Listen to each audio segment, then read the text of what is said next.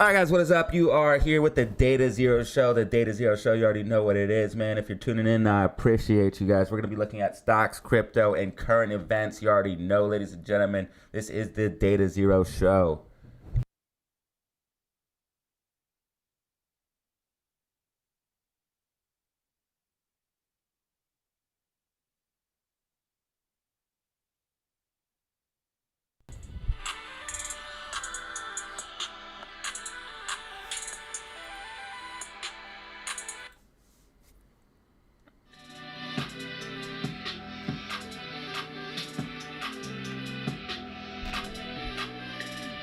The DataZero Show, ladies and gentlemen, the DataZero Show. America is falling. Stocks are falling. We're going to get into it. We're going to get into it all.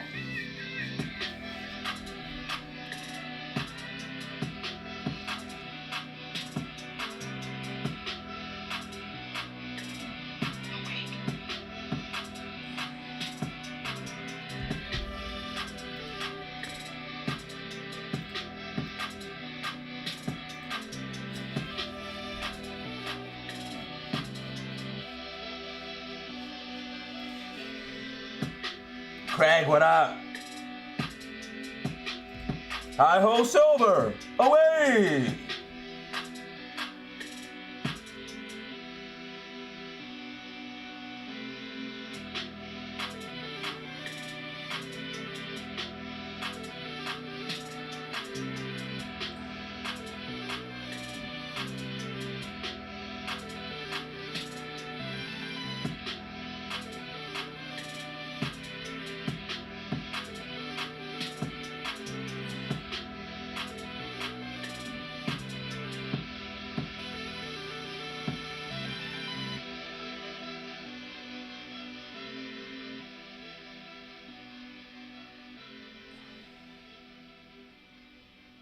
Brain, what up?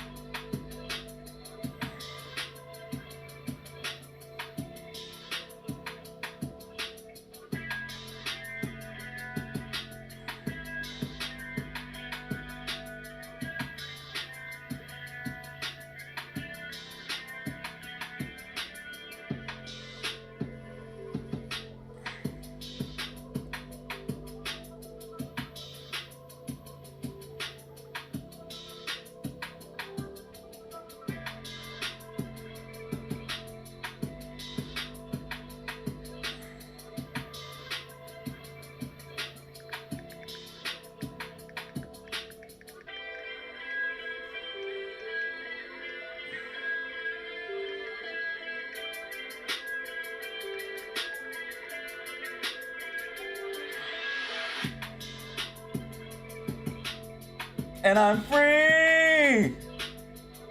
Free falling! And I'm free!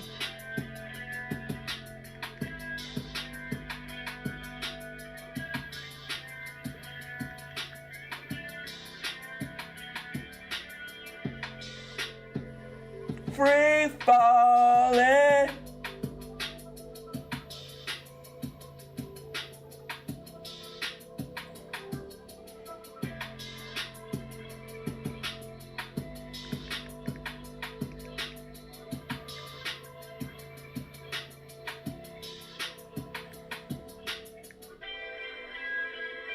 And I'm free!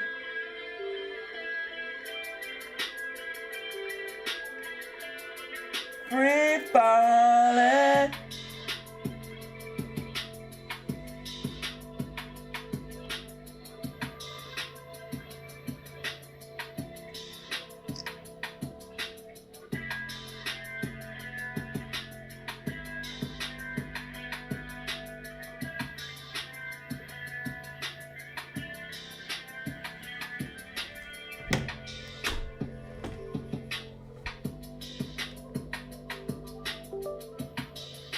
Good morning, Misty Blue.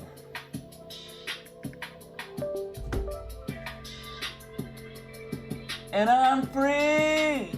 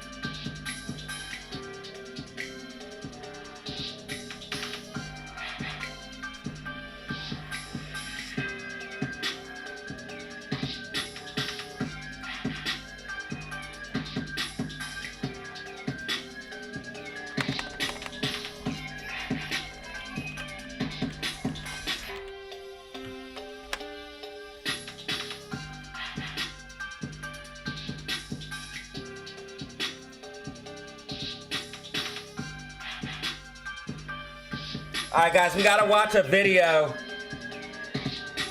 It's very, very relevant on what's going on because I see a lot of people getting caught up, and I don't want my family getting caught up. There's a lot of things going on we need to talk about right now, ladies and gentlemen. It's getting too crazy out there. It is getting too crazy out there. The USA is falling. We're gonna talk about all of it right now. The USA is falling, ladies and gentlemen, and you need to be aware.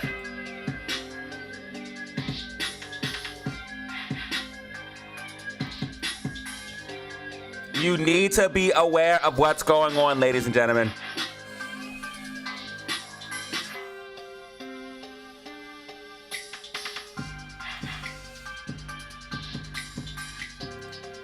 We're going to talk about all that and more.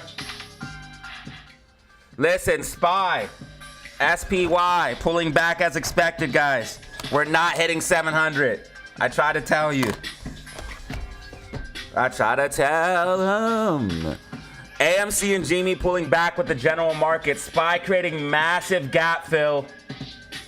Massive gap fill right here. SPY pulling back, ladies and gentlemen. Bear flag formation right now.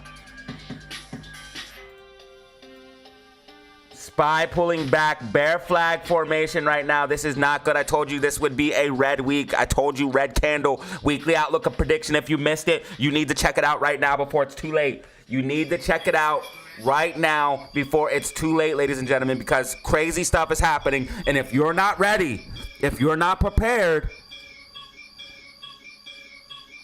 you're not going to make it through this, all right? I'm not trying to fearmonger. I'm telling you the truth, y'all. We're about to break it down for you. Too much stuff is going on for you not to be aware.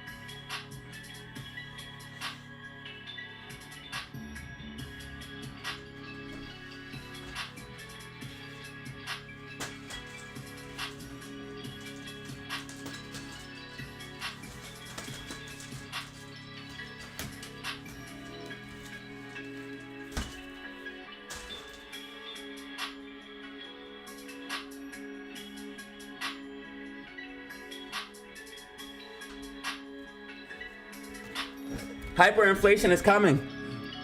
You better start running. You better start saving them assets. I hope you guys have assets.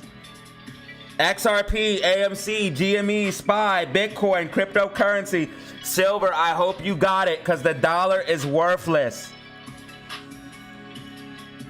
Turn dollars into fucking physical things right now. Dollars are ass.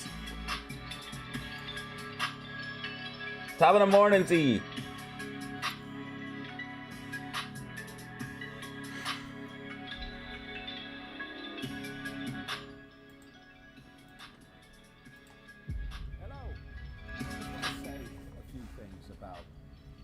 Current events and current happenings, because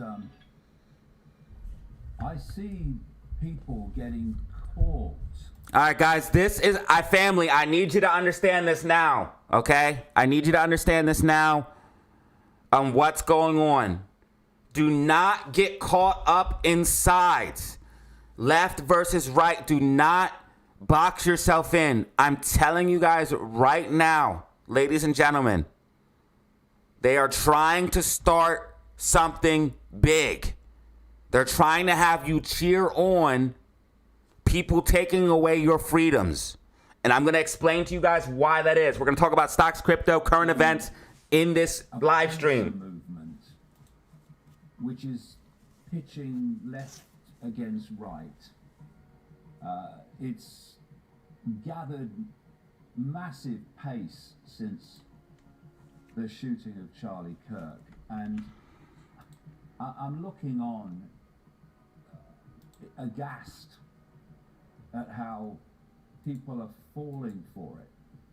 Do not fall for it. People who should know better, because you know, once upon a time, in the wake of COVID. Okay, and this is how I know. This is how I know it got serious, because they almost got me, guys. They almost got me to agree to taking away people's rights, because they're using the left-right paradigm to try to trick people. Now, this is going to be brilliant breakdown. You guys need to watch this whole entire video. The alternative media kind of understood that we live in one-party states. And as they used to say in America when I was traveling there a lot in the 1990s, it doesn't matter who you vote for because the government still gets in. And that seems to have been forgotten in this frenzy of pitching right against left.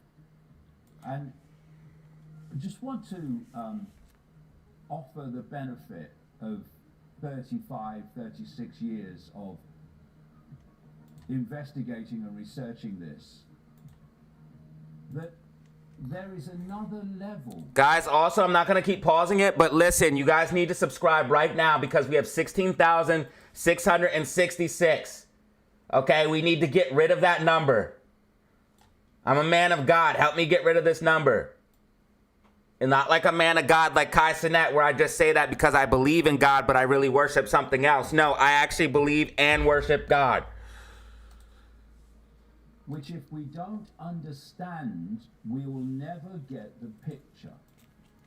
Understand that this? Level is what I call the global cult. It's on you to protect yourself. That's why we trust. Aura doesn't use that as was and tries to do to train day and start. It's a global network of secret societies, fiercely compartmentalized. So even most of the people in the secret societies don't know the real big picture. Only the inner core does. It's all compartmentalized right down the system. And this cult has an agenda to create a global dystopia which involves the fusing of the human mind, brain, body with artificial intelligence. So artificial intelligence becomes the human mind. And therefore, it becomes possible to create a hive mind GameStop in pushing. which people's Inverse thoughts head and and shoulders on emotional GameStop. responses are fed to them. And all these AI oligarchs, Musk and Andreessen and Thiel and Sam Altman, Larry Ellison, they're pushing the world towards this. You're welcome, Nate. And as I said before the Trump regime came in, he's being brought in to target that area, Yeah, that mentality. I watch Wizard every once in a while for sure, but he been acting weird lately, bro. I don't know what his thing is with Quicks. Why he's like, I'm not playing with anybody who plays with Quicks, bro. That sounds like a little girl to me. Which became known as the MAGA, that was pushing back on this artificial intelligence dystopia and was pushing back on the destruction of freedom of speech and all these other impositions, digital ID, etc. Also, he plays with the clown guy, and the clown guy is a cheater. He got banned for cheating. And this level, this cult level, works through both the left and But the Wizard's right cool. and the bloody center, come to that, to push this agenda forward.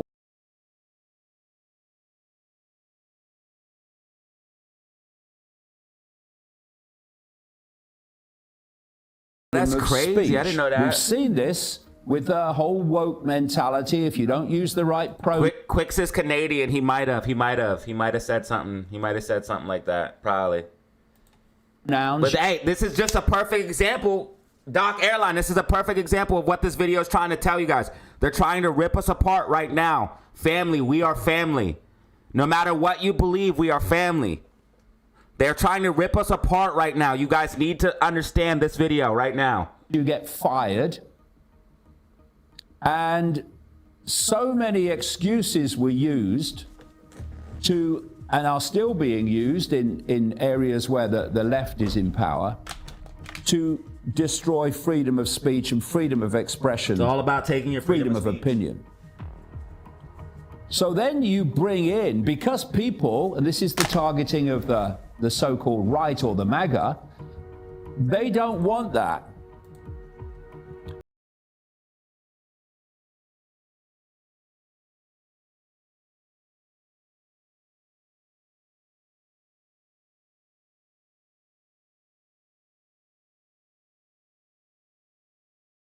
Vance and Musk, all of them, and they stand up. Oh, we stand for freedom of speech. We've got to stop this wokery. And the people that don't want the wokery and the destruction of freedom of speech under that justification vote for them. And they get in. And then once they get in, they start being increasingly a mirror of that, using different excuses. So now we have a situation in which the right, in the form of Pam Bondi, the Attorney General in the United States, a Trump clone, is using the very term hate speech that they used and they opposed. We're seeing people. You see how it's all intertwined? Do you see how one side lies to you, the other side lies to you? They point fingers at each other, but they're both doing the same agenda. Do you see? People like Alex Jones, my God, what's happened to this guy? Who is promoting this agenda using things like accusing the left in the wake of the Charlie Kirk shooting, describing them as domestic terrorists.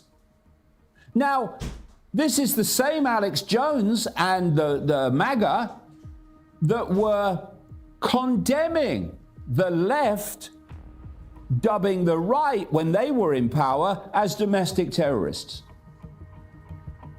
And so we now have this fusion, this Hegelian dialectic, they call it, where you have the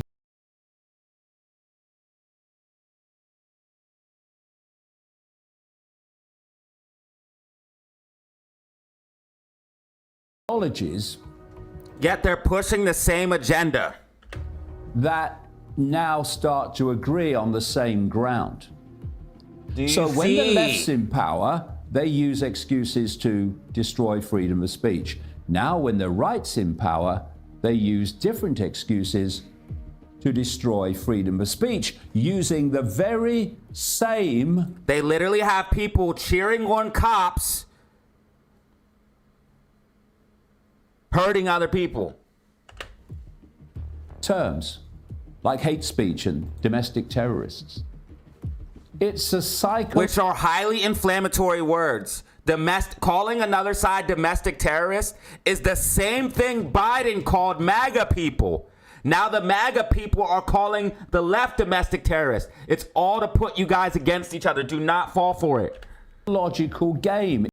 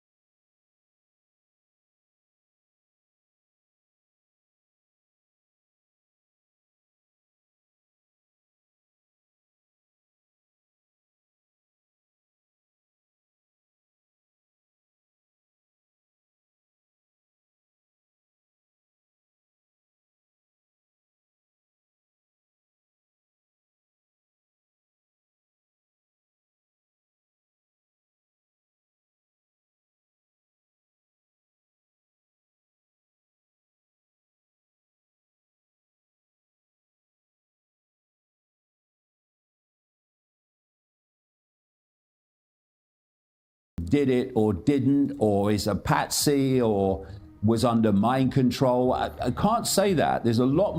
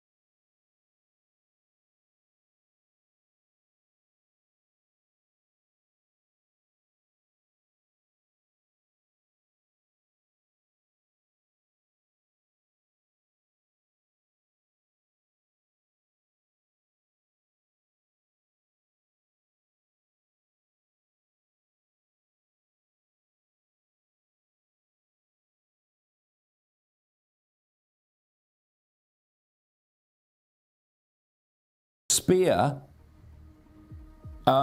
as the person that's focused upon, the person who does it, if you like. But then you've got to start working back through all these different levels to find the people that actually orchestrated the firing of the spear, the arrow. And in that way, you can have someone of the left or someone of the right carrying something out, but if you go back through the smoke and mirrors and into the shadows, you'll find who actually orchestrated it and made it happen. And all that is what the alternative media should be doing, but largely is not in its algorithmically promoted central core that's taken over the alternative media since COVID. And it's about time they bloody started and stopped being hacks and propagandists for the system. Because Trump's as much as part of the system as Biden was and Obama was, because they're puppets of that. Facts. You have to understand. I'm sitting. Do not get caught up in it, guys. Seriously. Because they're getting a lot of people right now. Do not get caught up in it. It's to divide and conquer. It's literally to have you cheering on your own demise. Because you think you're fighting an opposing side, but really you're fighting yourself. Left and right are the same. Here, pushing the same agenda. 35, 36 years, 1990 I started out. Of seeing all this unfold and seeing the patterns of how it's done. And I'm looking on with shaking bloody head at how easy it has been for that to play the string section of what claims to be the alternative media. Now there are some good people, some intelligent people who are seeing it, who are doing it the old way by understanding how the game works. But there is the central core. A lot of people got tricked by Trump. All the numbers and the algorithmic support. is playing the game of that on a scale that beggars belief. It's got to stop. And if it doesn't stop, then we need to call it out, which I'm doing.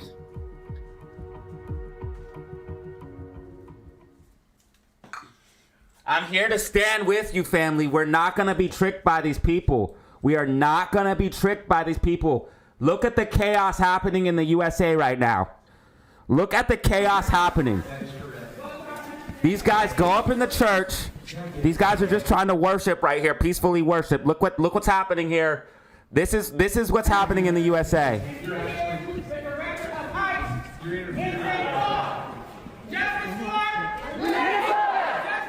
Renee good! Renee good! Renee good! This guy is getting paid to do this, by the way. And first of all, if a man doesn't take care of himself, why would you listen to him? This man is clearly unhygienic, doesn't take care of himself, doesn't brush his teeth.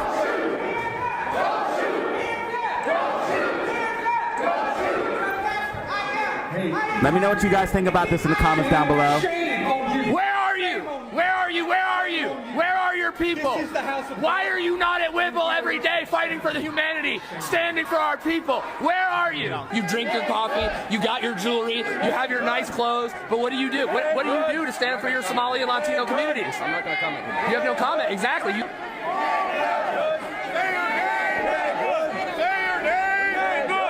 Look, the guy's just like, dude, I just want to worship God. What are you doing, bro? Why would you go and interrupt a church there? You're going to make people dislike you.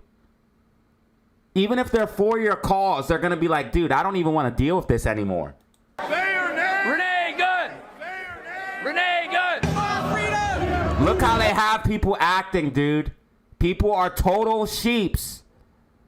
They don't even know what they're fighting for. They're fighting for their own demise.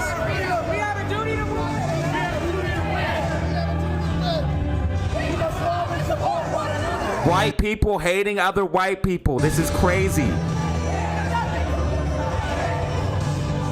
All these comfortable white people who are living lavish, White people hating white people. This guy said all these comfortable white people. He's white. And he doesn't take care of himself. He looks like a homeless bum. lives while children are dragged into concentration camps. You're living real life, nice lives with your lattes, doing absolutely nothing for your Latino and Somali brothers and sisters. You come here to a man wearing a suit. Is a preacher? Did Jesus wear a suit? Did Jesus profit off the words? What does a preacher have wearing a suit have to do with anything? Do not touch me. Touch me again and see what happens. Hey, you can't. You are a fake Christian. Why are you not standing with your Somali and Latino communities? Why do I not see you out at Whipple every day protesting this attack on humanity? Where are you? You're sinners. You're pretending to be Christians. But we know you live an easy life, don't you? A very easy life while people are starving. Shame. Nobody, bro, the Somalians aren't starving. They get welfare. Out now. Out now. Living real comfortable while the people starve. Living real comfortable while children are dragged into concentration camps. This guy's You're all living completely real comfortable, deranged. aren't you? Shame on you. Do something. Stand with the Somalis. Stand with the Latinos. Quit ignoring this injustice. He wears a suit and tie, and Look at this guy's. Look at this guy. He's completely unkempt. Why would you even take any type of direction from this man? he hangs out with Christy Nome. How is that a Christian? You're supposed to accept all immigrants, are you not? Why are you not going down to Whipple and joining us in protest against this inhumanity? You claim to be a Christian, act like one. Guys, crazy times we're living in, and I want you guys to be awake. Do not get caught up in the left-right paradigm. It is the same thing. Two sides of the same coin. Do not get caught up into it.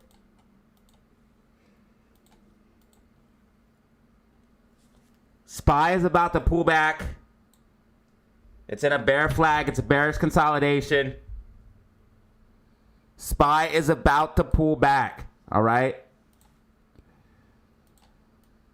The SPY is falling. The USA is falling.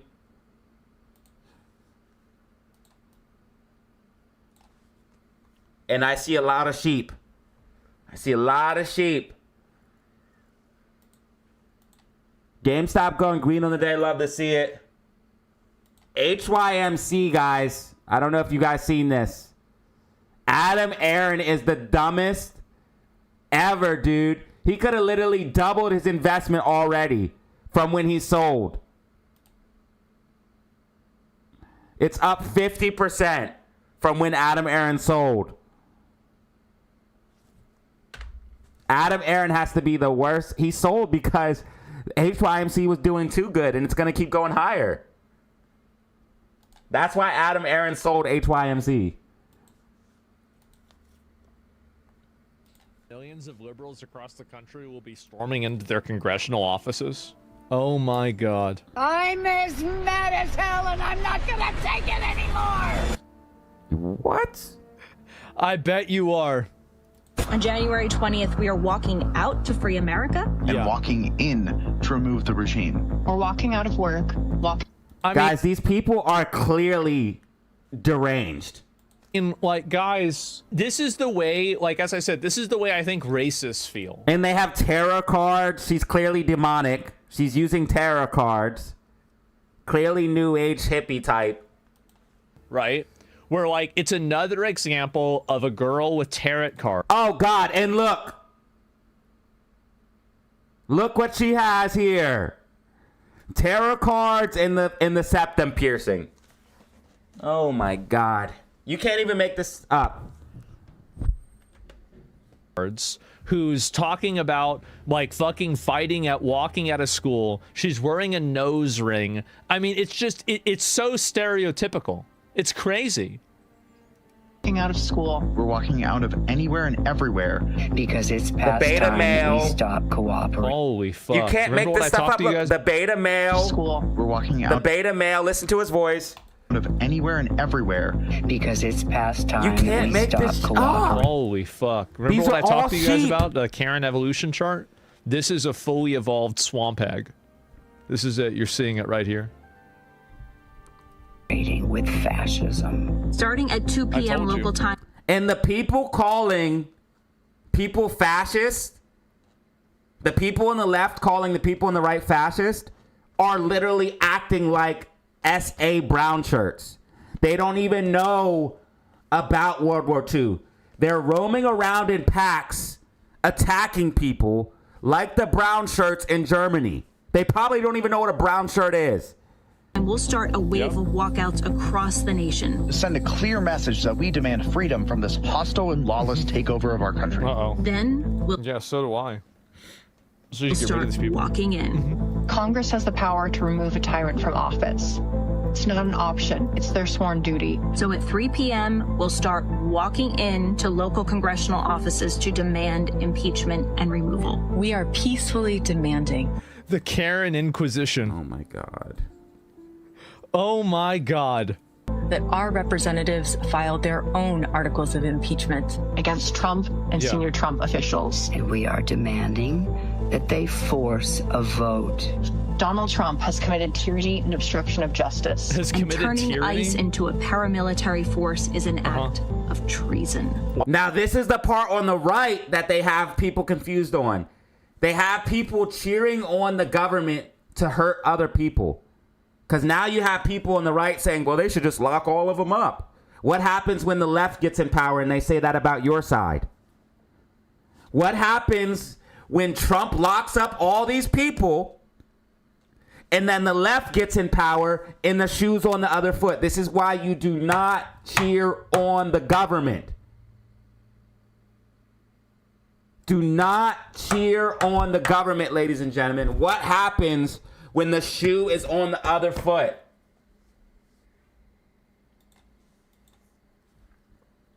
On January 20th, we are no, it's not. That's like, okay. Telling our congressional officials that it is their duty right now to impeach, convict, and remove. Impeach. The algorithm feeds what they want you to see. Convict and remove. Jesus Christ. Post your plans to join I the cannot wait to watch this tomorrow.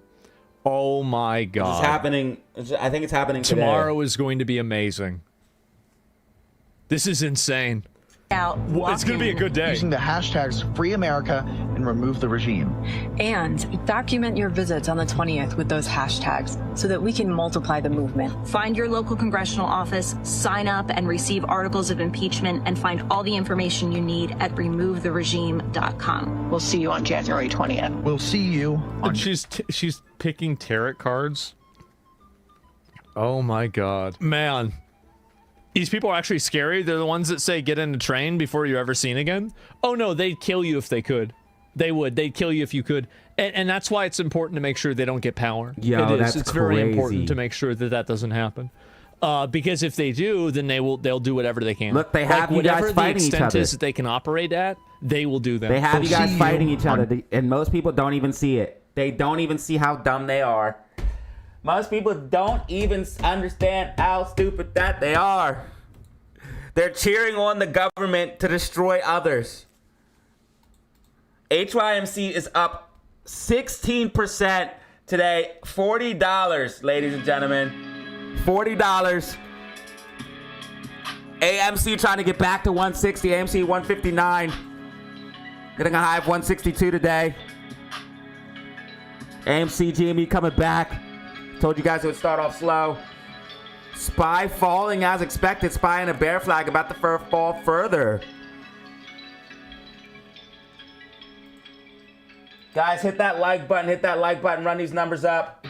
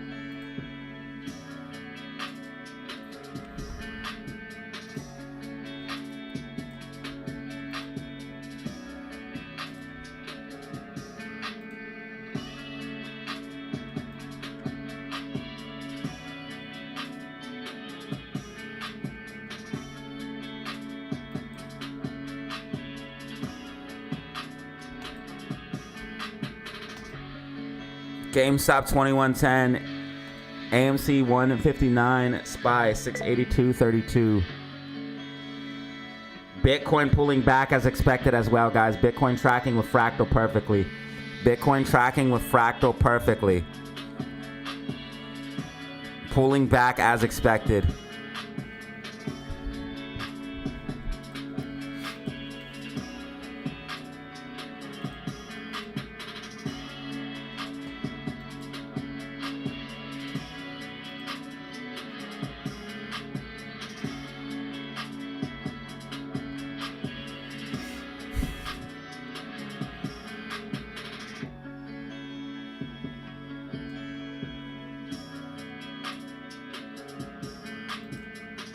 We have learned the U.S. has seized 2 oil tankers just hours apart, including a Russian-flagged vessel after spending weeks evading U.S. forces. And tonight, the new demand now coming in from the Kremlin. Yes, that's right. The Russians want their oil tanker back desperately, and what nobody's talking about is this seizure represents a reset of the global deck in a big way. A way that is very bad news for the Kremlin, because there's a lot of geopolitical instability right now, guys. A lot of geopolitical instability. We have 80 people in the building, guys. Hit that like button. Run these numbers up. Was sanctioned illegal oil from their former puppet state, Venezuela. The sale of which was propping up not only that regime, but also the regimes in Iran and Cuba, while sustaining Russia's war effort. And right now, Russia's puppet states, they're all collapsing in unison, and that's got people in Moscow thinking they could be next? Iran. Tonight, the bold U.S. seizure of 2 oil tankers accused of transporting sanctioned Venezuelan oil, including a Russian-flagged vessel that had been evading U.S. forces for weeks. Let me tell you what it's doing. I think he is fully suffocating Putin to the point where you ever gone into a fight and a guy is choking you and you're willing to do anything and everything to get out of it, or else you're going to pass out and you do something really dumb and reckless? What's Putin's next move? Near Iceland, that Russian-flagged tanker seized, the Marinera, formerly known as the Bella One, being pursued by the U.S. Coast Guard. That vessel also linked to Venezuela's illicit oil trade, eluding capture for weeks. There can be a line, in fact, drawn from Venezuela across the Atlantic Ocean and then over to Russia's war in Ukraine, as we're seeing it here. Remember, Russia's own exports of oil, funding its own invasion of Ukraine. The carrot and the stick, right? The carrot has always been stop the war in Ukraine and join us and let's do a lot of business. We'll buy all your oil again. The stick is we're going to slowly strangle you and there's nothing you can do about it.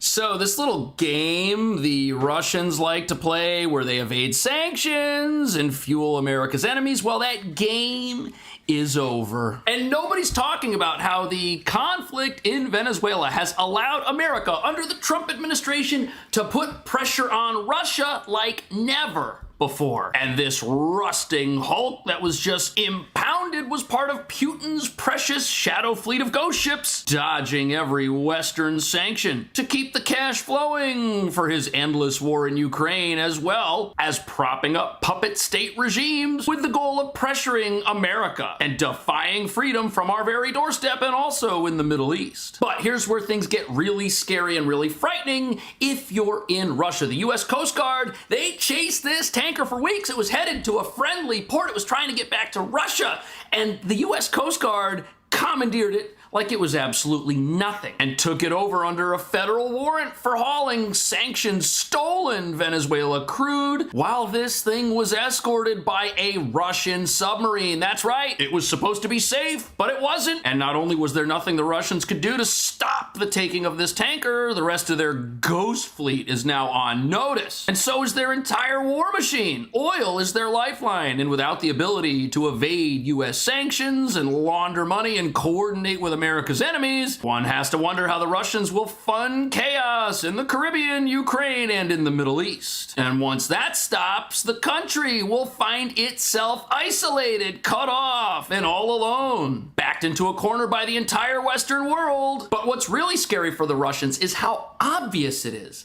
that their own boats are no longer safe anywhere in the world. The bold U.S. seizure of 2 oil tankers accused of transporting sanctioned Venezuelan oil, including a Russian-flagged vessel that had been evading U.S. forces for weeks. U.S. helicopters swooping in during a dramatic pre-dawn operation. Elite Coast Guard forces rappelling onto the deck of the Sophia, a tanker sailing in international waters near the Caribbean. Near Iceland, that Russian-flagged tanker seized, the Marinera, formerly known as the Bella One, being pursued by the U.S. Coast Guard. That vessel also linked to Venezuela's illicit oil trade, eluding capture for weeks after an earlier attempt to seize the ship in the Caribbean did not succeed. Well, I guess all of that fear-mongering about the Russian Navy and how it's so deadly and how it's everywhere and how they got these super secret subs and we don't even know where they're at and the U.S. is powerless to stop these guys. I mean, where was the Russian Navy on this? They were escorting this thing. They were trying to keep... Spy is falling. Spy is about to fall some more. Yes, sir. Spy is about to fall some more, son. We're about to come down to 680.91. 680.91.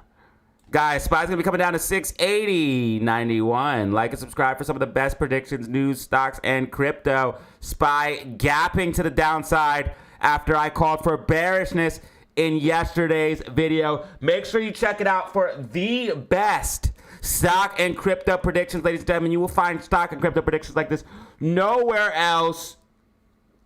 Right here is where you want to be. 1.1K. We called for bearishness in yesterday's video. SP Wiser Make sure you check it out. Weekly outlook and prediction right here. Dropped it. We also did a big banger 2K Friday video, man. I appreciate you guys. Like and subscribe if you don't mind. SPY starting to break down out of bear flag as expected. SPY breaking down out of bear flag as expected.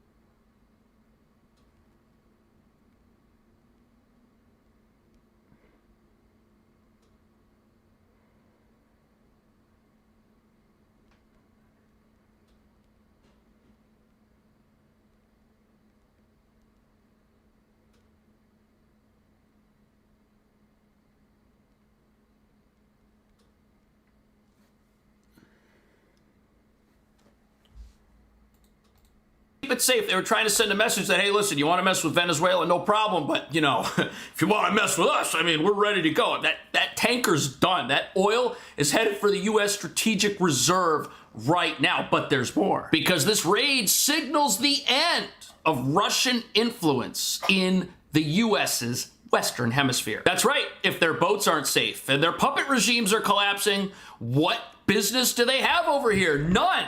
Absolutely none. And if they can't project power here like they used to through Venezuela and Cuba, which is probably not going to be around too much longer in its current state, they got no business here. They can't threaten America. They got nothing. They can be our neighbor way up there by Alaska, and that's it. Crew hurriedly painting the Russian flag on the side of it, trying to deter a U.S. seizure. Yeah, they became the Russian. Kremlin now demanding the safe return of that crew. They were Russian to become Russian. Insisting this is all part of a larger plan to control Venezuela. The way that we control Venezuela is we control the purse strings, we control the energy resources, and we tell the regime, you're allowed to sell the oil so long as you serve America's national interest. And that does not mean selling your illegal sanctioned stolen oil which was stolen from U.S. companies decades ago, to America's enemies. You don't do that, especially when America's enemies are going to go out there and use that oil to make war against our allies. Yet for some reason, former U.S. presidents allowed this axis of evil to exist for decades. We're talking Russia, Venezuela, Cuba, Iran, countries that helped Russia evade U.S. law enforcement and sanctions, making them basically worthless while enriching themselves. And after enriching themselves, what do? They then go and buy Russian military aircraft and hardware and use that to threaten their neighbors, but not anymore. The Trump administration has translated to Delcy Rodriguez, the now interim president of Venezuela, that in order to resume oil production and oil sales, they must sever economic ties with the United States foreign adversaries. That includes countries like China, Russia, Cuba, Iran, all countries. Yeah, this guy's funny. He said, ooh. Why do you say ooh like that? That have really been propping up regimes. He said ooh. Was Maduro's regime for so many years. These places were propping up each other. It's not like these places propped up Venezuela and got nothing in return for it. No, you know what Venezuela was doing? That communist country, they failed so like that? Spectacularly. They've got the most oil in the entire world, but their oil industry couldn't maintain itself profitably enough to continue operating. So what do the Venezuelans do? Well, they said, hey, look, we've got all this oil, but we can't refine it anymore because due to corruption and mismanagement and our terrible economic policy of communism, all of our infrastructure's rotted away. But guess what? Russia and Iran, they know how to refine this oil. So Adam why don't Aaron we is load the up worst, these rusting tankers and sold sail them across the 7 seas to these regimes, let them keep however much of it they want, and then they'll send us back one of these tankers, which is 25% full, maybe it's half full of refined gasoline. So in Venezuela, we can drive around in our cars. And then, you know what? If we have any oil left over, we'll sell it to Cuba. Keep them going. Keep that regime propped up while Cuba allegedly was sending security forces over to Venezuela to help protect Maduro. Those were the people guarding him when the U.S. extracted him from his bedroom at 2 o'clock in the morning. I think this is about India. Again, multiple goals here. Oh, yeah, they buy Russian oil. Tankers say you're violating sanctions. We're going to enforce sanctions. Who is the biggest buyer of Russian oil right now? India. So they're saying, look, you guys are continuing to buy sanctioned Russian oil, and there is a ton of it floating around the world right now. There is a massive amount of seaborne oil at sea inventories. And so what they're saying to India is, look, we've tolerated it. We've We've let it happen. We've talked about it. Yeah. We've given you warnings. Now we're actually going to act on it. Rob, what's this? This is President Trump aboard Air Force One, where he talked about sanctions against India for purchasing Russian. Oh, yeah, that's right. He wanted to make me happy, basically. He wanted to. Modi's a very good man. Yes. He's a good guy. He knew I was not happy. And it was important to make me happy. They do trade. It's important to make me And happy. we can raise tariffs on them very quickly, and it would be People are very afraid bad of for that. them. So when India's buying Russian oil, and Russian oil is mixed with Venezuelan stolen oil, India's getting a pretty good deal because Russia can sell that oil at low prices because they got some of it for free. But here's how things are now different. India is a very smart country. They've got an India first agenda over there, as they should, as every nation should have. But what have they been doing? They've been doing what they can for their people. They've been getting the cheapest fuel that they can so that they can expand their economy and have prosperous lives. But the only reason they've been able to do that is because worthless U.S. presidents in the past put sanctions on Russia and they did nothing to enforce those sanctions. So what happens? We got illegal oil shipping all over the world. We've got Russia offloading that illegal oil, selling it to other countries who they shouldn't even be buying it but are allowed to get away with it because we tolerated it. Well, that's now over. And with Russia no longer having access to vast oil markets, oil's like 30% of their GDP, around that much. If 30% of how they make money goes in the tank, they're not going to be able to wage war forever. And Russia might have massive other problems on top of that. State-owned refiners in India are still buying Russian oil. The U.S. imposed a secondary 25% tariff on India.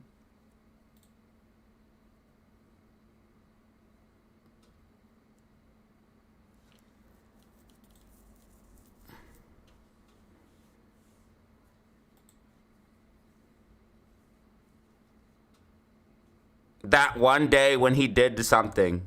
I finally remember that one day I actually did something.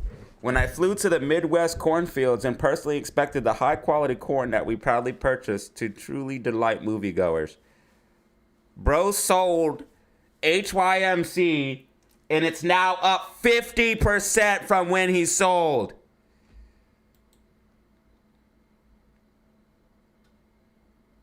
The one thing that could have saved AMC, he sold it.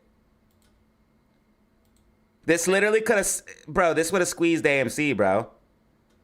This would have squeezed AMC. This is why he sold. AMC would be squeezing right now with HYMC.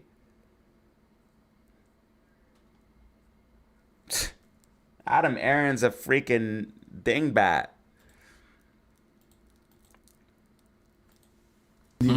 Citing New Delhi's continued imports of Russian crude, Washington also sanctioned Russian oil companies Lukoil and Rosneft in late November. On Sunday, Lindsey Graham Why weren't they claimed that sanctioned India's US before? Ambassador Vinay Mohan Katara had asked him to urge President Trump to lift these tariffs, arguing that New Delhi has reduced its purchase of Russian oil, while India's overall demand for Russian oil, crude oil fell in December. Analysts say the decline was largely driven by reduced buying from Mukesh Ambani-owned Reliance Industries, which had been a major importer before the U.S. sanctions. You know, so there you have it. It's not like President Trump is telling India, hey, you can't buy Russian oil. Basically saying, look, you can still buy it if you want to. Hopefully GameStop bounces here off of $21. I want to see GameStop get a nice bounce off of $21. If GameStop can hold 21, we're definitely back in the game. Want to see AMC back above 160. SPY heading down towards our price target, 680.91.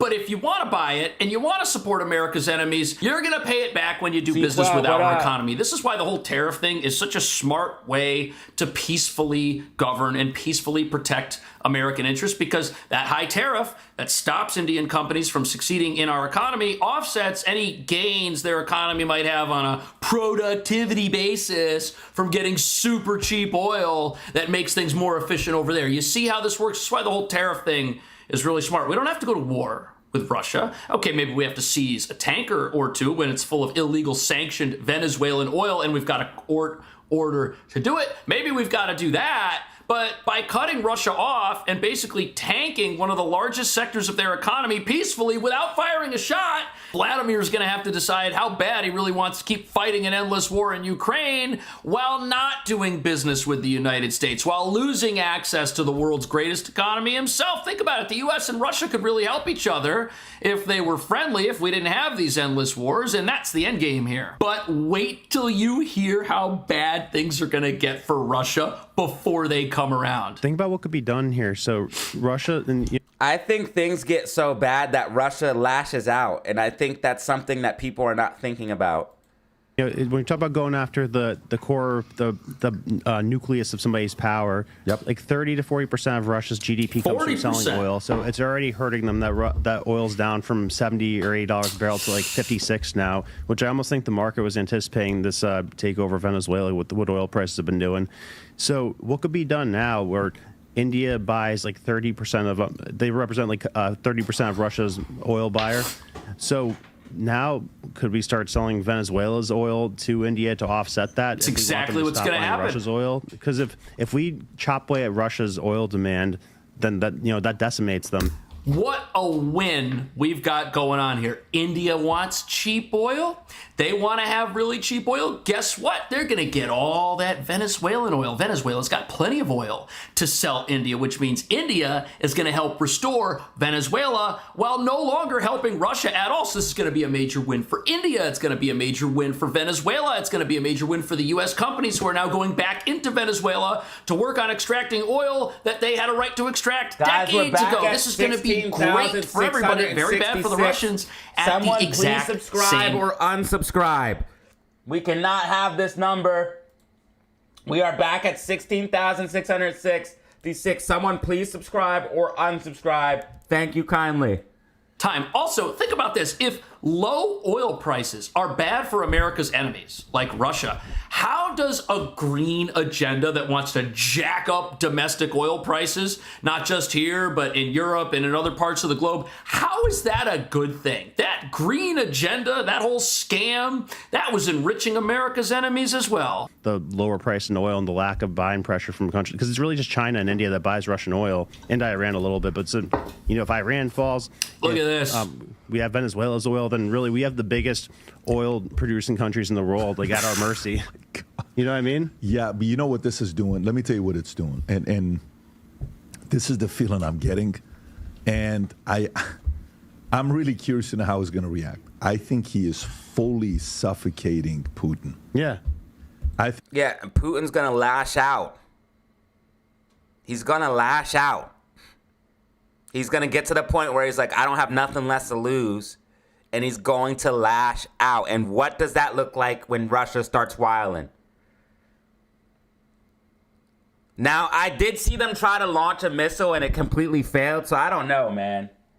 I think he is fully suffocating Putin to the point. Hey, yo, guys, I just want to mention this. We did make a goal for 5 $2 super chats if possible. But if not, don't worry about it. Burgers to the moon. I have no idea what that means. Point where you ever gone into a fight and the guy's choking you and you're willing to do anything and everything to get out of it, or else you're going to pass out and you do something really dumb and reckless? Mm-hmm. What's Putin's next move? Actually think about it. Another submarine? No, but really, targets for spy in the Discord. Targets for spy in the Discord. End the war in Ukraine. Start cooperating in a fair, peaceful way with the rest of the world economy. That's going to be the best thing for the people in Ukraine. That's going to be the best thing for the people in Russia. That's going to be the best thing for people and freedom all across the world. That's going to be a great thing. That's what... Yeah, they said send ice to Russia.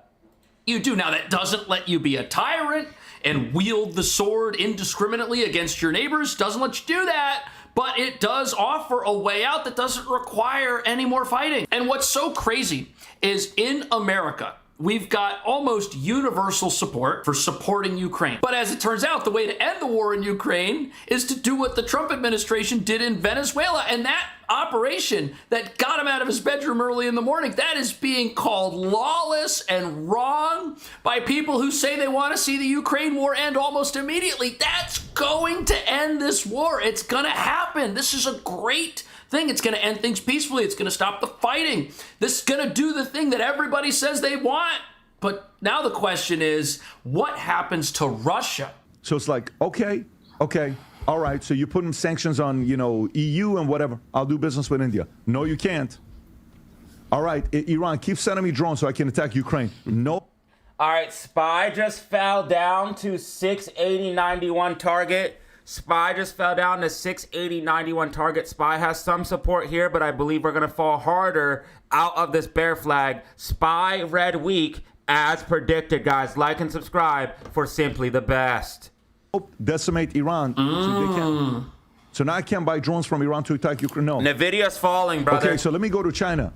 China can't get the oil from Venezuela. Stocks and crypto are falling. So now look, he is so cornered right now because of what happened in Venezuela. That's the missing piece of the puzzle. Blazer. These regimes, Venezuela, Cuba, Iran, China, Russia, they're all together. They're like the tower of Jenga blocks. You pull one out at the bottom, the whole thing collapses, and that's exactly what we're seeing right now, and it's happening peacefully. The U.S. doesn't have to attack Iran, doesn't have to attack Venezuela or Cuba or China or Russia to bring this about. It's a major strategic victory. It needs to keep happening, and this is why we need things like tariffs in place so that we can peacefully bring countries like India around. We can convince them and say, hey, you buy oil from whoever you want to, but we're going to get that money back. And yeah, meanwhile, Adam Aaron is talking about cornfields. Everyone like this tweet right now. Everyone like this tweet right now.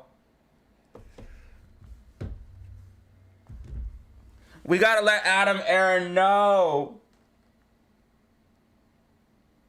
He messed up, bro. He sold at the worst possible time. Adam Aaron, the freaking worst businessman.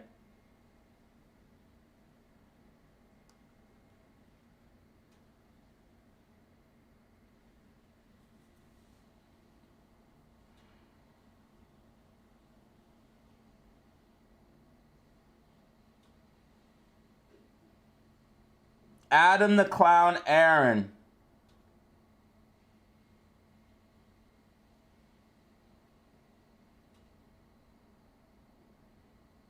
It's a drill bit.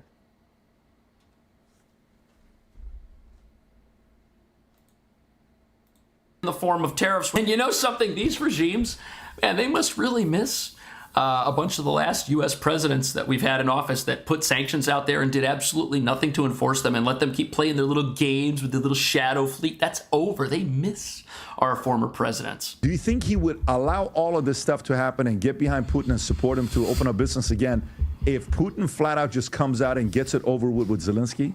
Yeah. Do you think that would put a stop to all of this? To a lot of this? I think that's the carrot and the stick, right? The carrot has always been stop the war in Ukraine and join us and let's do a lot of business. We'll buy all your oil again. The stick is we're going to slowly strangle you and there's nothing you can do about it. How much worse does it get than this? I mean, of course, there's different levels of worse, but... If their economy starts collapsing because of this, things are going to change in Russia pretty fast. If their currency tanks again, if they can't make any money, if they can't sustain their war effort, which is already an unsustainable effort but has been propped up by their ability to freely trade their oil and evade U.S. sanctions. But what's fascinating about this is what we're looking at here is the mere enforcement of U.S. laws. For the first time in a long time, we've got one political party in America that says, you know what, law and order is a bad thing. Law and order is wrong. It's discriminatory. We shouldn't have law and order. Going after dictators like Maduro. Maduro's a wonderful guy. Never mind that the whole justification for the asylum crisis during President Biden was the fact that Maduro was in power and his country was so terrible nobody can live there. Now that he's gone, he wasn't so bad. Trump's bad. We just got our first super chat of the day. By enforcing U.S. laws, going after this super chat of the day from DW. Let's go. First super of the day.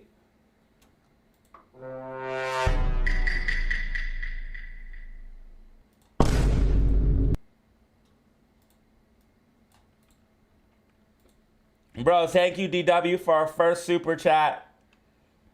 Really appreciate that. The clown face. oil, no matter what flag this tanker happens to be under. Doing that equals a whole bunch of things. It equals peace, it equals affordability because gas prices are about to get a lot lower, and it equals prosperity for people who are living under oppressive regimes. I can't even say that. We're looking at so many regimes collapsing all at once right now that people in Iran and Cuba and Venezuela and even in Russia are about to have things much better off. 1 out of 5. And it's all happening without having to go to war with those countries, just having strong American leadership and going after things from a law and order perspective. I think that's a great thing. I think it's a major common sense moment for everyone who's watching. What do you think? I'll see you in the next video. All right, guys, so that was Good Cash evening from Jordan, Hanoi ladies and gentlemen. Railway That's Cash Jordan, man. I appreciate y'all for watching. Thank you guys so much, man. We're turning up Benjamin with a super now.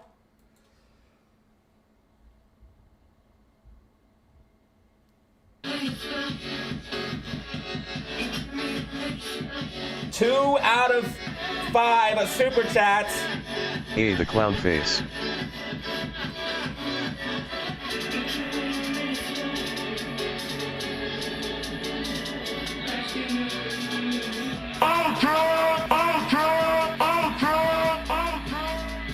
Thank you, Benjamin.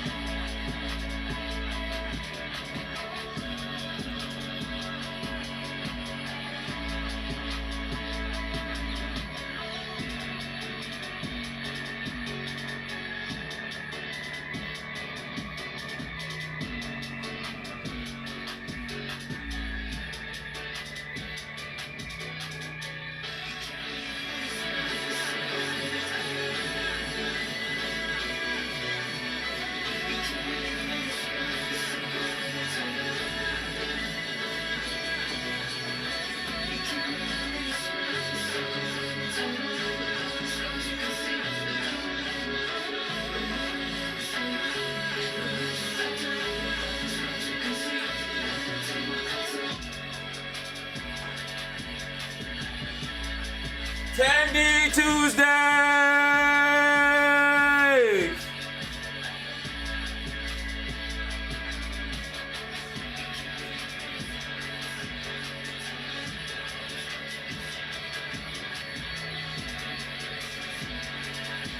Lit!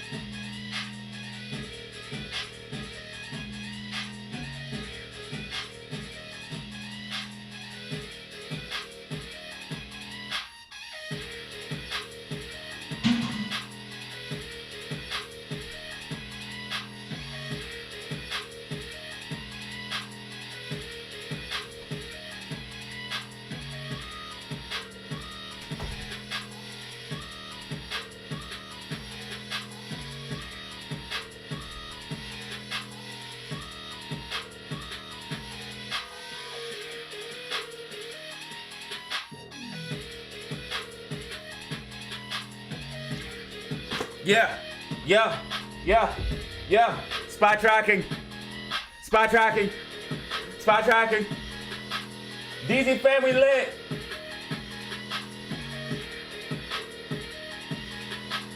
$80 people in this. 80 people in this. Yeah. 85. Yeah. 85. We gonna ride.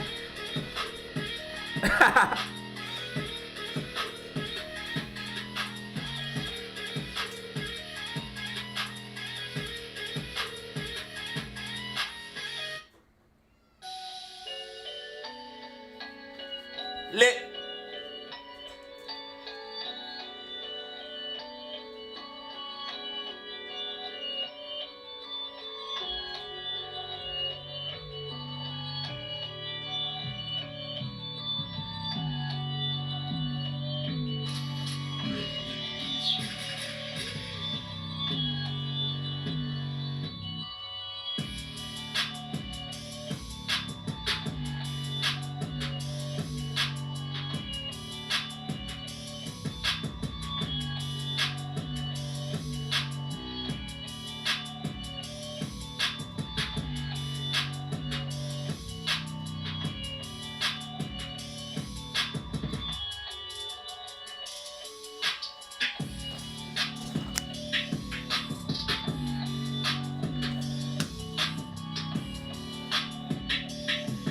Spy's about to get a little bounce, bro. It's gonna ultimately continue lower, but it's gonna get a small bounce. Take profit on puts.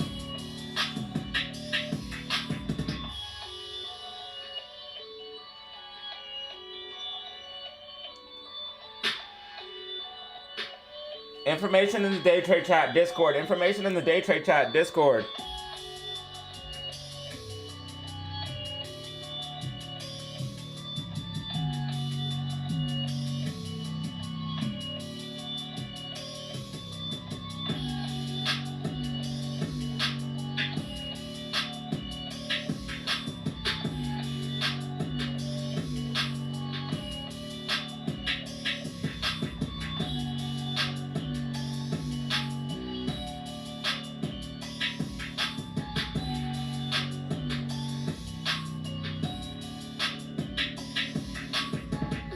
We just got a new subscriber. We just hit 16,667. Thank you so much. We just hit 16,667. Thank you.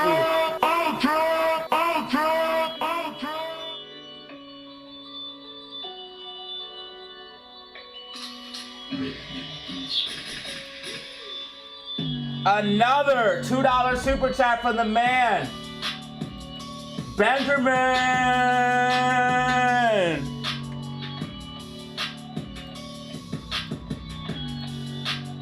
My AMC 0.5 calls January 2028 sitting nicely.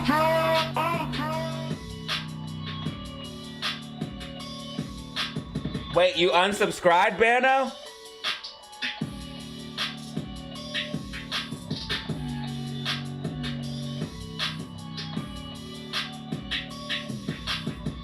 Or were you unsubscribed? YouTube unsubscribed you. GameStop pulling back a little bit, guys. GameStop pulling back. HYMC blasting off with silver. Silver outperforming everything right now. The market is bleeding. The market is bleeding.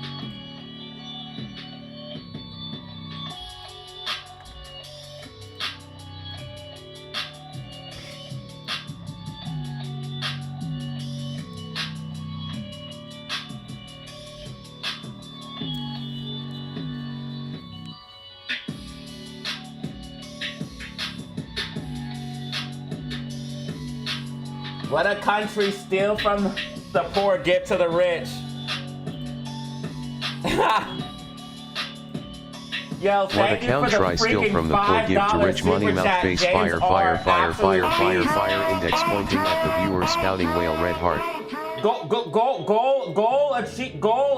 Goal achieved.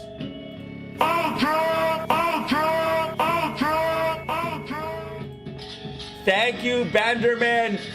James DZ R. Familia stand up.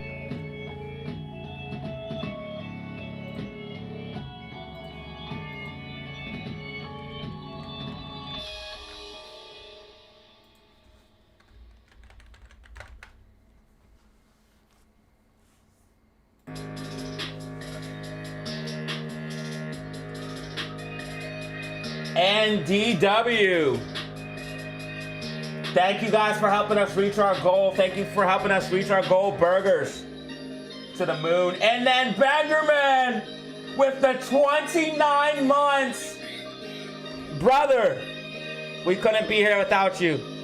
You're one of the longest standing members of our time. True legend. You, Todd, and Sunny GG, I believe, have the longest standing memberships. Let's Thank you guys go. for We your still here till 10 days come 100 points. and support.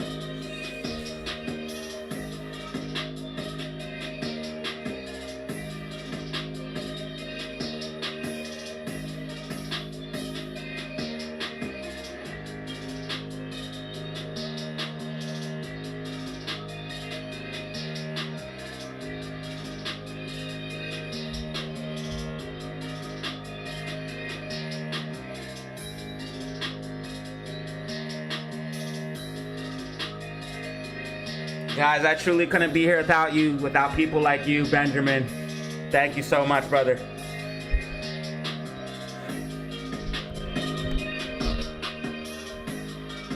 Family, family, family, family. We have so much going on. Check it out.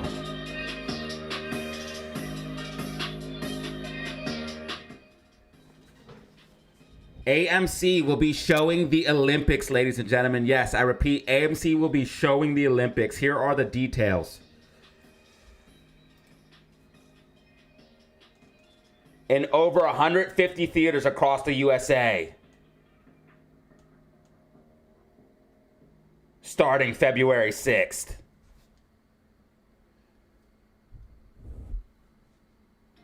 Make sure you guys like and subscribe for more stock and crypto news, predictions, and TA.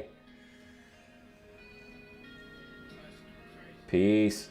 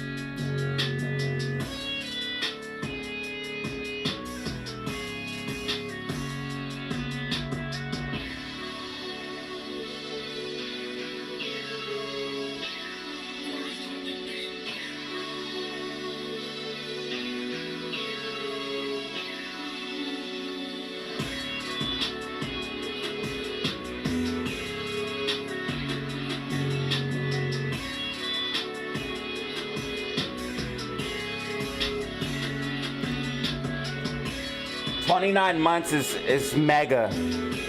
Thank you so much, bro. HYMC is gonna push towards 40. Has resistance at 40.72. HYMC resistance 40.72.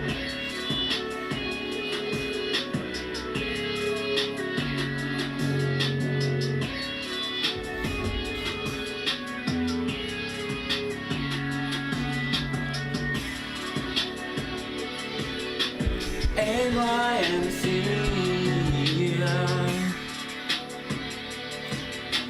HYMC, yeah.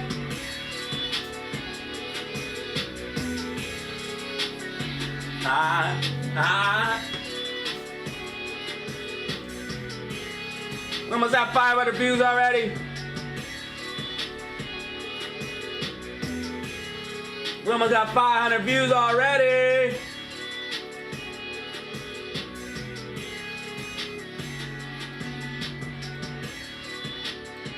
Like and subscribe to support for absolutely free. Like and subscribe to support for free. Join the most lit, the most popular DZ family. We the littest.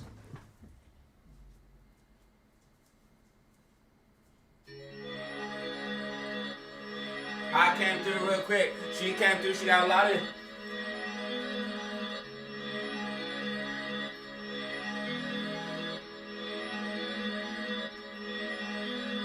I came through in the fresh whip. She came through, she got a lot of it.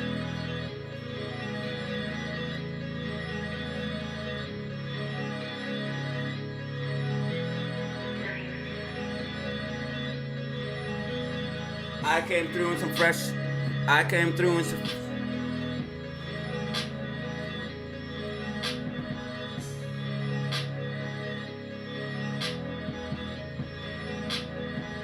She came through, she got a lot of.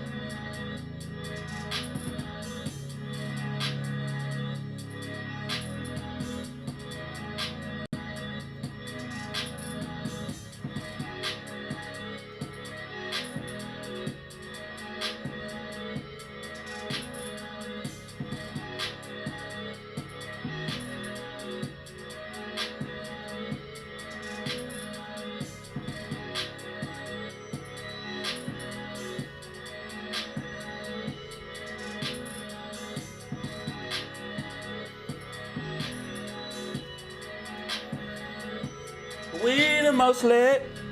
DZ fam, we the most lit. Y'all already know what it is. Y'all already know what it is. Yeah. Spy about the bizounce. Spy about the bounce. Bear flag breakdown. Spy about the bounce and continue down. Spy tracking. Yeah.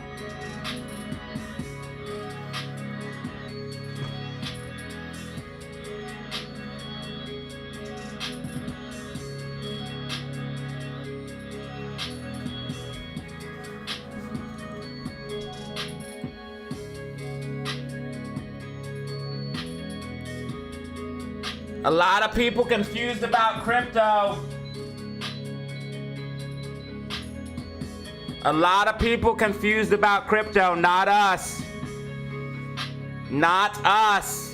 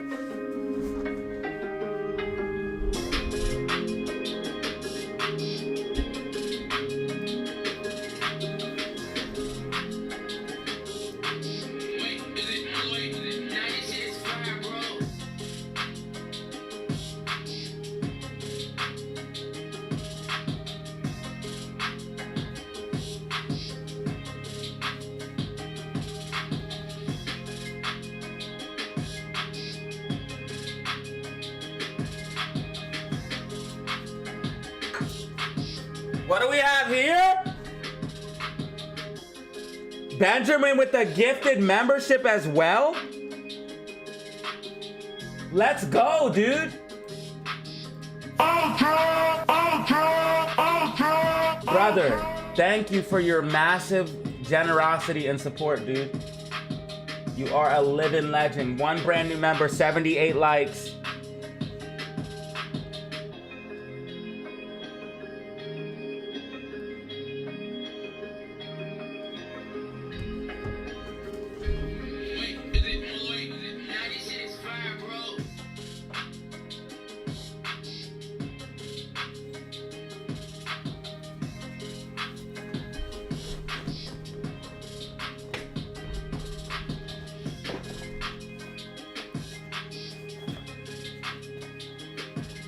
Bro, thank you for your support, bro.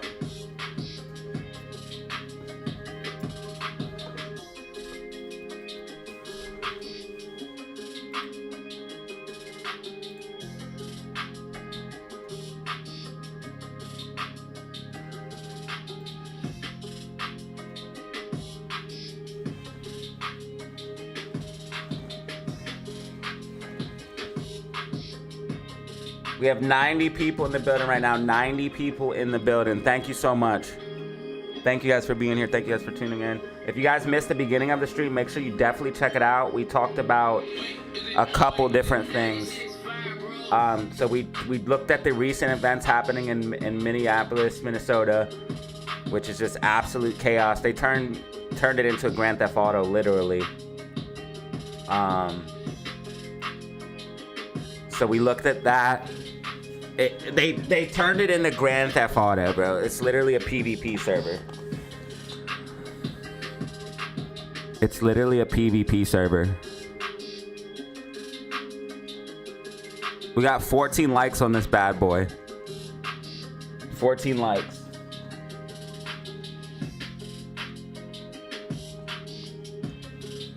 We also showed you guys not to get caught up in the right-left paradigm, fighting for one side, thinking you're fighting on the right side.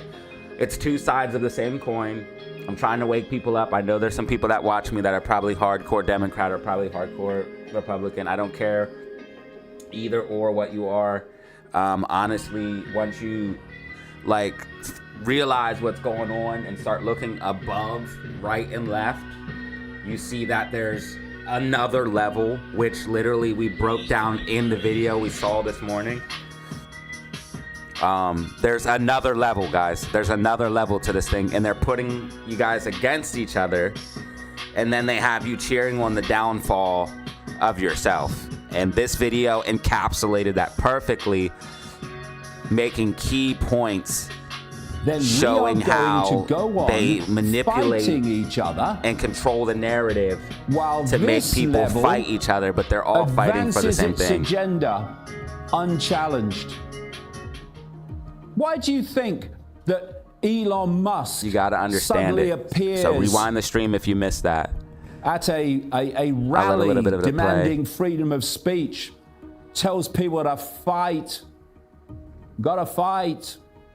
All right, see, Spy's pulling back here. Spy is pulling back. It's going to get a small bounce, which it might have already gotten here, but I'm telling you guys, Spy's going to continue down. I told you, bearishness is coming for SPY. Bearishness is coming for SPY. I made this very, very clear in the weekly outlook and prediction that we were going to see a red week this week, that this week was not going to be pretty. And we are seeing blood in the water, and I've been talking about for the past couple of days now, saying that SPY is shifting to bearish. And this is why I said no 700 last week and no 700 this week. And lo and behold, we are moving further and further away from 700, which bulls, every single bull was saying 700 will come this week. And last week, they both said it, especially last week. Everyone's like 700 this week. No, I said no, not this week.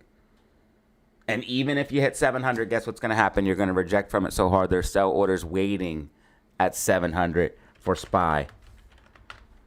They want SPY to hit 700 so they can dump on your head.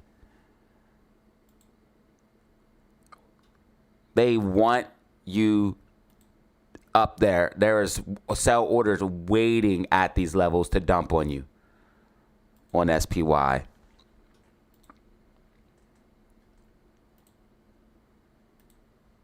They want you. I don't know why I drew that drawing.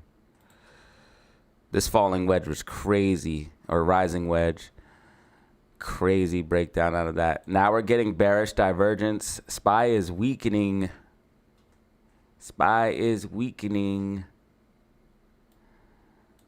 It's about over. Yeah, so we're covering current events, stocks, and crypto, guys. Current events, stocks, and crypto. The same outcome, no matter left, no matter right, because they are both polarities of that.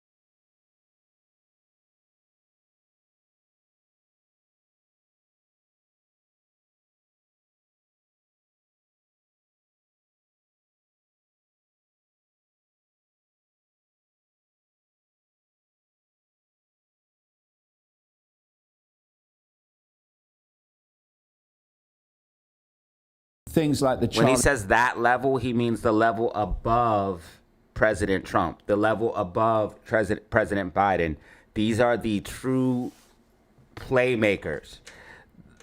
And these are going to be people like in central banks, CEOs of huge companies that also maybe have political ties, mostly finance sector guys. Larry Fink, George Soros. That's going to be that mega high level that really is orchestrating everything from the top down. And they do this by, with their massive wealth, they're able to buy whatever they want, including presidents, because the presidents get donated through via campaigns. And what do you think they have to do for those donations? They are owed favors once they get in the office. Okay, I'll give you enough money you need to win. I'll give you infinite money that you need to win. But when you get in, I need this, this, and this. And that's how that works. Kirk shooting. If you don't understand this, by the way, get on there's very game. little that he said that I agreed with, but you certainly don't respond to it like that. But there are those immediately, and what you can see when you when one of these horrible events happens, be 9/11, be whatever, you have a story that is given to you immediately. That's why on 9/11, within minutes of it happening, the name of Osama bin Laden was introduced, because that was where they wanted to push you. And if you notice, whether it's the assassination of President Kennedy, of Bobby Kennedy, of Martin Luther King, whether it's 9/11, whether it's the invasion of Iraq on weapons of mass destruction as an excuse, what you find is that the initial story you're given is never the true story.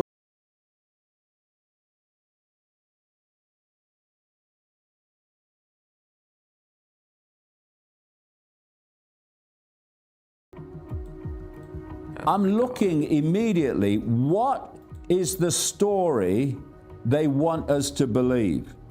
And immediately the story appears with the MAGA media pushing it, that it's the left, the left. And so what you have then is a reaction against the left by the right. We got AMC following perfectly, guys. AMC following perfectly. If AMC can break back above 160, we're back in the game. We got 15-minute green MACD. AMC's looking okay for a potential move up here. Let's just see what shares we got. 1.3 million shares. Right. Bang, bang, bang, bang, bang, bang, bang. End of free speech. We support not.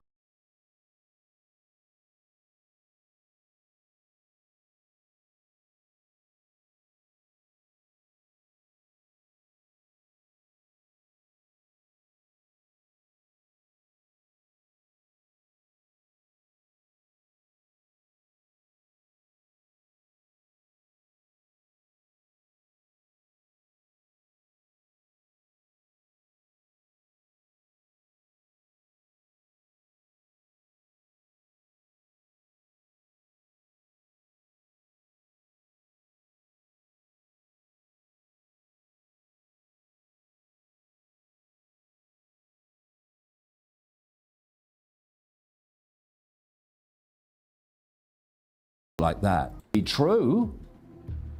They've even been exposed again and again for use.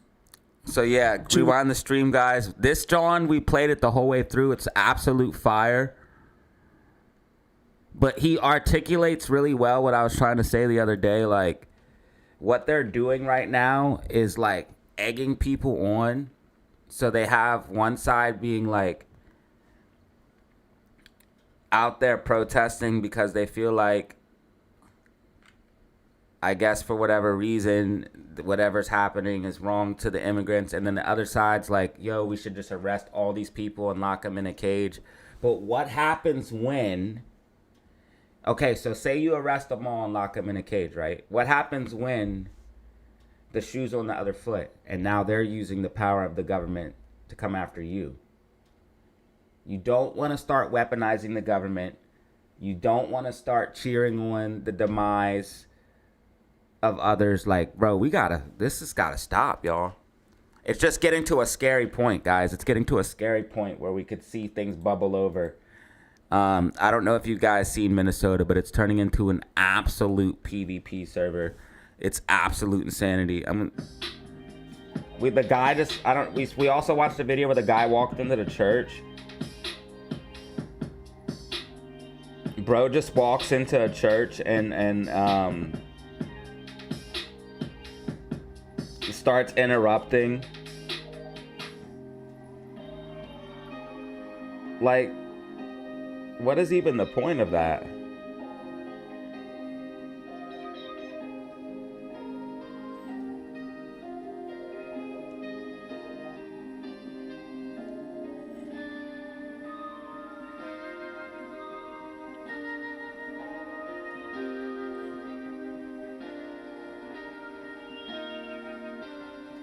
See, look, you have people saying, MAGA voice, would you support President Trump invoking the Insurrection Act? You do not want to cheer that on, okay? They're trying to gain support. You do not want to do this, guys. You do not want to support the Insurrection Act being enacted. They literally have it.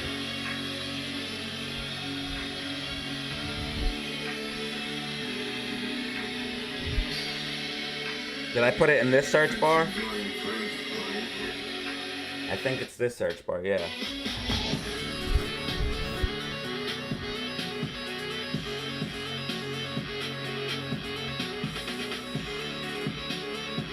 Would you support President Trump invoking the Insurrection Act to save Minneapolis? Here's the guy going into the church, like, what the heck? Tell us why you're doing this. This is Operation Don Lemon out there acting a fool. They don't Grown expect ass us. man. These are grown people, by the way. PvP server, bro. PvP server. It's Grand Theft Auto out there, cuz. It's Grand Theft Auto. And Minneapolis is PvP.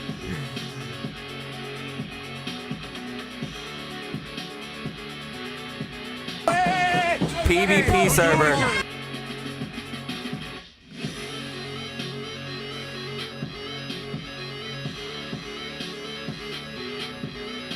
What? That was messed up.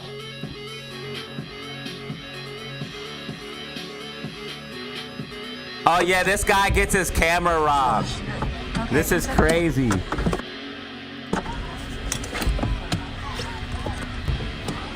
This guy gets his whole camera robbed, dude. Took next camera. They straight just take his camera out of his hand. Look, he's driving down the sidewalk. He's driving down the sidewalk. Let me know in the comments down below. Would you guys like living in Minneapolis? Let me know in the comments down below. GameStop pulling back dangerously here. GameStop pulling back dangerously. A little bit worried about what we're seeing here on the Gamer Stopper. Let me know in the comments though. Would you guys want to live in Minneapolis, man? Just let me know. That is a PvP server. HYMC is going to keep going up if silver keeps going up. I'm telling you that right now. I need to put it in the Discord.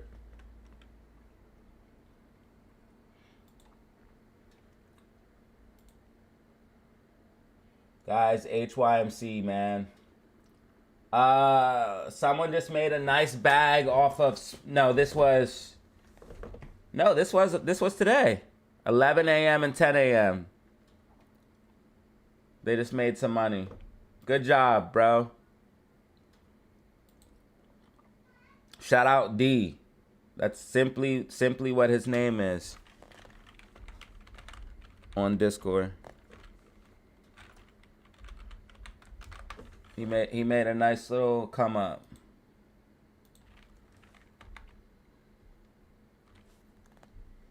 HYMC looks like it could push higher, but I'm starting to see a little bearish divergence, man. It looks like it's probably going to fade out a little bit. SPY is definitely going to try to come down a little bit lower. It's tracking right now, tracking. It just rejected from this 680.91. That's all bearish. It's all bad. Bear flag breakdown, SPY. Bearish consolidation, man. I told you, red week. SPY down 1.67%. NASDAQ down almost 2%. This is craziness we're seeing here, family. Absolute blood on the streets right now. SPY is bleeding. SPY is bleeding right now. Woo-wee. Ladies and gentlemen.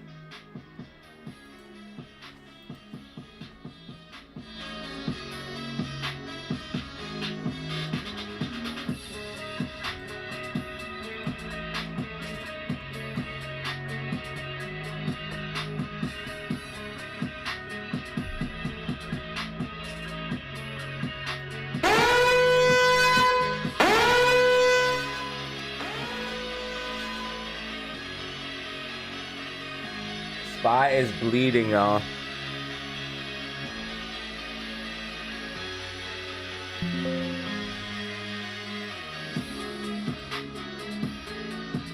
David, what up? Nah, bro, I think we're going a little bit lower.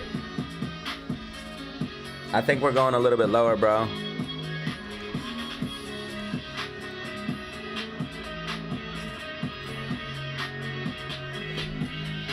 Gotta get a stunner.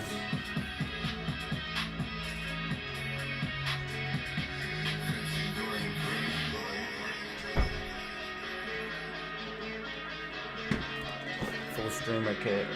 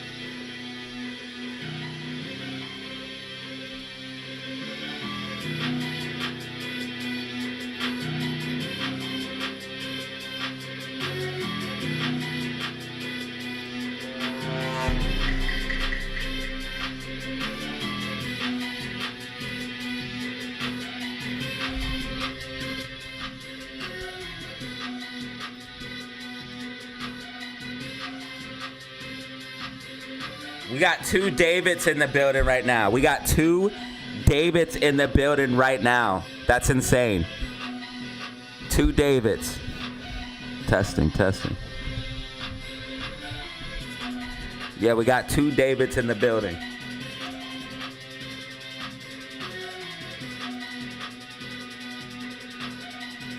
Joe Blow, when are you gonna tell us who you really are, bro? You Brian?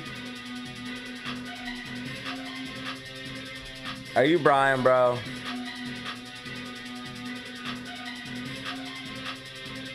I don't know. Do you want to pay for me to go to Minneapolis? Next level.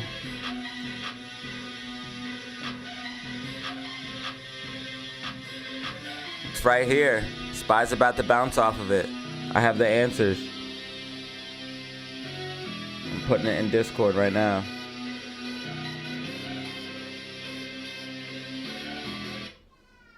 Yeah, Spy's definitely about to bounce here, man. 6.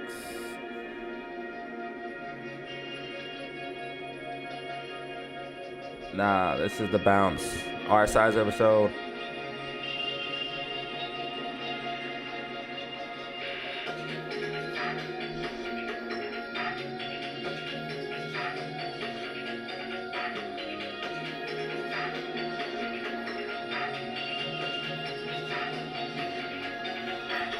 Spy's about to get this bounce. 679.27.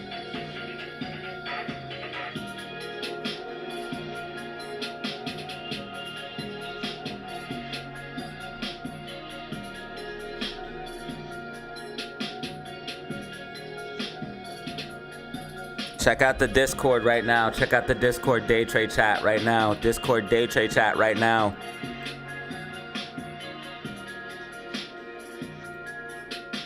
Yeah, everyone hit the like button, please. We have 98 in the building. We have 98 in the building right now, guys. Hit the like button. Hit the like button. Run those numbers up for me. Help a brother out. Run those numbers up. We're trying to get even more. Yeah, I should put on that one. We're trying to get even more people in here, man. So run those numbers up. Run those numbers up.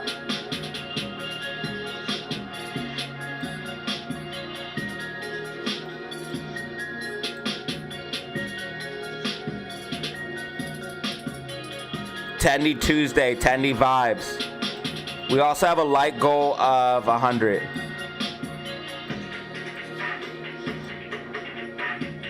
We running it up right now. We running it up. If you want to support for free, just hit that like button and subscribe.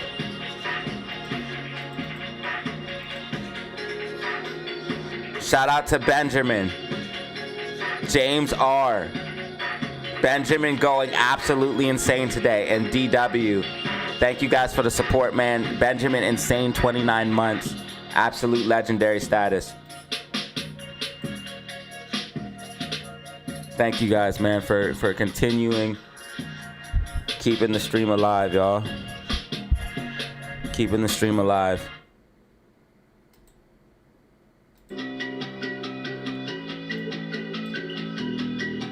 All right, Spy's about to get this bounce. It's tracking perfectly, y'all.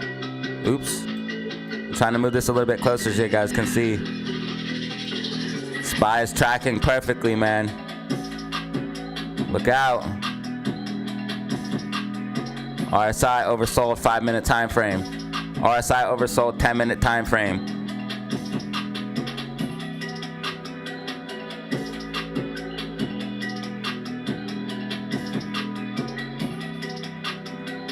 Check out the day trade chat and Discord.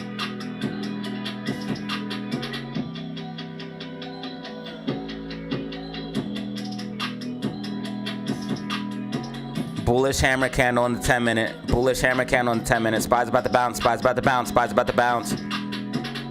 Bullish hammer candle on the 10-minute and the 5-minute. Spy's about to bounce.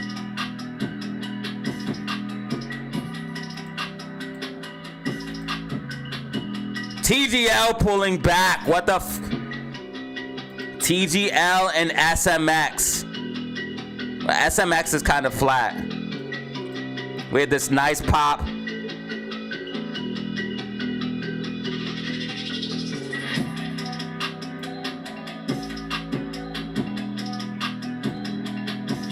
This is a nice little pop here on SMXers. That's 143% gains right there, that run. $15 to $40. SMX is insane. It does crazy movements. Yeah, red week, guys. Yep. Red week. Red week, y'all. I told you we look so bearish. Monthly RSI overbought. It's about to be a red month. We're about to have a red month on SPY.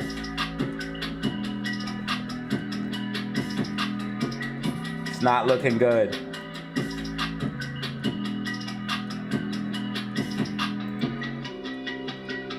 HYMC trying to hold key levels, man. If HYMC can stay above 39.77, you're gonna see a continuation up. 39.77, it looks like. 39.77. If HYMC can stay above that, you're gonna see a continuation to the upside. AMC, we want to see back above 160. Kai Supreme in the building. Sunny GG, what up?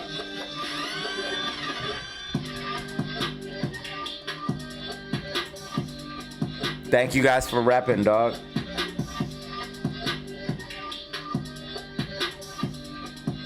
$88 likes now, guys. We're quickly moving towards that 100 goal.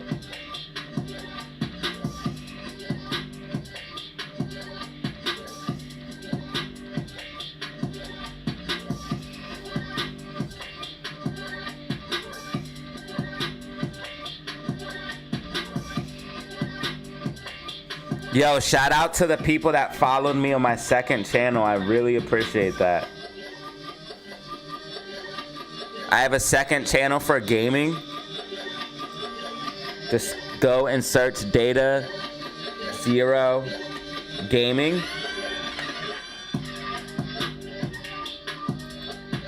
And if you want to help out and just support me, bro, and help out, you can subscribe to this right now, because if I get 500 subscribers, I'll be able to get not only will I be able to get a creator code, but I'll be able to get monetized. So I can get monetized 2 different ways if I get 500 subscribers on this account. I can get a creator code on Fortnite and get monetized on YouTube. So subscribe, sub up, please. I know there's bro, help me out. I know there's a couple of you that will subscribe to help me out. We post Fortnite, Call of Duty, but I'll be posting even more.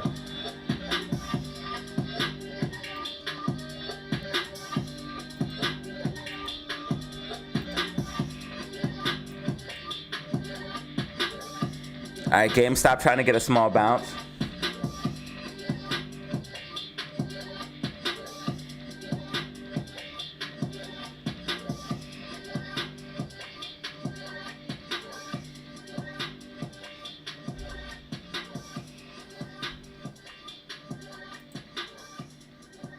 SPY tracking perfectly, y'all. 92 in the building right now. I appreciate that.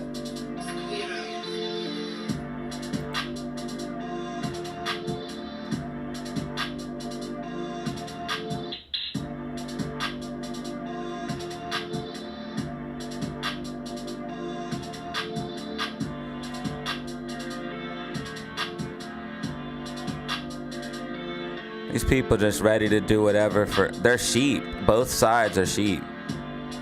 Like, these people are just ready to do whatever to, like, support the government. And we're just fighting each other. You're just destroying your own neighborhoods. This is crazy. You're just destroying your own neighborhoods. You're tearing down the very place that you live. Maybe when I learn to breathe, we'll finally be able to talk. Wait, well, how's mine in there? I got a post in here. What?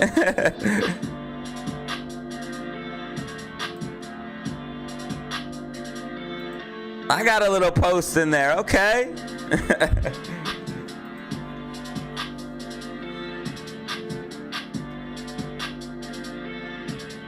I have Call of Duty clips, bro. I have Call of Duty clips and videos.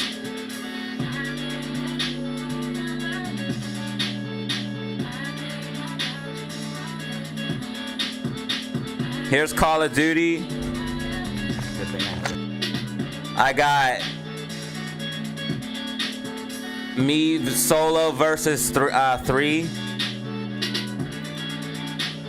Oops. All right, guys, I got me solo versus 3. Call of Duty Warzone and DMZ. Yeah, bro, and I'm gonna be putting on all types of stuff, dude. I got mobile.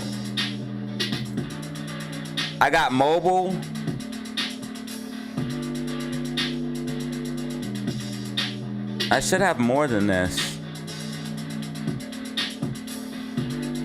Oh, I have more on this one. Dang, that's crazy. That's crazy. I'm gonna have to export some of those over.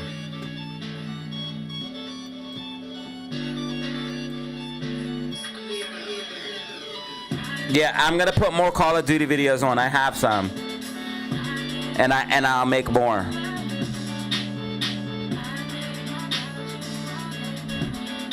I have in my playlist here, I have insane Call of Duty clips. I gotta put some of those on there. Dang. Dang. I have so many Call of Duty videos on this. That's gonna take a while, but I'm gonna put them on there. It's worth it. I have whole streams on this channel. I gotta build that channel up still though. So I'll probably do Call of Duty streams and all types of stuff. I just need to get 500 subs for it to really pop, and then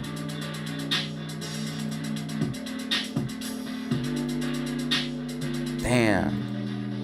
I have a bunch of other content I could put on here. But yeah, guys, sub up. I appreciate it, man. I appreciate y'all. We're actually almost at 250. We need one more subscriber for 250. Yo, 14, you got another one. So we're halfway to our goal almost.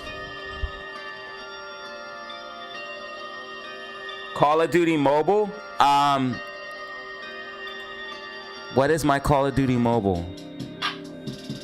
I think it's just DataZero, brother.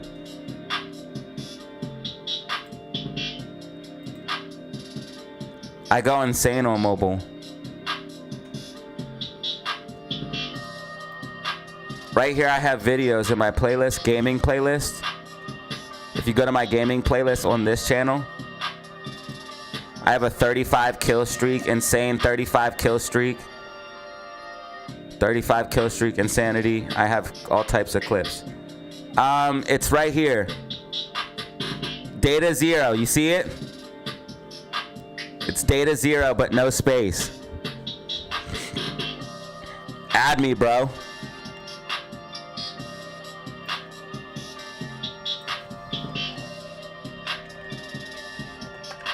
So it'd be D, it would be capital D.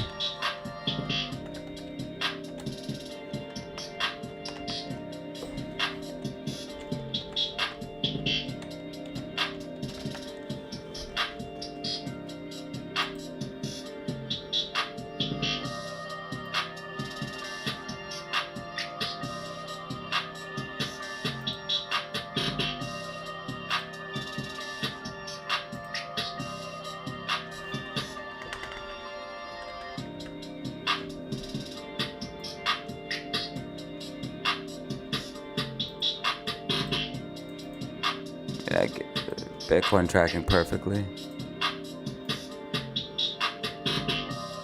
Did you see that horse thing? It keeps showing up on my feed. I don't understand.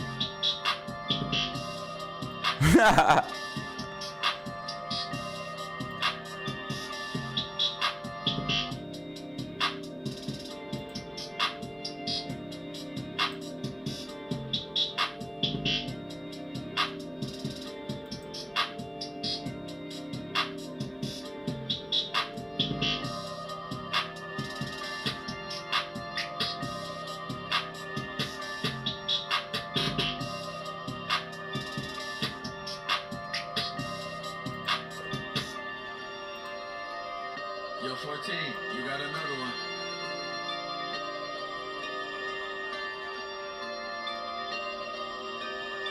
So this means crypto gets a bull run for the rest of 2026, and then like 2027 to 2028's bear market. But then we go into another massive bull run.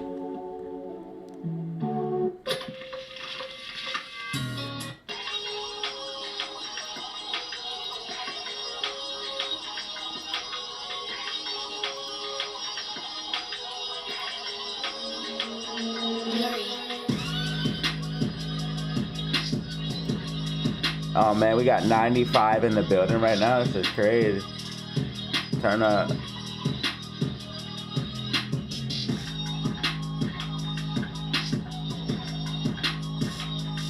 Oh shoot, we're almost out of light gold too. Thank you. I appreciate y'all.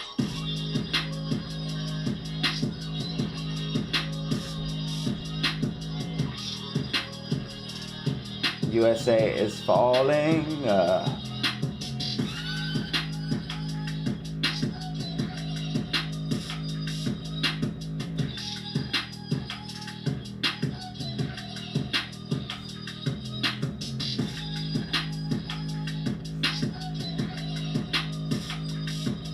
SPY RSI extremely oversold. We have support at 67762.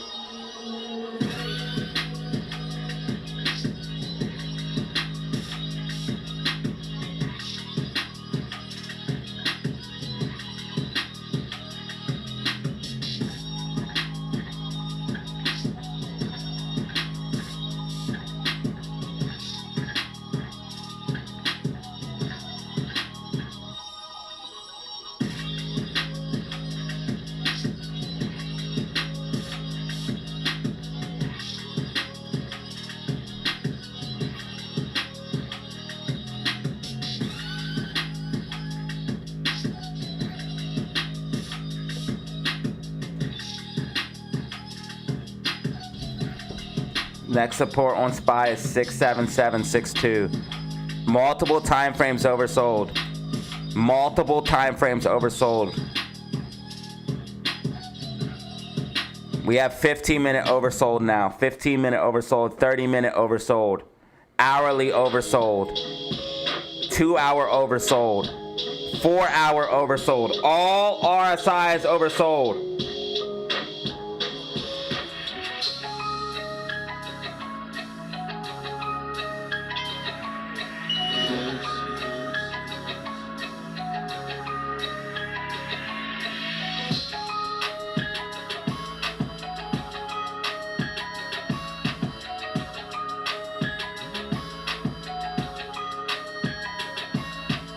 All RSIs are oversold. Literally every single RSI oversold. 5-minute oversold. 10-minute oversold. 15-minute oversold. 30-minute oversold. Hourly oversold. 2-hour oversold. 4-hour oversold. Literally every single RSI oversold. Bro, take profits before you get burnt. Take profits before you get burnt. Take profits before you get burnt. It's about to bounce. Bounce incoming.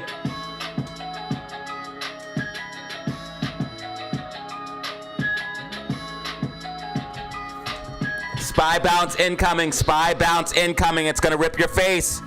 It's gonna rip faces.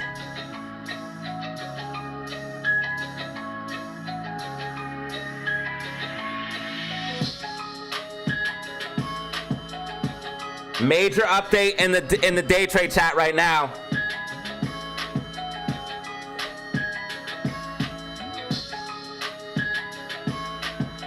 Major update in the day trade chat right now. Major update in the day trade chat right now.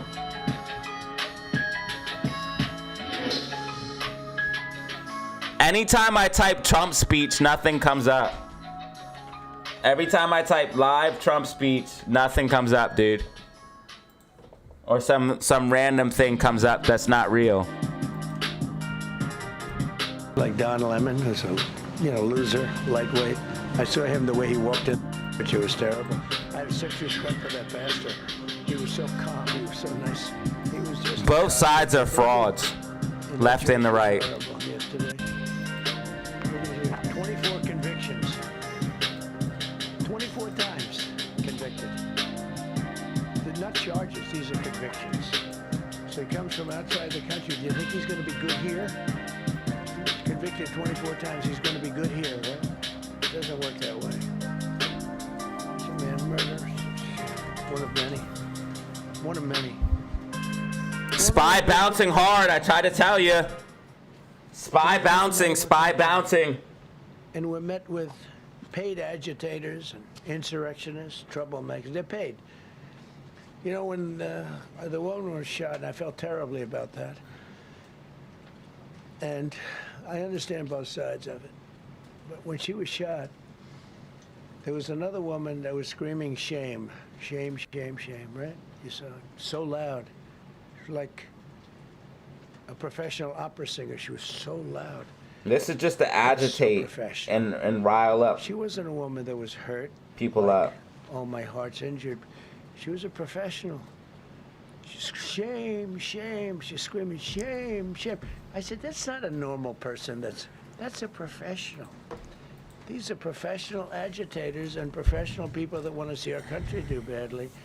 But that's not happening because we have the hottest country anywhere in the world. They're the enemy. They're the enemy. That's what they keep telling you. They just keep pointing at the other side. They're the enemy, guys. They're the enemy. They're the enemy. Bro, they're both left and the right are both puppets of the same thing. Bro, rewind the stream. I literally did. The video breaks it down, articulates it so well, bro. But the only reason I follow this stuff is to keep up on current events, to understand what's going on, because knowledge is power, information is power. Never forget that, ladies and gentlemen. Knowledge is power, information is power, being aware of is power. Also, I want to take this time to thank everybody, bro. You guys have been hella supportive. We have one brand new member, 93 likes. Shout out to everybody who hit like. Shout out to everybody who left a comment. Shout out to anybody who's watching right now. You are helping keep this stream alive, man, and I appreciate that.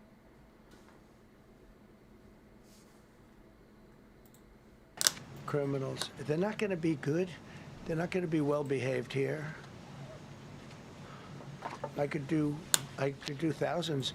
We had over 3,000. GameStop trying to get a bounce. Well, just in Minnesota. What's the number, Carol? 10,000. 10,000 criminals arrested in Minnesota alone. 10,000 criminals. And these are serious criminals. Now, how can a place with 10,000 criminals, how can you have a state? And yet they're fighting us. Yeah, I like that guy. He keeps nodding to me. Do you agree with me, I guess? I like him. I don't know who he is, but I like him. He keeps nodding. He says, you're right. He's obviously a little on the right side, maybe. Look. These are rough ones. Spy getting a vicious bounce. Take profits on puts, man, or you're fried. So we just took this off a stack. Greed be killing y'all. Like this, like trying to squeeze pennies for I nothing. could go 30 times what I'm showing you now.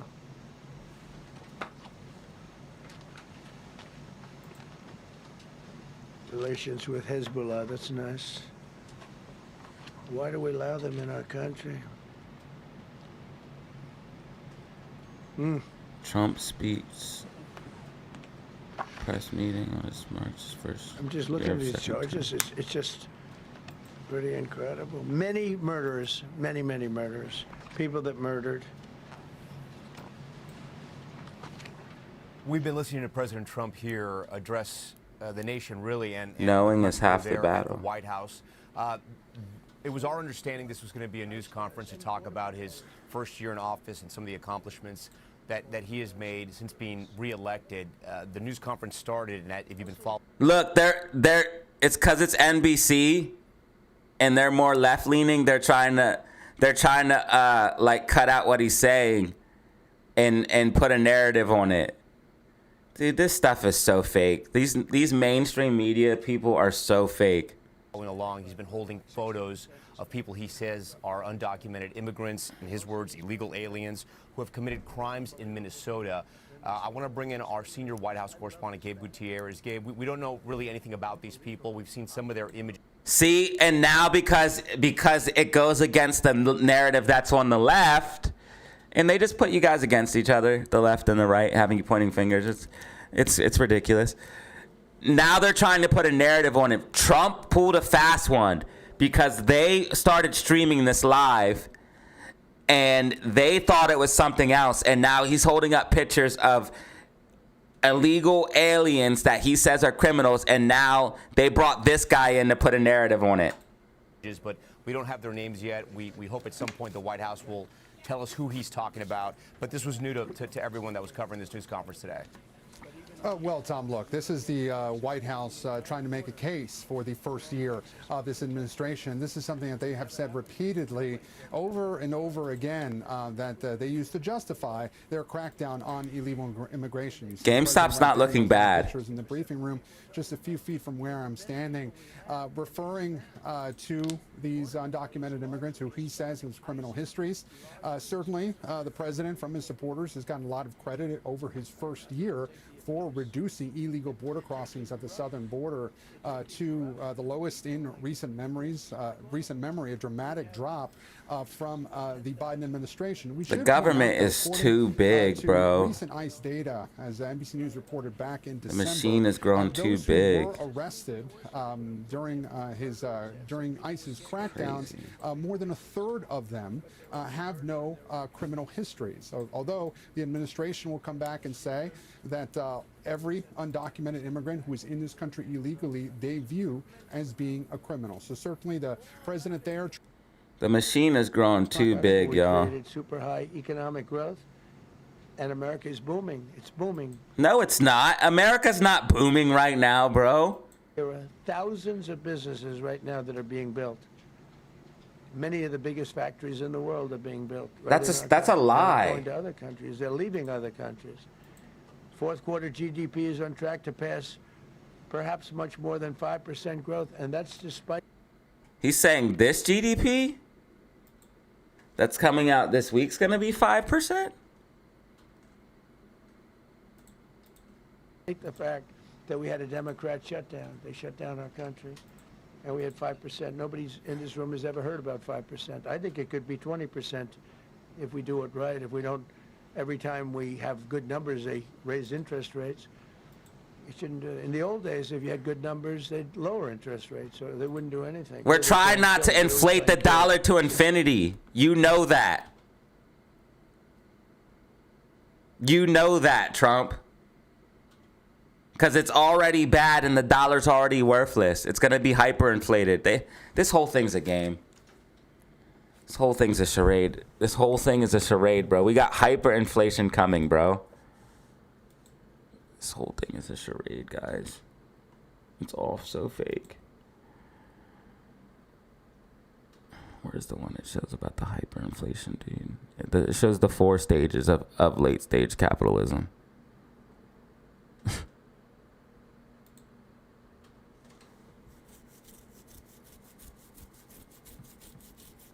Federal Reserve just made a decision that will destroy the American middle class. Not might, will. And if you understand what I'm about to show you, you'll see it's already happening. Right now, the United States is carrying $38 trillion in national debt. The interest payments alone just crossed $1 trillion per year. That's more than we spend on defense, more than we spend on Medicare. And the Fed just cut rates again. You know what that means? They're choosing inflation over collapse. They're choosing to destroy your savings rather than let the system fail.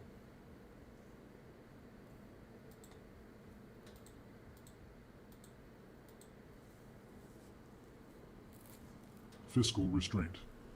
People trust the currency because it's backed by something real, something tangible, something that can't be printed into existence. Stage 2, expansion and temptation. Success breeds confidence. Confidence breeds borrowing. Wars get funded. Social programs expand. Deficits become normal. The central bank steps in as the buyer of last resort. Money creation accelerates. But everything still seems fine because growth masks the decay. Stage 3, crisis and desperation. The debt becomes unsustainable. Interest payments devour tax revenue. The central bank faces an impossible choice: raise rates and crash the economy, print money and destroy the currency. They always choose to print. That's where we are. Which is what's happening right now. Collapse and reset. Hyperinflation or default. Currency loses all credibility. Savings evaporate. Social order fractures. The system resets, usually through chaos, sometimes through war, always through the destruction of middle-class wealth. You think this sounds dramatic? You think this is fear-mongering? Let me show you the receipts. Listen. The greatest empire the ancient world ever saw. At its peak, bring the receipts. The entire Mediterranean, unmatched military, engineering marvels, a currency, the denarius, that was trusted from Britain to Egypt. Stage 1 was solid. The denarius started at 95% pure silver, real money, real value. Rome's economy thrived on conquest, trade, and taxation. Citizens could trust that a coin minted in Rome would hold the same value whether you spent it in Gaul or Alexandria. But then came stage 2.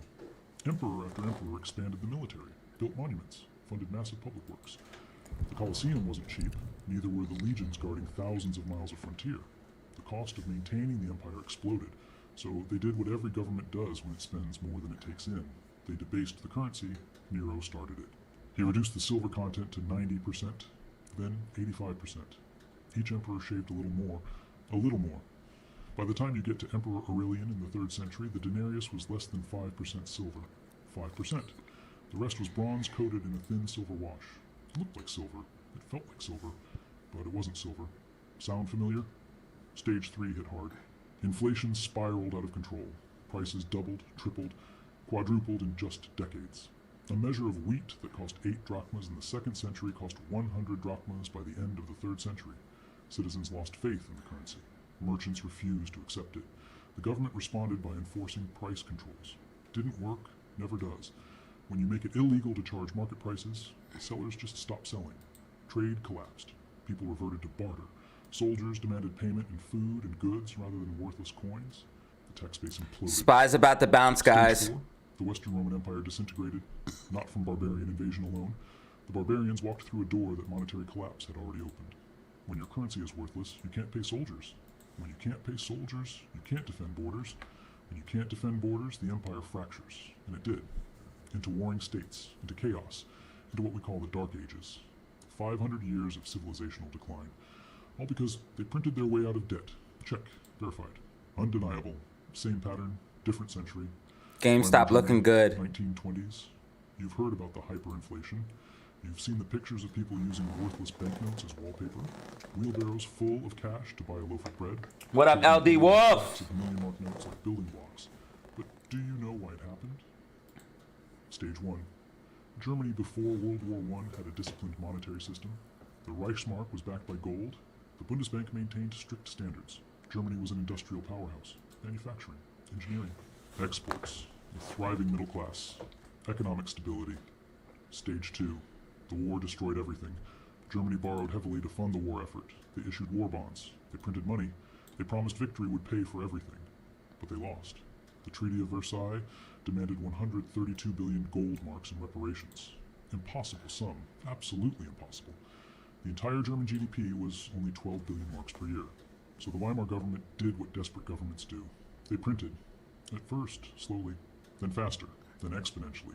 The government needed to pay reparations. It needed to fund pensions for war widows. It needed to rebuild infrastructure. It needed to keep the population from revolting. So the printing presses ran day and night. Stage 3 came fast, terrifyingly fast. In 1921, $1 bought 75 marks. By November 1923, $1 bought 4.2 trillion marks. Trillion, with a T. Let that sink in. In less than 3 years, the currency lost essentially all of its value. Prices doubled every few days, then every few hours. Workers were paid twice a day because money lost value faster than they could spend it. People would rush to the store during lunch break to buy anything real, before their morning wages became worthless. A loaf of bread cost 200 billion marks. A newspaper cost 200 billion marks. A single postage stamp cost 50 billion marks. Life savings became worthless overnight. And look what's happening with silver right now, guys. Saving diligently, building a nest egg of 100,000 marks, enough to retire comfortably, and then watching it become worth less than a single loaf of bread. Pensions vanished. Insurance policies became jokes. Bonds became toilet paper. The middle class was annihilated, completely erased. But the wealthy, they survived, because they held real assets, land, factories, foreign currency. Larry, get the bag, brother. Inflation destroys cash. Thanks for chatting. Assets. The gap between rich and poor exploded. All chats help, and I appreciate it. Chaos. The population was desperate, angry, humiliated, hungry. They looked for someone to blame, someone who promised simple solutions. We all know what came next. Hitler rose to power. On the back of that economic devastation. Weimar hyperinflation didn't just destroy wealth, it destroyed society, it destroyed democracy, it led directly to World War II. Monetary collapse doesn't just hurt your bank account, it tears apart the social fabric. It creates the condition. Guys, please put your vote in the poll. Please put your vote in the poll. We have over 100 votes. The USA is crumbling, silver to the moon. I would like to find out or always like to help out. Pick which answer suits your mood or opinion or how you feel best.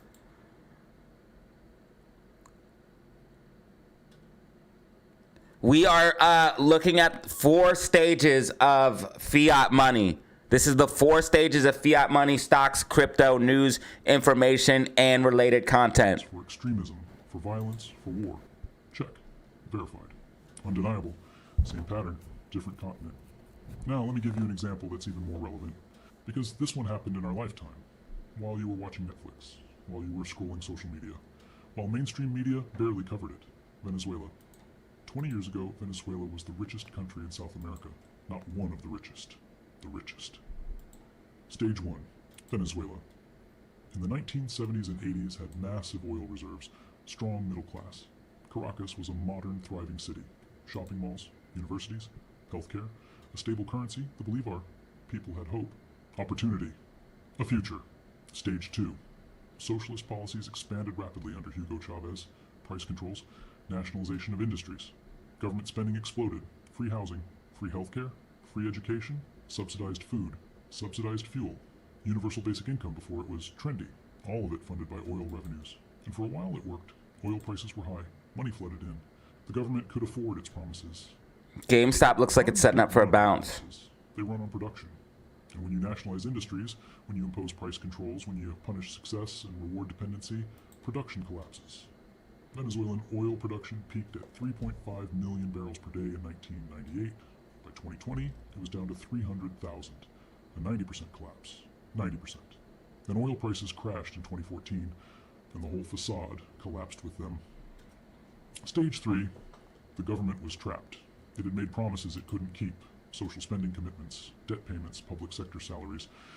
But revenues were gone, so they did what desperate governments always do. They printed bolivars, massive quantities, exponential quantities. Inflation hit 1,300% in 2017, then 1 million % by 2018, 1 million % inflation. That's not a typo. Prices doubled every 18 days. Every 18 days, everything cost twice as much. Grocery stores emptied. Not because there was no food in the country, because price controls made it illegal to charge what food actually cost. So farmers stopped farming. Truckers stopped trucking. Store owners stopped stocking shelves. Why sell at a loss? Why work for currency that's worthless? Medicine disappeared. Hospitals ran out of basic supplies. People died from treatable conditions. Cancer patients couldn't get chemotherapy. Diabetics couldn't get insulin, not because the medicine... It's a video from anonymous official. And the economy had collapsed. People lost an average of 24 pounds, not from dieting, from malnutrition, from hunger. In one of the most resource-rich countries on Earth, in the 21st century, in the modern era. Stage 4, mass exodus. Over 7 million people fled the country, 7 million, out of a population of 30 million. They walked across borders with whatever they could carry. Families were separated, careers were abandoned, lives were destroyed. A once prosperous nation reduced to a humanitarian crisis in less than a decade. And here's the detail that should terrify you. Venezuela has more proven oil reserves than Saudi Arabia. More than Saudi Arabia, more than Iraq, more than any country. We just took the oil. This wasn't a resource problem. This wasn't bad luck. This wasn't a natural disaster. This was a monetary problem, a currency problem, a government spending problem. They printed their way into poverty. Don't trust me. Verify yourself. I've linked every major claim, statistic, and historical fact below. Check the official government reports, Federal Reserve data, and academic sources yourself. This information is too important to take anyone's word for it, including mine. Same pattern, modern era, our lifetime, 3 examples, 3 different centuries, 3 different continents, same pattern, same stages, same outcome. Now let me show you why the United States is following the exact same script. The United States used to have stage 1 discipline, used to. The Bretton Woods system established the dollar as the global reserve currency in 1944. Every other currency was pegged to the dollar. The dollar was pegged to gold at $35 per ounce. Foreign nations could exchange. SPY is extremely oversold, guys. Should be getting small bounce. The Fed couldn't just print unlimited dollars because. Bro, you don't want to go long. Just because the bounce, you don't want to go long, brother. Because we're going down more. Sound money, disciplined money, and it made America the most prosperous nation on earth. The 50s and 60s saw unprecedented growth, rising wages, expanding middle class. The American dream was real because the American currency was real. But here's what nobody talks about. That system died in 1971, August 15th. President Nixon closed the gold window unilaterally, overnight. He went on television and announced that the United States would no longer convert dollars to gold. Why? Because so this is when the United States became fiat currency. So when this happened, the United States turned into fiat currency backed by nothing. So this is the same thing as like when Rome started devaluating their currency by putting less silver in it. Or the same thing when Germany devalued their currency when they started printing. This is the first stage. Printed too many dollars. We'd funded the Vietnam War. We'd funded the Great Society program. GameStop looking like it's going to get a bounce here. Charles de Gaulle started demanding gold. Let's see if we can get that. Followed. Nixon knew if he didn't close the window, Fort Knox would be empty within months. So he closed it. No more gold backing. Hopefully we can. The dollar became a pure fiat currency, backed by nothing but government promise, government debt, government force. That was the end of stage 1. We've been in stage 2 ever since, for 53 years. Now we're in stage 2. Expansion and temptation. After 1971, U.S. debt exploded. In 1971, total federal debt was $398 billion. Today, $34.7 trillion. That's an 8,700% increase. 8,700%. And that's just federal debt. Add in state debt, municipal debt, corporate debt, household debt. Thank you guys for tapping the reactions. I really appreciate that. $100 trillion of borrowed money sloshing through the economy. Thank you guys for tapping the reactions. This is the reactions button on the side of it, and I appreciate that, guys. Banks made reckless It does help out as well. Garbage mortgages into AAA-rated securities. They leveraged themselves 40 to 1, 50 to 1. When housing prices stopped going up, the whole house of cards collapsed. Lehman Brothers failed. Bear Stearns failed. AIG was hours from failure. The entire financial system was on the brink. That moment was a choice. Let the system fail, let bad debt get liquidated, let reckless banks go bankrupt, let housing prices fall to natural levels. Pain, lots of pain, a severe recession, maybe a depression, but a clean reset, a healthy correction. That's how capitalism is supposed to work. Failure is part of the system, but that's not what happened. Instead, the Federal Reserve intervened with unprecedented money printing. They called it quantitative easing. Sounds technical, sounds sophisticated. Sounds like something only PhD economists can understand, but it's not complicated. It's just printing money. The Fed created dollars out of thin air and used them to buy government bonds and mortgage-backed securities. QE1, $1.7 trillion. QE2, $600 billion. QE3, $1.7 trillion more. Operation Twist, another few hundred billion. The Fed's balance sheet went from $800 billion in 2008 to $4.5 trillion by 2015. They quintupled the money supply, quintupled. And what did that money do? Did it go to workers? Did it raise wages? Did it help the middle class?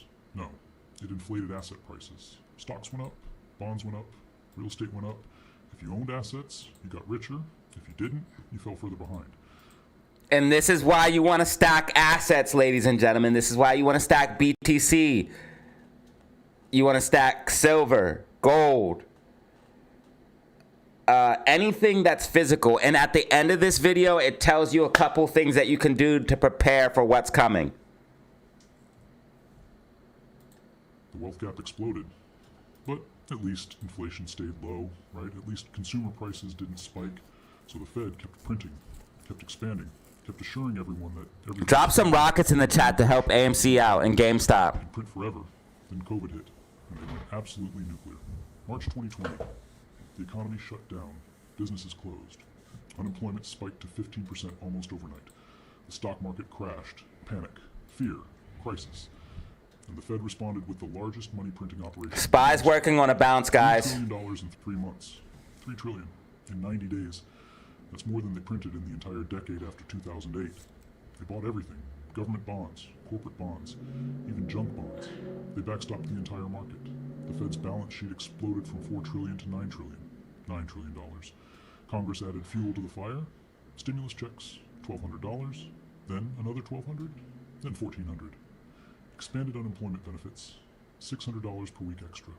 PPP loans, Paycheck Protection Program, supposedly to help small businesses. Billions of dollars distributed with almost no oversight. Billions that were fraudulently claimed. Billions that went to companies that didn't need it. Infrastructure bills, Build Back Better, American Rescue Plan, money for states, money for cities, money for schools, money for everyone. Total COVID spending exceeded $6 trillion. $6 trillion of borrowed money pumped into an economy that was already drowning in debt. And here's the kicker. Inflation didn't spike immediately. It took 18 months. People thought we got away with it. They thought modern monetary theory was right. They thought we could print unlimited money with no consequences. But why the delay? Because of velocity. The money sat in bank reserves and asset markets first. It's going to be like this. Flow into consumer goods, stocks went vertical. The S&P hit all-time highs while millions were unemployed. Real estate went vertical. Housing prices jumped 20, 30, 40% in a single year. Bitcoin went from 5,000 to 60,000. Billionaires added $3.9 trillion to their wealth during the pandemic. $3.9 trillion while small businesses died by the hundreds of thousands. But then inflation hit the real economy. By mid-2022, CPI inflation peaked at 9.1%, 9.1, highest in 40 years. Gas prices doubled. Grocery bills jumped 30, 40, 50%. Rent skyrocketed. Everything got more expensive. Your paycheck bought less. Your savings bought less. The dollars you worked so hard for were worth less every single month. And what did the Fed do? They finally admitted they had a problem. Jerome Powell, who spent 2 years saying inflation was transitory, suddenly changed it. You guys remember that when Jerome Powell kept saying inflation's transitory, and then he came around and was like, oh no, it's persistent, y'all. You guys remember that? Inflation is not transitory. It's persistent. It's a threat. We need to act. So they raised Spies about amounts. faster than any hiking cycle in modern history, from 0% to 5.3% in less than 18 months. The fastest tightening since Paul Volcker in the 80s. You know what that did? It made the debt unsustainable. Guys, I need to get a drink. That's where we are right now. That's I'll be right stage back. 3. Stage 3. Crisis and desperation. The United States government now pays over $1 trillion per year just in interest on the debt. $1 trillion. That's 13% of the entire federal budget. Gone. Not to schools, not to roads, not to defense, not to anything productive, just interest, just the cost of borrowing. And that's with rates at 5%. Here's the math that should terrify you. If interest rates go to 7%, which is still below the historical average, interest payments will exceed $2 trillion per year. $2 trillion. That's more than Social Security, more than Medicare, more than defense, just interest. And the debt is still growing. We're not paying it down. We're not even slowing the growth. We're adding $2 trillion in new debt every single year. The deficit for 2023 was $1.7 trillion.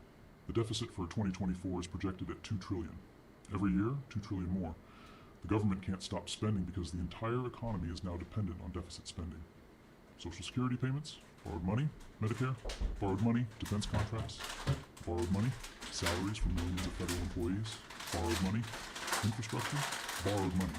Everything is borrowed. Cut spending significantly, and the economy crashes immediately. Millions lose their jobs. Retirees don't get checks. Chaos follows. So the Fed faced an impossible choice. Keep rates high and let the government drown in interest payments. Let the banks collapse under the weight of underwater bond portfolios.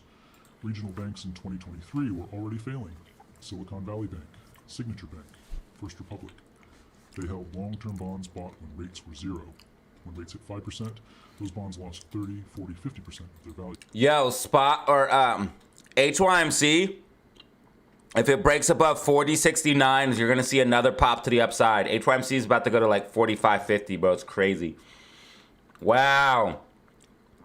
TGL has support at 588. I repeat, TGL has support at 588. It's being dragged down with the overall market. TGL support 588.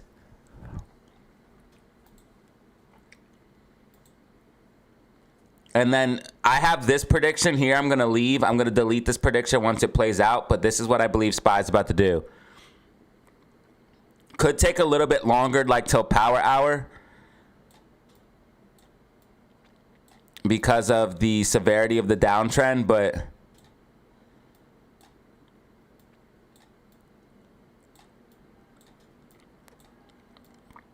I believe SPY is about to push up off of this support here.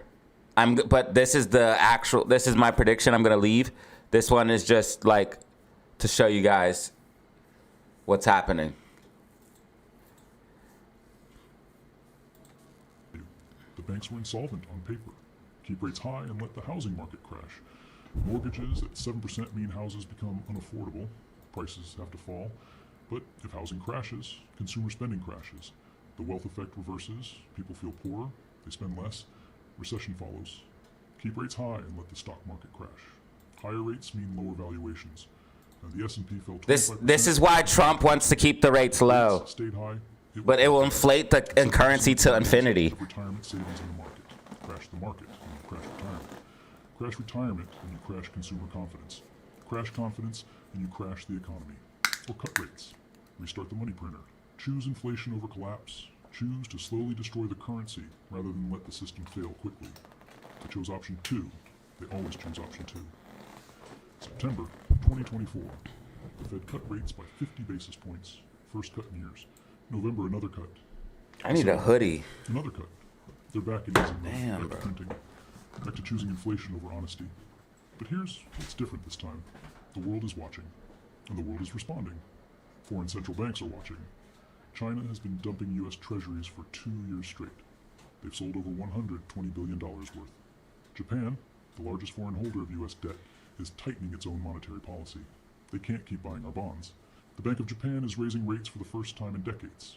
Saudi Arabia, which has recycled petrodollars into U.S. treasuries since the 1970s, is diversifying. They're accepting yuan for oil now.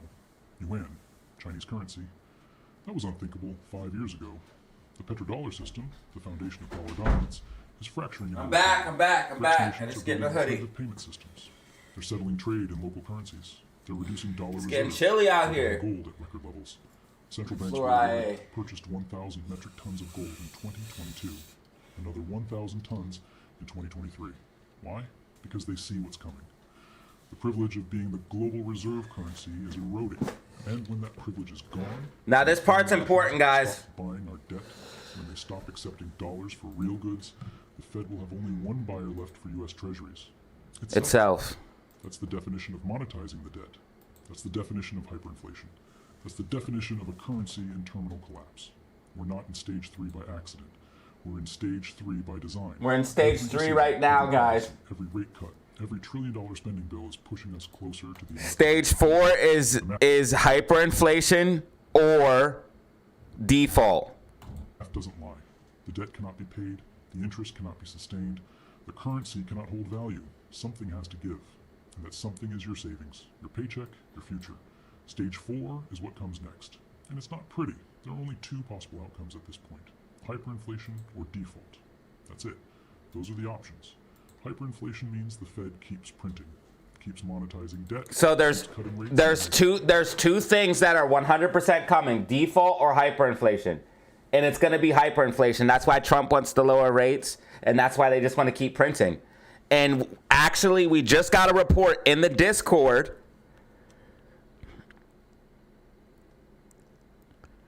right here, thanks to Evelyn.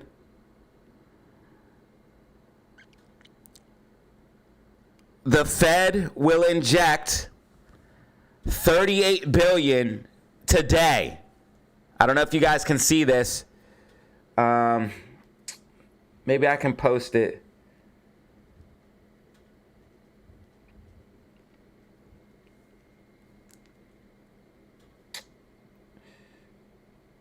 All right, so I'll full screen it real quick.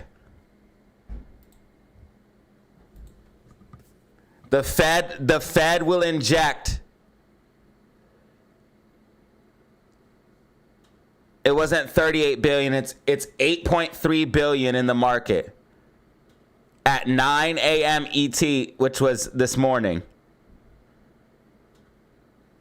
They're printing. And they're sending us to infinity. So we're going to hyperinflation, guys. And this is how you prepare, and this is how you get money, because knowledge is power. Inflation resurges, they'll call it something else. They'll say it's necessary.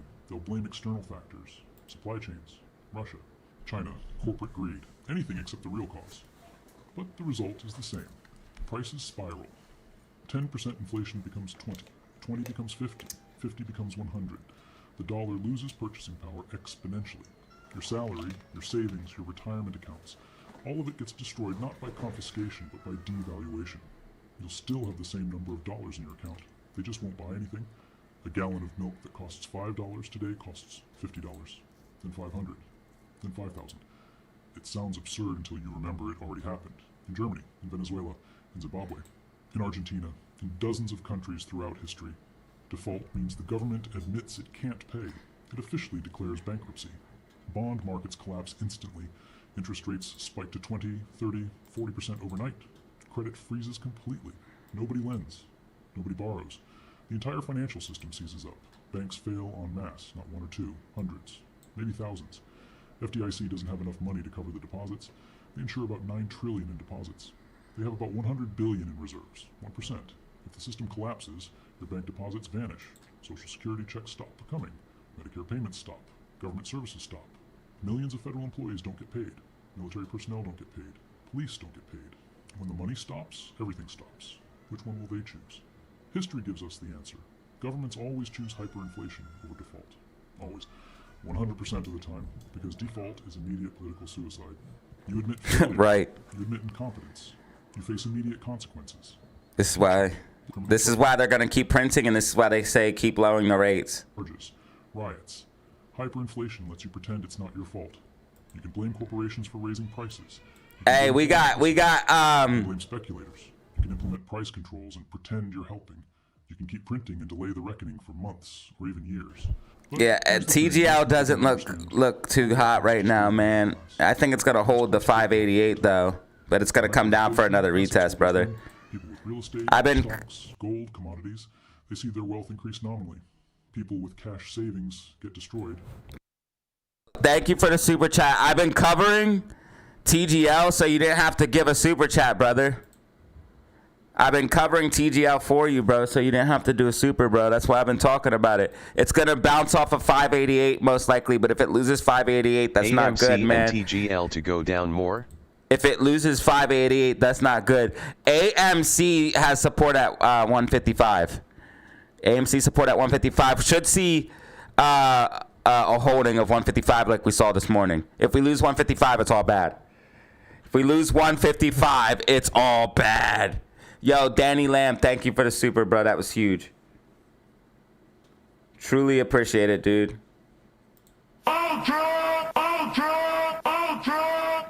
And Todd with the 5-piece as well. Dude, Todd with the 5-piecer as well. Banger, bro. Thank you so much, dude. Absolute legend, bro. Nice 5-piecer for your boy. Thank you, Danny Lamb and Todd, for the 5-piece and the 2-piece.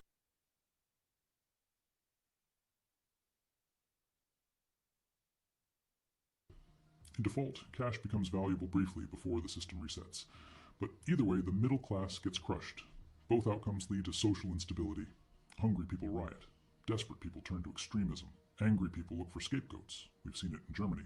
We've seen it in Venezuela. And this is what's happening right now. That's why you see the world's on fire right now. That's why you're seeing everything go down in Minneapolis. And this is also why they're trying to distract you right now with the left versus right paradigm and have people fighting each other, because everything is literally crumbling around us and they want you guys all distracted so you don't see that happening in real time, which is what's really happening. This is why I want to keep everybody who watches my channel informed And no matter what side of the political spectrum you are on, right, left, or in the middle, which I hope you're in the middle and see above it, I hope that I can at least reach out to some people and wake anybody up, especially if you're on one of the extreme sides.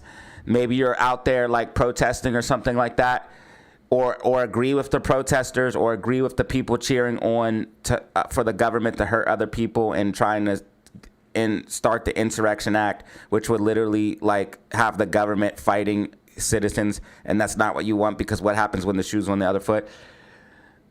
I'm hoping I can wake at least some people up that might be on the extreme side, and I hope I can be a voice of reason as well, because I'm showing you that there's a higher level to this.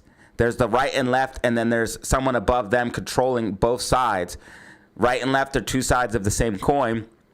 And then the real enemy is the financials that's going on. That's what you really need to be focused on. And that's why this channel is so important as well, because we focus on the economy. We focus on the data. We focus on the financials, the things that you should really be paying attention to, because those are the things that directly affect everything from the price of food to how much it costs, how many hours you're going to work, how much rent costs, how much gas costs. Everything is about the economics. And if everybody learned about economics like the DZ fam does, like the people watching this live stream right now, paying attention to economics, paying attention to finance, paying attention to money, learning stocks and crypto, if everybody was as smart as you guys, the world would be a much different place. But economics is so complex, and sometimes they make it so boring that people don't even want to understand it, but it's the most important thing that you need to understand. Other than that, you should be watching politics because they're snakes and you need to have the information on what the snakes are doing. But the most important thing you should understand is economics, is money. And people are so caught up with Netflix and stuff, they don't even want to know about money. Early signs of it in America right now: political polarization, anger, division, distrust of institutions. And he just said what I said. They see their wealth increase nominally. People with cash savings get destroyed. In default, cash becomes valuable briefly before the system resets. But either way, the middle class gets crushed.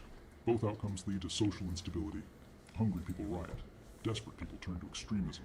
Angry people look for scapegoats. We've seen it in Germany. We've seen it in Venezuela. We're seeing early signs of it in America right now. Political polarization, anger, division, distrust of institutions. These are the precursors. You think America is immune? You think it can't happen here? Ask the Romans. They thought their empire would last forever. It didn't. Ask the Weimaranes. They thought they were too civilized, too advanced for hyperinflation. They weren't. Ask the Venezuelans.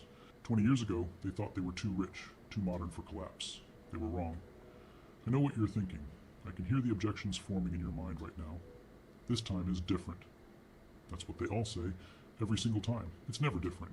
The details change. The technology changes, the names change, but the pattern doesn't change. The pattern never changes. The dollar is the reserve currency. The world needs dollars. And for now, that status is not permanent. It's not guaranteed. It's a privilege that's granted by the rest of the world. And that privilege is eroding in real time. The dollar accounted for 70% of global reserves in 2000. Today, it's below 60% and falling.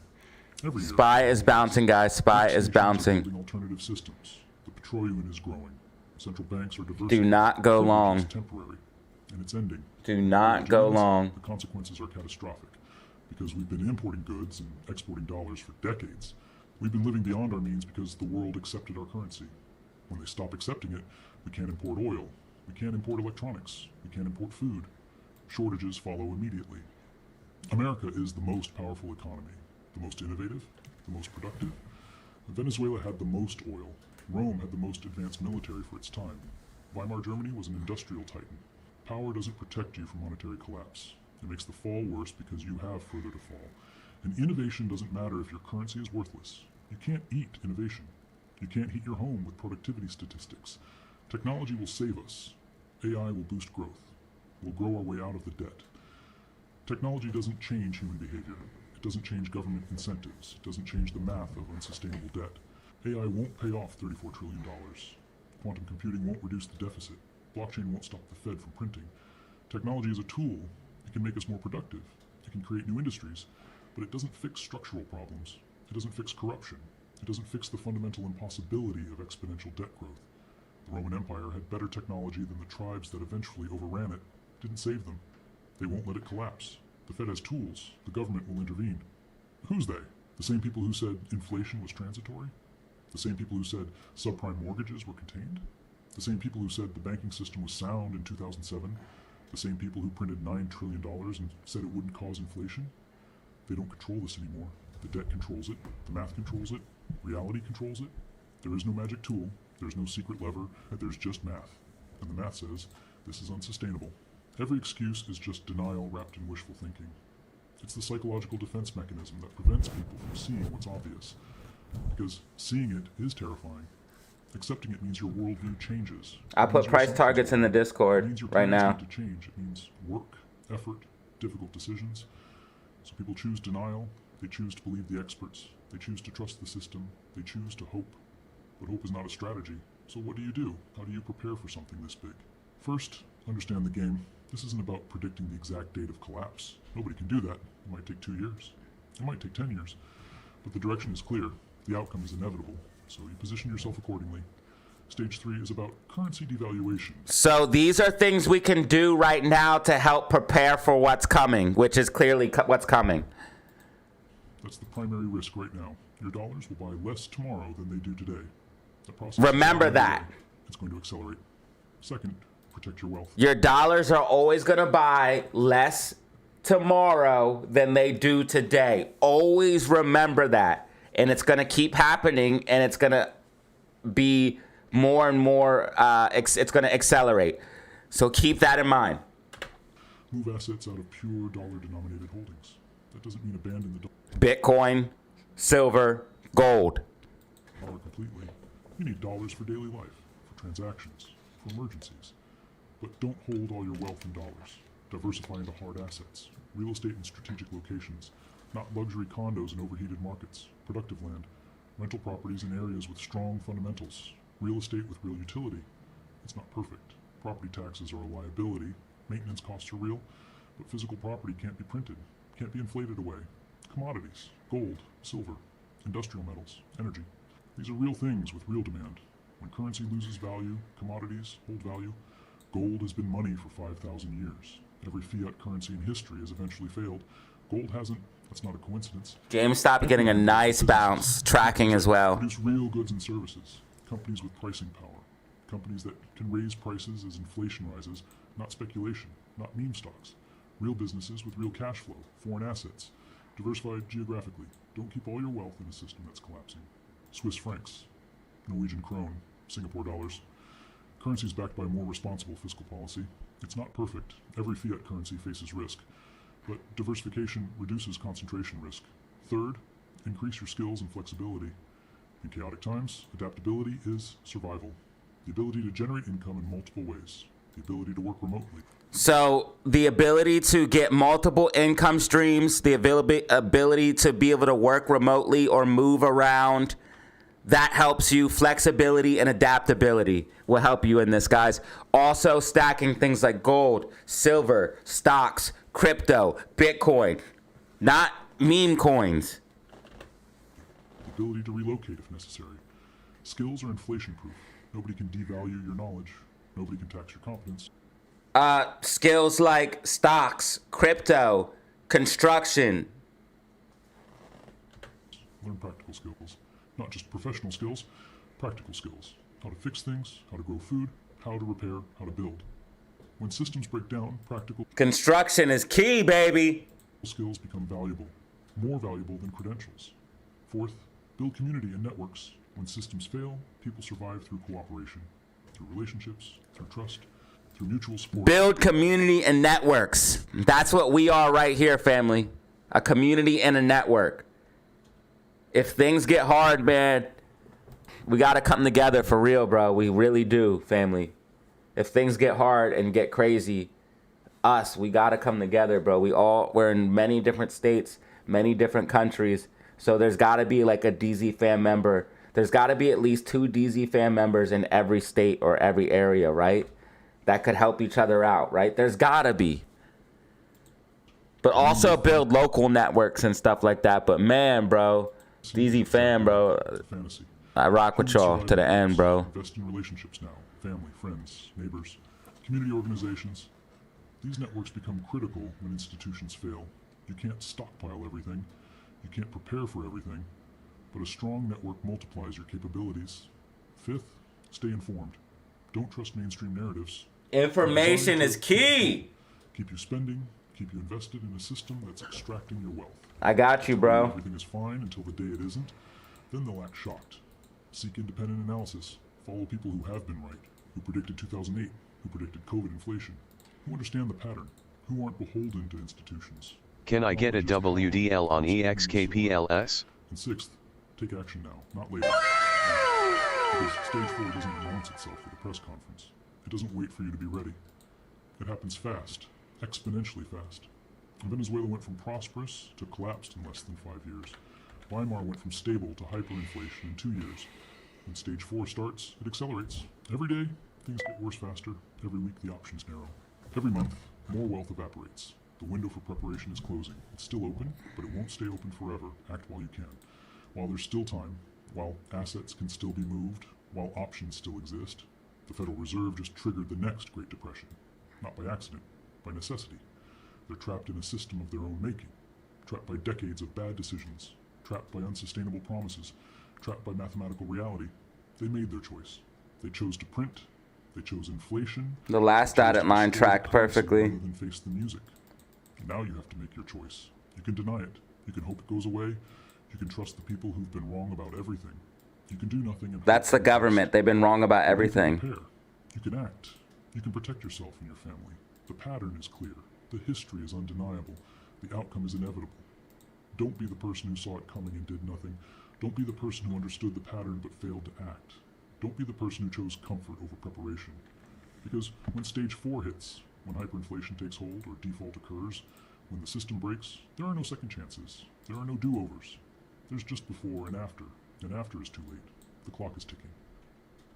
Facts, bro. That was so real, dog. That was so real. This stock's gonna top out. It's near all-time highs and shit, bro. This show, bro, I would definitely take profits now. This shit finna top out. Bro, that shit hit hard. There's only before and after's too late, cuz. Do not be the guy who knew that it was coming, who just watched this video with me and did nothing to prepare. But I know all of you guys stack assets. I know all of you guys do. Everybody watching this channel Good afternoon, everybody. has assets. A packed room. That scared the shit out of me, for real, I ain't gonna lie. I never been scared by a female voice like that. That was crazy. Yeah, this shit finna top out, my dude. It might have a little bit more left in it, but it's near like almost all-time highs and whatnot. Right there's your dotted line. Take a screenshot, bro. It should go up to like 1250, it should go up to like 1250, 1299 and then pull back, bro.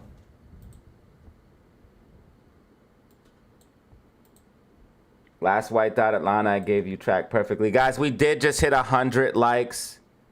Thank you guys so much.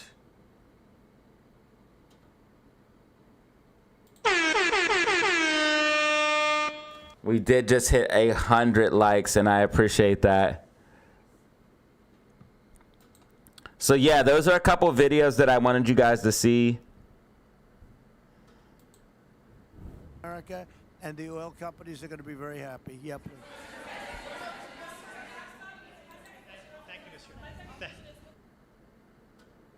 18,000 people watching a stream that started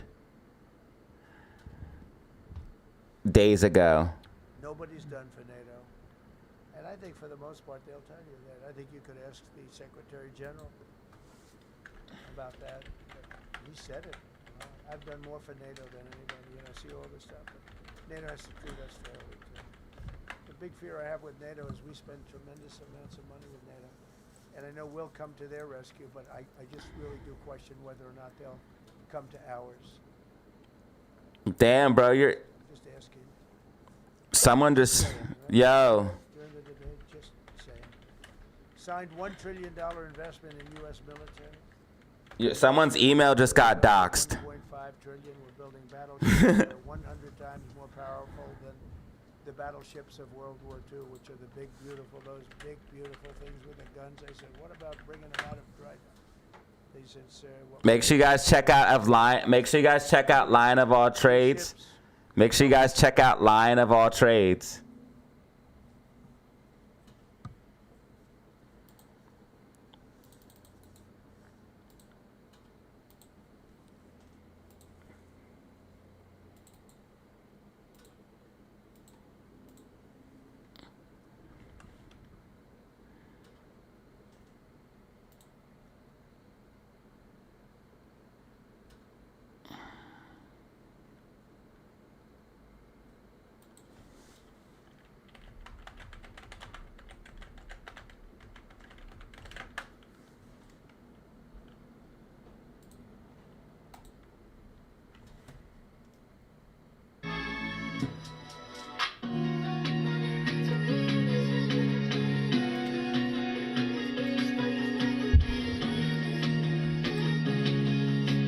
JK, really?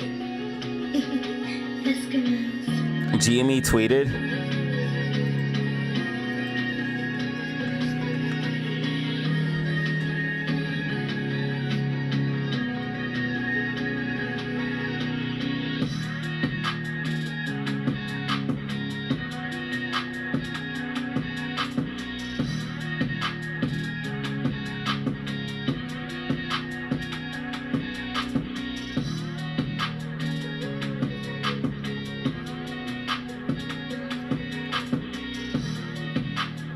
All I see is bullish tweets.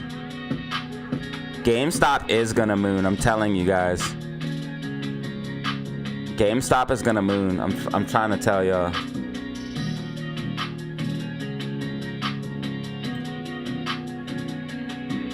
Spy, GameStop bouncing nasty right now. If GameStop gets back above 21, that's huge. If GameStop gets back above 21, that is huge.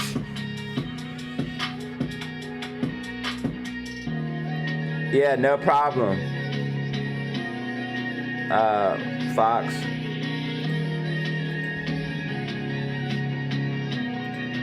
Tell him to do a collab with me. It's easier for creators to collab now. He needs to come on and stream with me, and then we talk about stocks.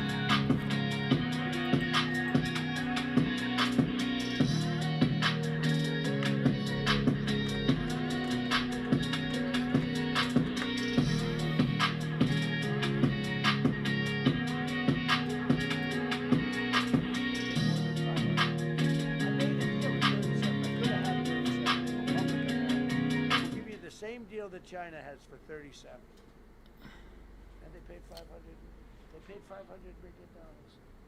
That's the way you ruin a country, and it's the same attitude that you have on everything else with these people. They were terrible. The anti-American UN Human Rights Council we ended, the UN Relief and Works Agency we ended, and the fake Paris Climate Accord, which was a ripoff of America, where we had to pay $1 trillion, and they were. Spy is definitely about to bounce. Didn't kick in until 2035. We kicked in immediately. We were supposed to pay $1 trillion. Russia went to a standard of 1991, which Conspiracies. was a dirtier standard. We had to pay top dollar. I'm talking truth. There was no conspiracies. There was no conspiracies. I'm talking truth. I'm talking straight truth. When it came to the Anon stuff, if that's what you're talking about. Discriminatory diversity, equity, and inclusion DEI policies throughout the federal government and the private sector. They're gone. Everybody, they're gone. Terrible. Terminated the Green New Scam and ended the insane electric vehicle mandate. I love electric vehicles. That caused me a little problem with a man named Elon. But he understands and he's a good guy. 5 minutes till power hour. 5 minutes till power hour. Guys, if you want to support for free, just like and subscribe. Like and subscribe. But in particular, I like his car. But we can't do that because some people don't want an electric car. Like, I know it's gonna sound crazy, but the word conspiracy was literally like used by the CIA to discount actual people that were right about things. country has. If you got China, the United States, and everyone, you couldn't do it. And it would have taken years, and yet they were supposed to be switching over electric vehicle mandate. Some people don't like electric vehicles. Spy Green MACD 5-minute time frame. People want regular gasoline-powered cars. We have more gasoline than anybody. And now with Venezuela, we have 62% of the market when you include the Quick safety meeting, guys. I'm gonna take a quick safety meeting. Green New Scam, and I ended The Green New Scam. vehicle mandate. Now you can buy a gasoline-powered car, a hybrid, and you can buy a electric vehicle. Bro's wildin'. I mean, if you think if you want electric, you can buy it. Make a good deal on it. We're about to cross into 1,000 views. Permanently stopped. Joe Biden's ridiculous. 105 likes, 1 brand new member. I appreciate you guys. Environment's so ridiculous. Cancel the EPA's absurd, totally absurd, tailpipe emission standard, which made you spend hundreds of thousands. It made for hundreds of thousands of cars. The numbers, the cost numbers were incredible that the consumer has to pay. Imposed 25% tariff on all foreign automobiles, and 100% tariff on Chinese cars don't come into the country because of tariffs. Only because of tariffs. We didn't have tariffs, you wouldn't have any car. We have now more. GameStop back above $21. Let's go. GameStop back above $21. Let's go. Take all of our car business. Now, there's another way of doing it, but it's more cumbersome, et cetera, et cetera. I don't want to scare you. Safety meeting, safety meeting. Not as good for national security as this. We have a perfect system right now. We're making Safety meeting. the Supreme Court doesn't work for our country. They don't. It's such a bad. It's just so. It would be so sad. We're doing so well because of tariffs, and the people that are heading up the lawsuit, like this guy named Leonard Leo, bad guy. And people that are very China-oriented and foreign car-oriented. And Once Power Hour starts, I'll do my push-ups for the day. they're suing to get rid of tariffs because they don't want. We got to do Coke has businesses outside of the United States. If you have them outside. 5, 10, 15, 20, Because of tariffs. 25, 30, 35, 40, 45, 50 push-ups. My God. They respect us more now than they ever. I have to do a 50 clip? By a lot. And revoke the 60%. Commission's waiver to stop San Francisco. I always like to help out. The USA is crumbling. 20%. 20% people feel like the USA is crumbling. Silver to the moon, 14%. I would like to find out 6%. Guys, vote. Vote, vote, vote, vote. Pick what answer picks you best. Also, hit this little reaction thing if you want to help out but you don't want to chat. You can hit this little box right here in the comment section, and that will help out as well. If you don't feel like chatting, chatting helps out even more, but you can hit this little box if you want to help out and you don't want to chat. Like, some people are shy. Made a deal with South Korea and with Japan that gives GameStop pushing up right now, guys. GameStop pushing up. signed executive orders to end Biden's war on coal and put, I say, clean, beautiful coal. I never say the word coal. It has to be preceded by the words clean, beautiful coal. And put miners back to work. The miners love Trump. I think I got 100% of them, right? We banned transgenders from the military. We don't want transgender in the military. Ordered reinstatement Bitch, I gotta do a 50 clip. from our military with full back pay. We had some people that were terminated and they're coming back into our military. Fired the woke boards of visitors at our military service academies, the boards of visitors. Bitch, I gotta do a 50 clip. Clip. Communists, maybe not, but they were still heavily radical left and it was bad for us. Signed an executive order to remove anti-American propaganda from federal museums and national parks. Required the federal employees to return to work in person or be fired. We don't want them sitting in their home or in their bed working. We want them in an office that we're paying for in Washington, D.C., or wherever it may be. And we've largely taken care of that mess. That was crazy. I guarantee you they're out on the ball fields. I guarantee you they're out playing golf. And you can't run a country or a company. GameStop has a little gap fill right here. So with countries and companies. But we had so many of our federal workers, they wouldn't come into work. Signed an order banning all government censorship and restoring free speech. Made it the official policy of the United States government that there are only 2 genders. This was not a tough one. 2 genders. Can anybody guess what they are? Male and female. I think the Democrats know that too, but they refuse to admit it. Ban the use of puberty blockers, hormone injections, and other chemical and surgical mutilation of children. Can you imagine saying this 15 years ago? That we banned the use of puberty blockers, hormone injections, and other chemical and surgical mutilation of our children. You know, when I say it, I say, do I have to say that? I actually ask my people today, yes, sir, because people, it's where the country went. Banned men from playing in women's sports. Big Supreme Court case in there. I mean, I can't believe it. Some of the justices are fighting hard for men to be able to play in women's sports. A couple of them. Can't imagine it. I think anybody that rules that way should lose a lot of credibility. We banned men from playing in women's sports. All you have to do is look at the records. Look at weightlifting records. Look at swimming records. Look at track and field. It's not fair. It's very demeaning to women. Banned transgender ideology and critical race theory from our schools. Secured unprecedented settlements with Brown University, Columbia University, and many other colleges, including the University of Pennsylvania, where I went to great old Wharton School of Finance. To restore fairness and merit, we're working with Harvard right now. They've been very anti-Semitic. Terrible what they've done. And we'll see what happens. Here we have a deal with GameStop on the move, guys.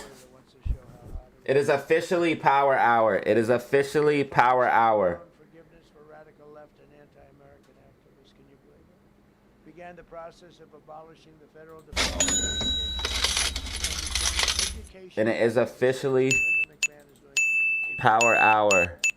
Ended Joe Biden's weaponization of our government. Spy still tracking. Spy still tracking. Radical left Marxist prosecutors from the Department of Justice, like deranged Jack Sixman. He's a sick son of a bitch. All right, let's get our push-ups done. And here I am. How did that happen? How did that happen? He's a sick guy. You guys ready? James is sick, and Alvin Bragg is sick. I'll try to do all 50, but I don't know, man. Fanny, Fanny, can't go Fanny. I don't know if I got it in me.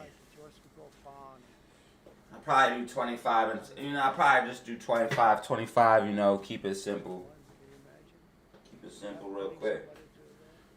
And then if I suggest that somebody may be guilty of a terrible crime, oh, he's weaponizing government. Trump is weaponizing government. It's terrible. Can you imagine? They say to me about weaponize. I don't weaponize anything.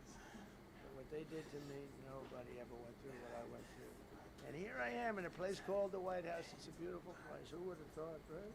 Signed legislation to cut all taxpayer funding to woke and All right, that was a 35 clip. NPR. That's normally what I do. 35 is like the standard. They were so unfair. They were so terrible. Officially reinstated Columbus Day. I like the name Columbus Day. The Italian people are very happy about it. Remember when you go to the voting booths, I reinstated Columbus Day. That was an easy one. Christopher Columbus. Cut Social Security wait times by 50%. Serve 60. 50. Social Security. 50. Phone. And are on track to doubling the service and performance compared to the Biden administration. We're 2.5 to 3 times better. I got a 50 clip. Slash VA claims backlog to the lowest number. I got a 50 clip. So we're in Yeah. Normally very quiet Copenhagen. And why do I say normally quiet? Because now it's very hot. Several European countries are sending troops to Greenland in a show of support for Denmark as it tries to persuade President Trump not to take over the island. It's one of the hottest discussions in geopolitics right now because America has said that they want to have some type of economic or otherwise annexation of Greenland, which is for now run by the Danes. And this is crazy, bro. GameStop is coming back.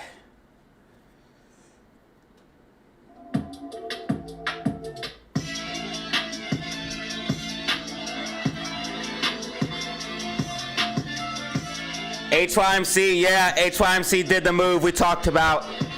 I told you if we break above 40.71, you're gonna see a pop.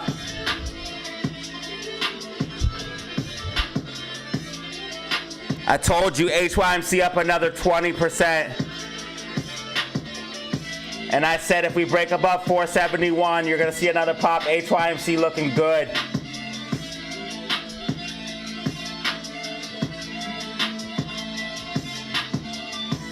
GameStop green on the day.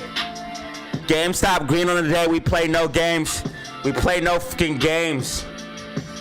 GameStop green on the day, and if SPY bounces, that's gonna help us even more. RSI starting to trend up. SPY building bullish momentum. SPY building bullish momentum. Power hour possibly gonna be bullish for SPYzers.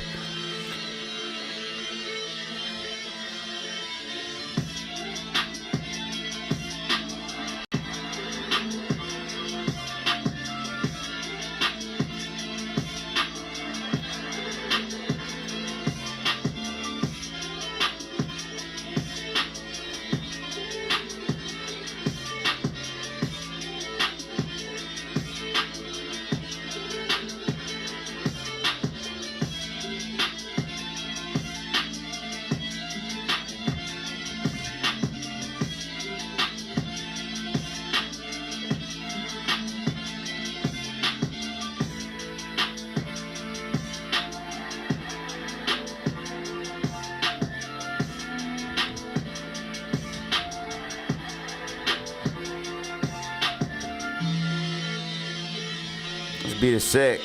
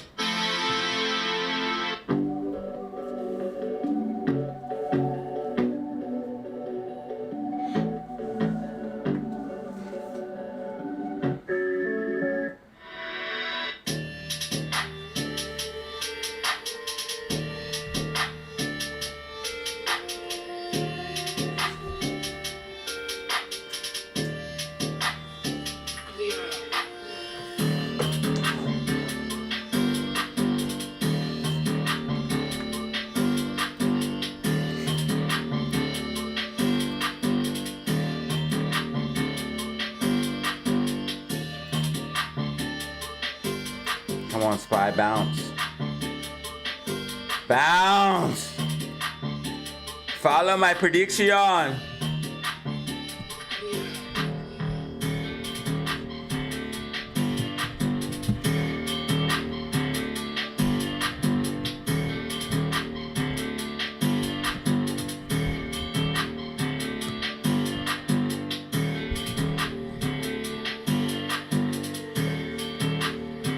Follow my prediction.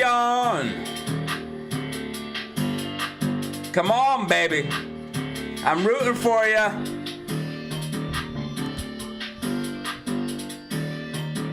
GameStop green on the day now. GameStop green on the day.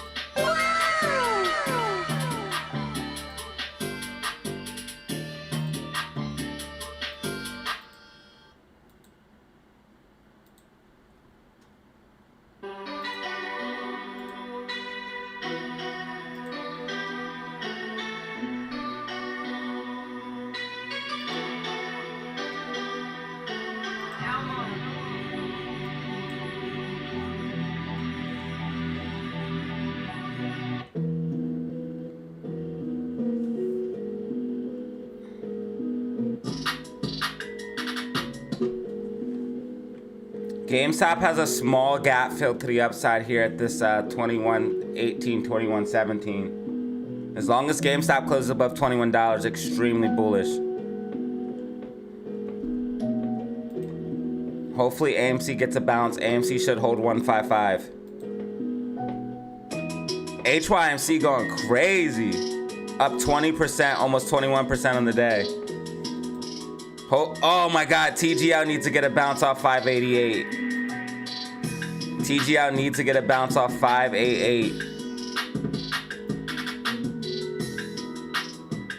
Next support would be $5 even. This beat hits, this beat hits. This beat hits. I love this one. Come on, GameStop, get back above the trend line, baby. Come on.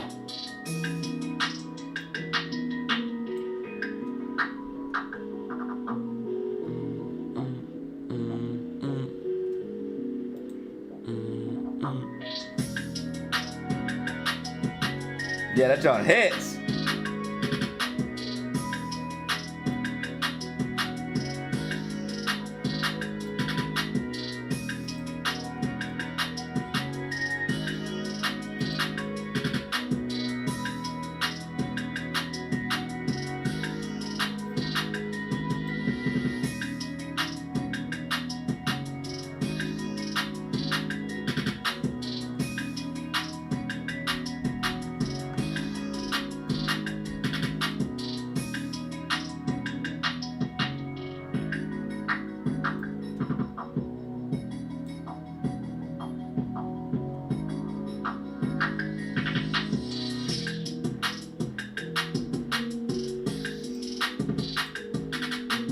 HYMC going crazy, up 21 and a quarter, right? Or 41 and a quarter. AMC, no, I'm sorry. HYMC is at $41.99. $42 HYMC. $42 HYMC, up 21 and a quarter percent.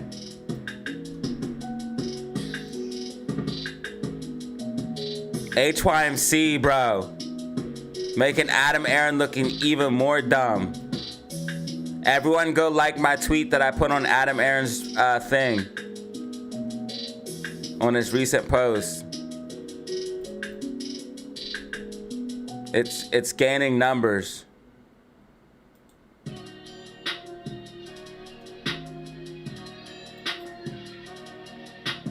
It's like one of the top, it's the top comment right now. Guys, keep it going. I'm gonna share it right now. This is top comment. Top comment on Adam Aaron's.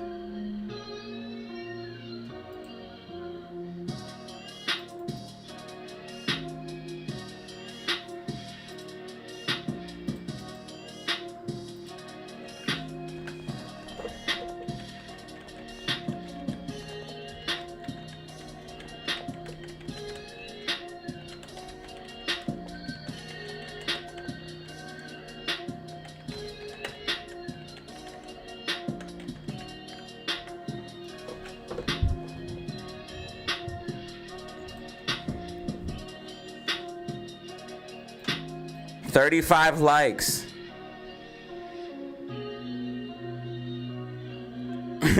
Somebody comment and counting because it's up even more now.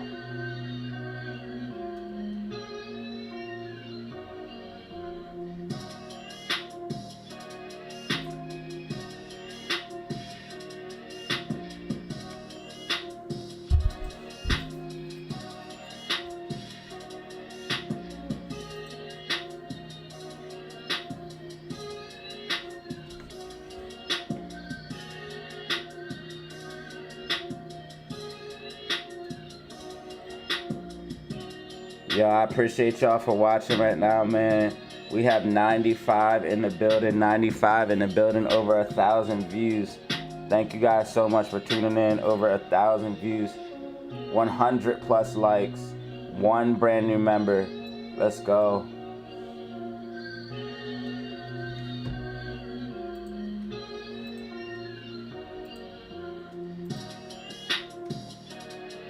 Shout out Todd.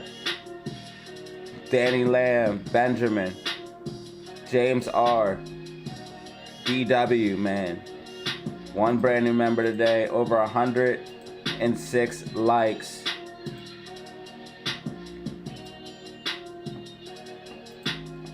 GameStop coming back to the upside here. GameStop coming back to the upside.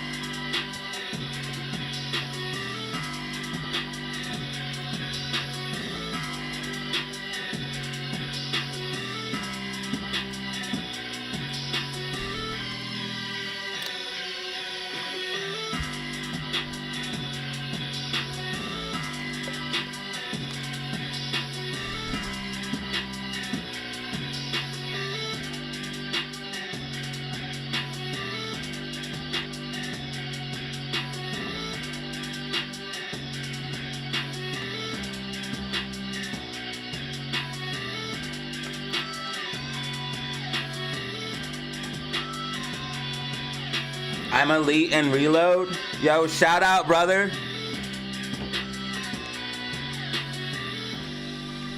Add me, bro. Anyone who plays Fortnite, add me now, please. I need duos.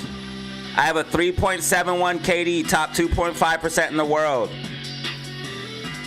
I'm currently ranked Unreal in Battle Royale. Top 500,000. I'm 300,686 Unreal. And in Reload, I'm ranked Diamond 53% right now. I just helped my friend hit champs. 5 ranked wins already. 5% win ratio in ranked. 11% win ratio in regular. 14% win ratio last 7 days. Holla at me. 6 wins in the last 7 days, bro. I be winning every day.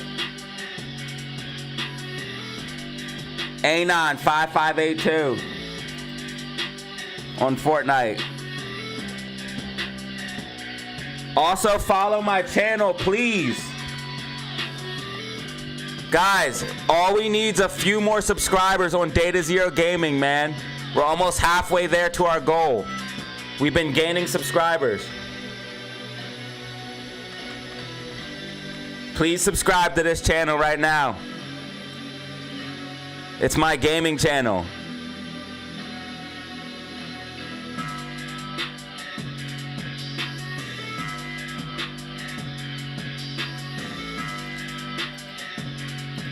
We're at 249 subscribers.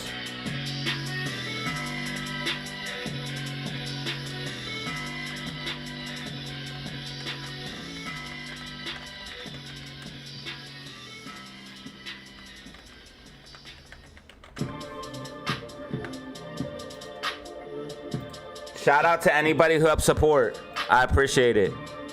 GameStop heading towards the gap fill. GameStop heading towards the gap fill.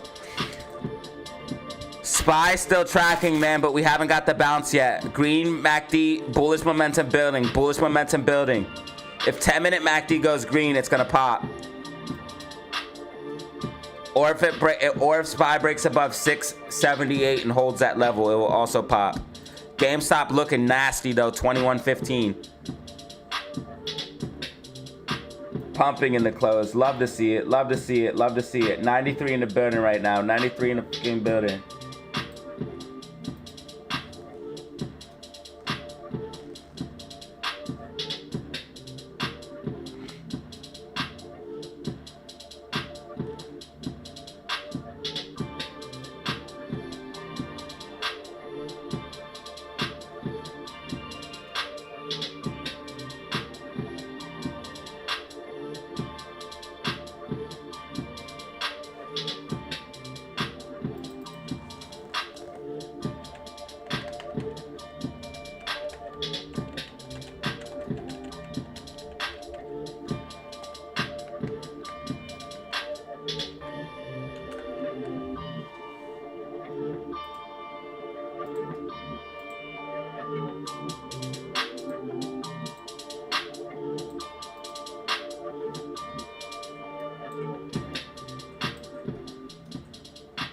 Come on, Spy.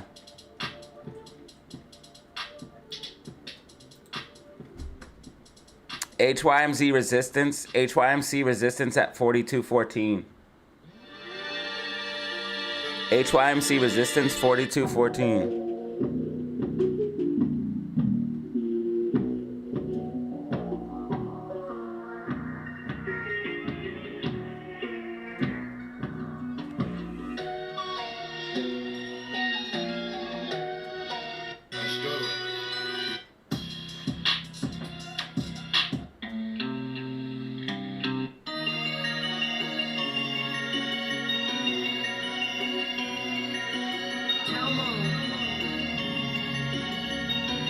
TGL bouncing off of 588. TGL bouncing off of 588.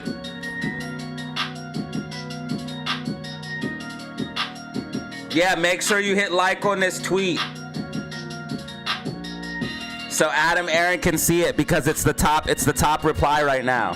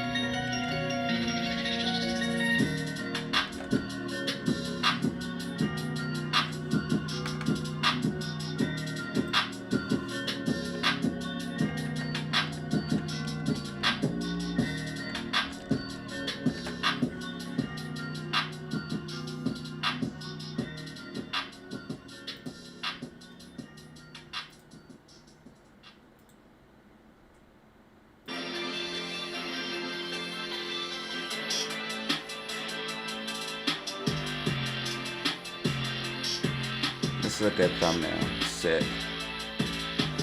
Sick.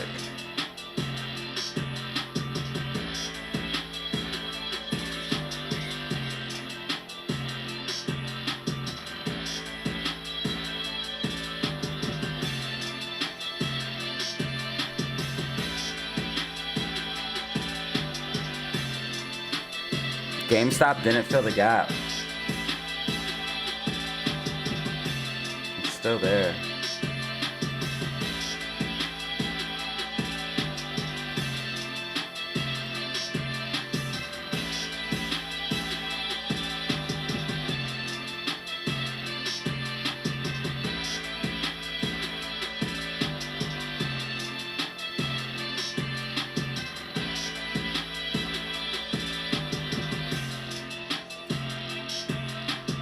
Kai Supreme. HYMC still up 21%. GameStop, as long as it closes above 21, bullish. GameStop closes above 21, bullish, baby. 90 in this, 90 people in this. Hit the like button and subscribe. Help support for Absolutely Frizzy.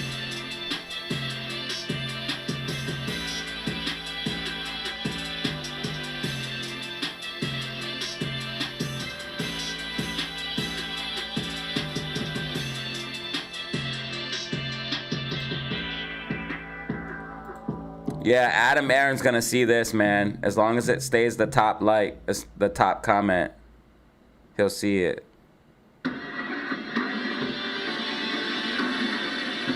Oh wait, this one has more. I don't know, this one might be the top.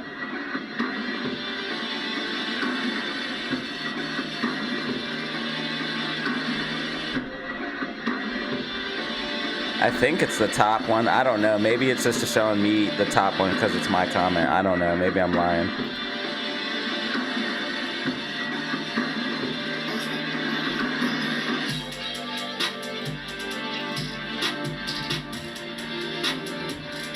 Kenny Tuesdays, y'all. We chilling. We vibing. We learning about stocks and crypto, the economy, what's going on in the world. Brand new merch designs, guys. Brand new merch drop. All proceeds help support the channel.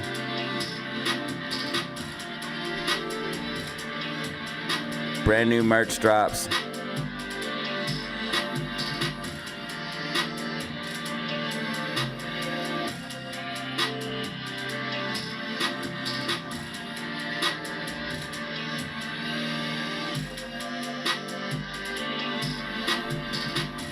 Brand new merch drops, y'all.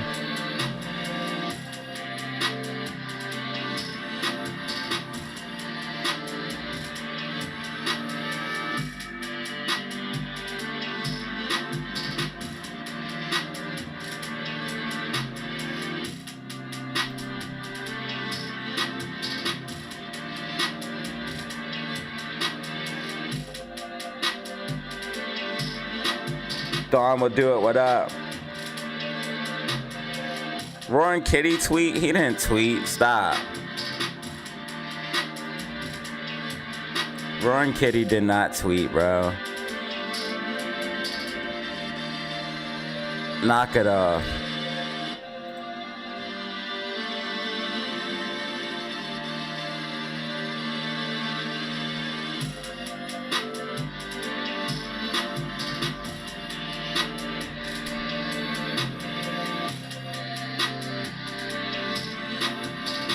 Dennis, what up?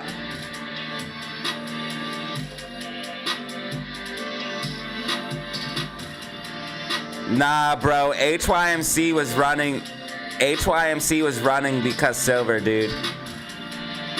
GameStop just filled the gap. GameStop just filled the gap. HYMC's running because of silver, dude. And Adam Aaron knew it was going to keep going up because silver's going to keep going up. He can't justify dilution if the balance sheet looks better because he has assets on the balance sheet that are absolutely exploding in value. And AMC had a very good amount of HYMC. I think they owned like a 3% stake or some shit like that. Or maybe more. It was like 30, bro. It was a lot. AMC had a lot. They owned a huge stake in HYMC. And if it kept ballooning in value, he couldn't justify dilution. How are you going to say the company's going bankrupt when you have an asset on the balance sheet that's ballooning in value? You can't.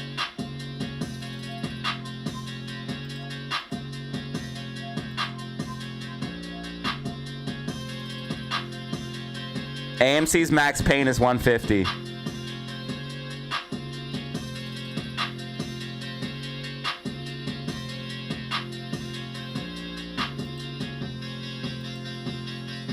And a lot of people feel the same way.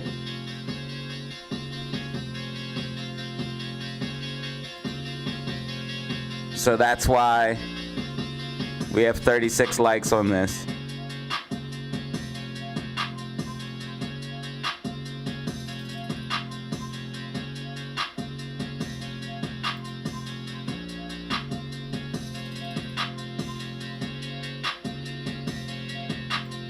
How can you justify dilution if you have an asset that's ballooning, dude? You can't.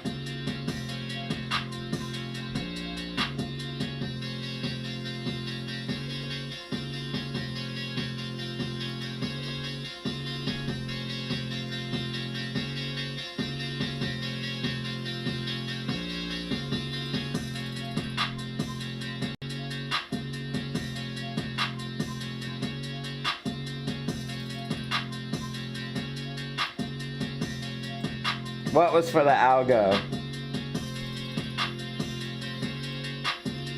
What was for the algo? Is SPY gonna bounce or what? This is why I said don't go long.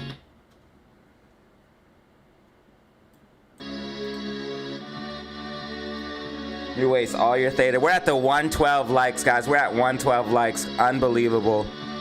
We're about to hit 115. You guys are insane. Thank you so much for the support.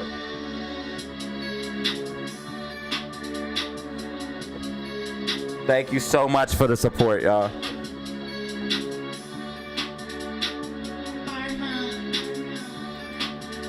I didn't do it.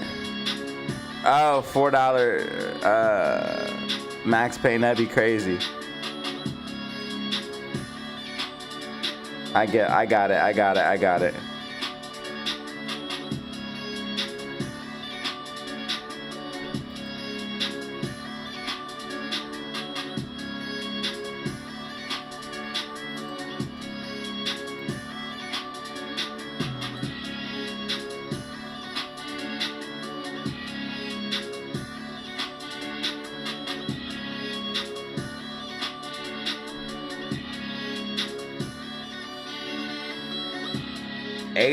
AMC might do a reverse split, but I think we're gonna get a bounce from where we're at.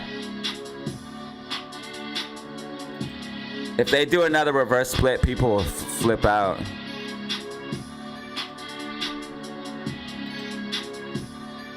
Yo, GameStop is nasty, bruh. GameStop breaking above support right now. GameStop breaking above support. Or resistance. If GameStop holds 21.18, you're gonna see another pop to the upside. I repeat, if GameStop holds 21.18, you're gonna see another pop to the upside. This is getting crazy. GameStop green on the day. GameStop green on the day.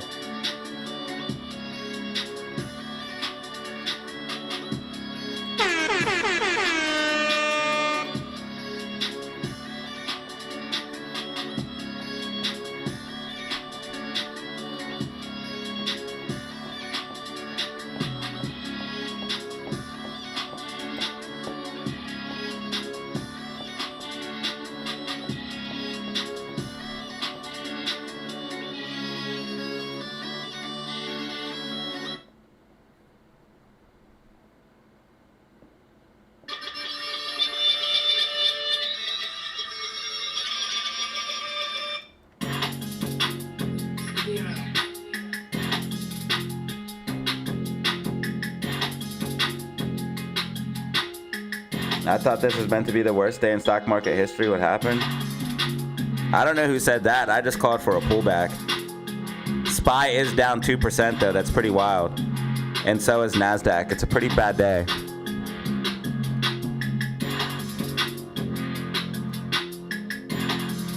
It's a pretty bad day for sure. All I called for was a red week.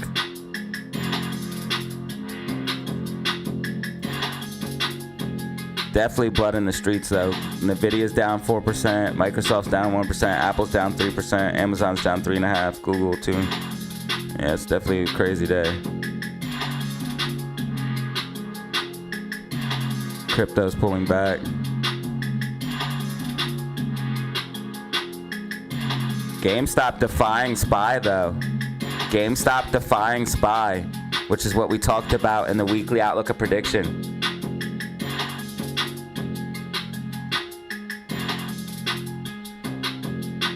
GameStop defying SPY,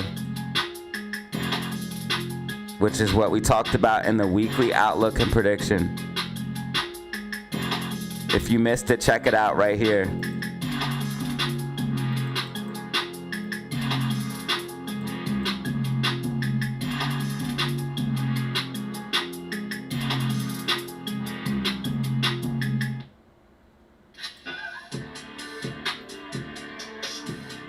All right, GameStop trying to possibly reject from this 21.18, but if we break above it, dude, this is crazy. I can't believe GameStop's even testing this level right now.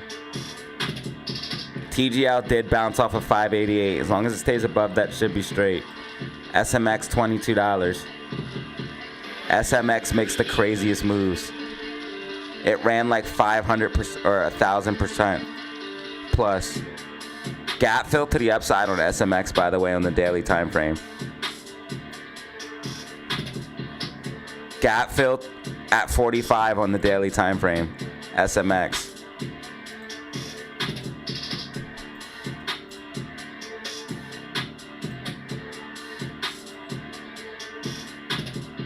And it's building bullish momentum on the daily.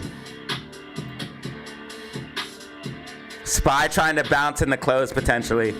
Bullish momentum building. If 10 minute goes green, SPY will definitely pop. I repeat, if 10-minute MACD goes green, that's the signal.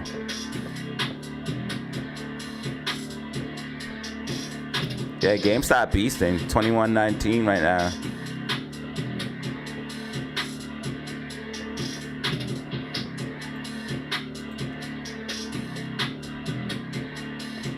$21.19. We got 105 in the building right here. Something light, something nice.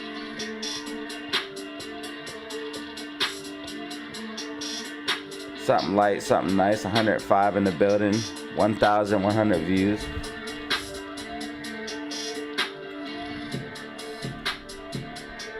$113 likes, man. We're about to hit 115. I appreciate y'all. Thank you.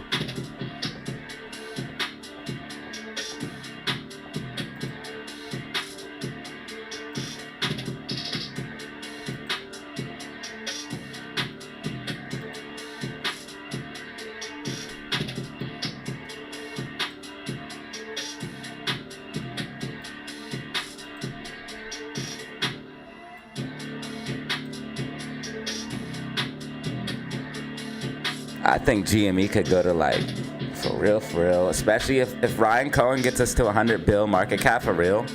GME's going to at least 100, 150, bro. If he gets us to 100 billion market cap for real, we're going to at least 150, bro.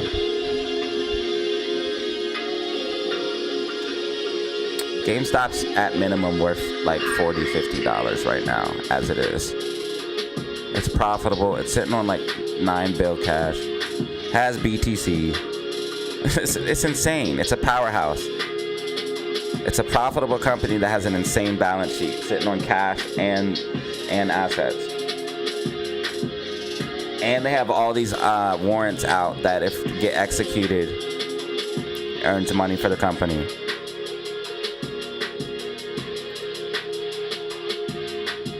If Ryan Cohen it's very speculative, but if Ryan Cohen gets us to the 100 B market cap, but we're going to crazy prices. Crazy prices. And that's not to mention that GameStop still has 16.9% short interest.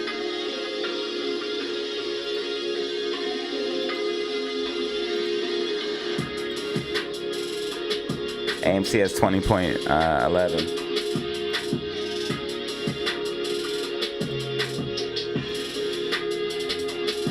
$112 in the building, 112 in the building, yeah. 112 in the building, 112 in the building.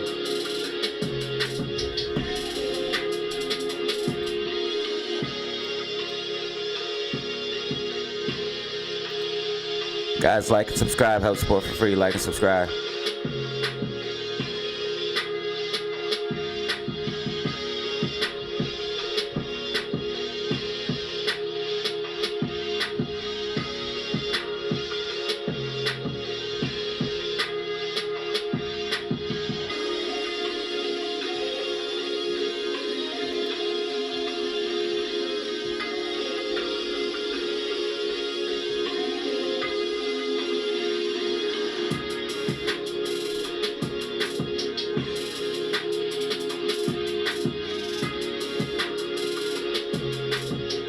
SPY starting to get bullish divergence. RSI trending up. Price trending down. SPY starting to get bullish divergence.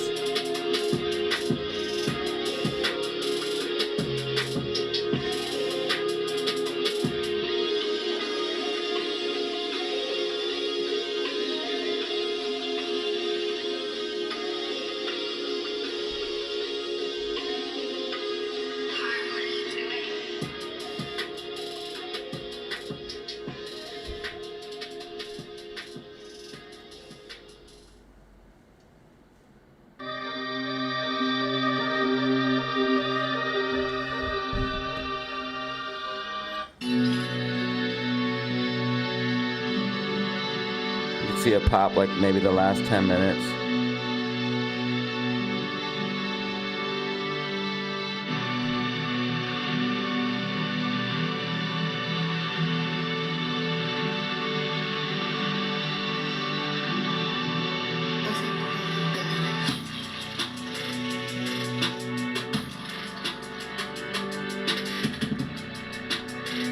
Possible, but I'll break it down in the video. You'll probably see some recovery tomorrow.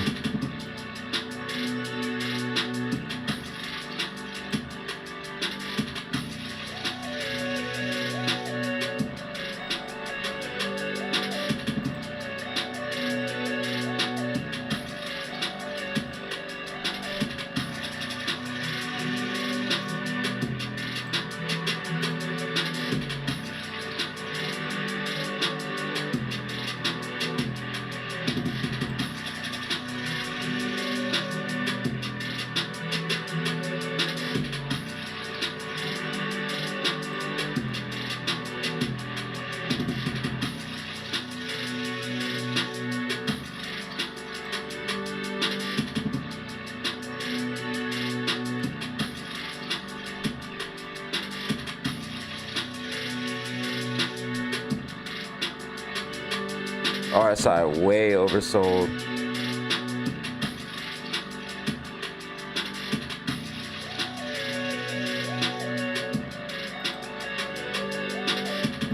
I told you guys weekly outlook and prediction, red week, man. I told you guys red week. Weekly outlook and prediction.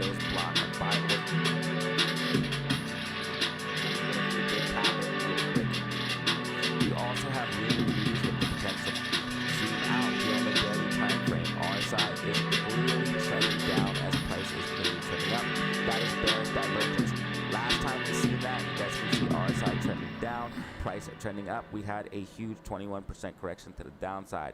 We also have looming news with the potential tariffs being weighed on by the Supreme Court that didn't come in yet, but we have to get updates on that. But we also have insane geopolitical instability and just a lot of things going on as far as that is concerned as well. As far as data drops is concerned, SPY's bearish, bro. Check out the weekly outlook prediction, guys.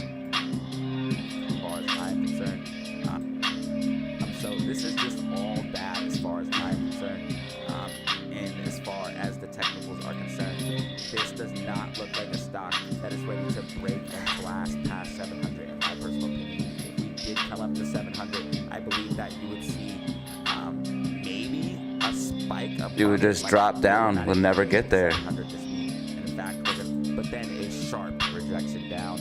But based off everything I'm seeing here, we're not even going to make it to 700 this week. And in fact, we're going to be mostly bearish, in my personal opinion. I think we tried to tell him. No one believed. DZ fan believed. DZ fan believed it. HYMC's going crazy, bro. HYMC's just holding level after level.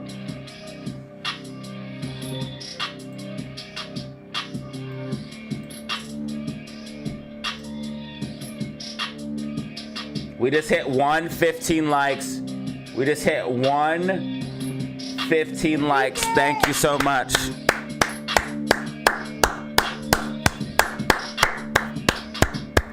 $115 on the likes.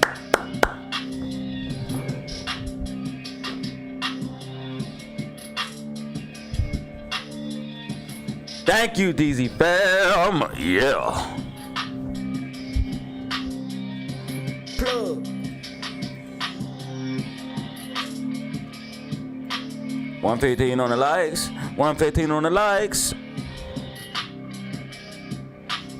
Yeah, bro. Spy finna get a bounce. Man, I'm gonna break it down in tonight's video. You already know. If I feel like doing a video, you already know. I'll have a video ready for y'all in a few. You already know how I do. I record this live and then I post it too.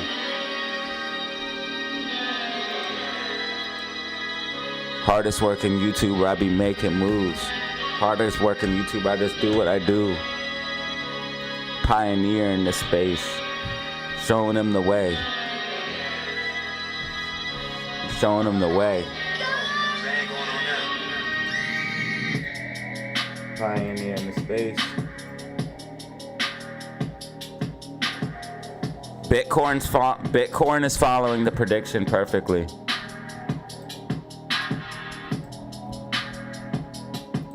Bitcoin is following prediction. This is exactly what's supposed to happen and what I said would happen. It was also in a bear flag.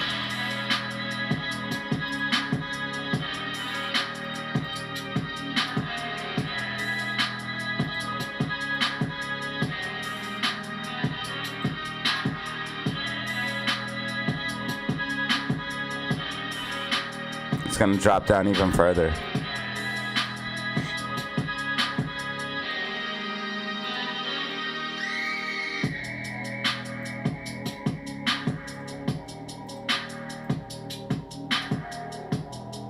Rising wedge, like bear flag. It's gonna drop down even more. This is exactly what we want, because that means it's gonna flush out and then run back to the upside exactly as predicted. So this is exactly what we want. This is why I said the pullback's a good thing. If GameStop closes above 21, we're bullish, baby. Let's go.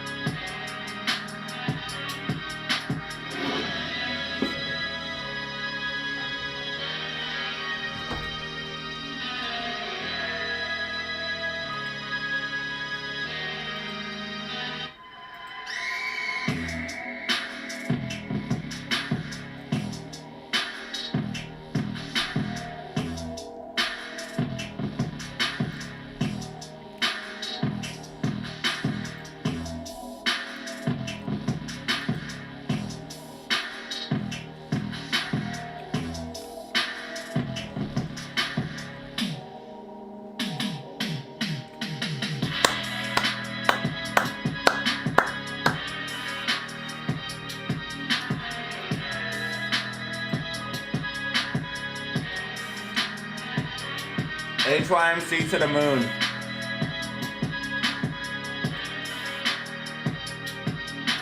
HYMC to the moon, y'all.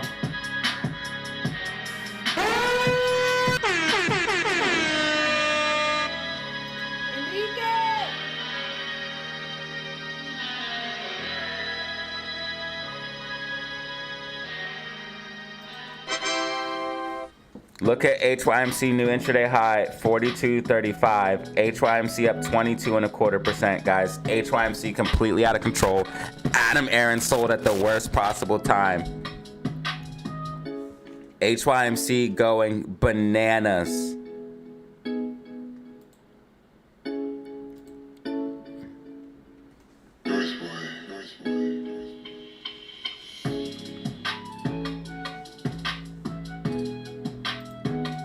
Shout out to any HYMC holders. Shout out to any HYMC holders.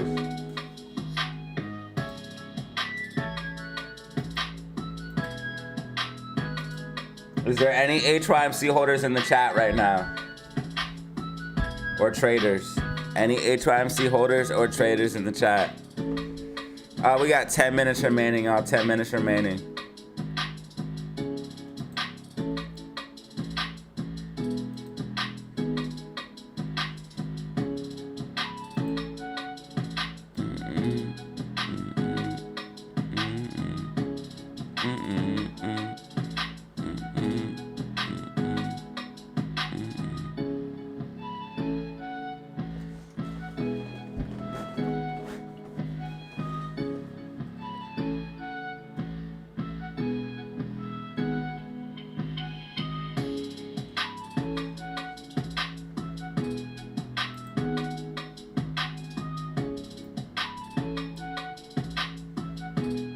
Jamie's looking nice.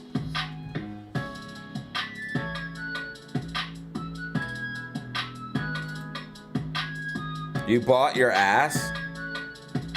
Cito, what up? Sair, what up?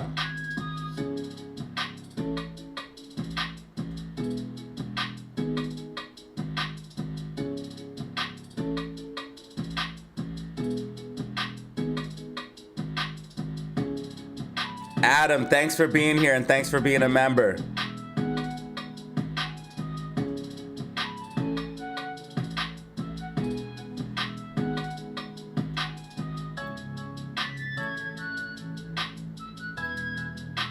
HYMC going crazy. HYMC going crazy. HYMC.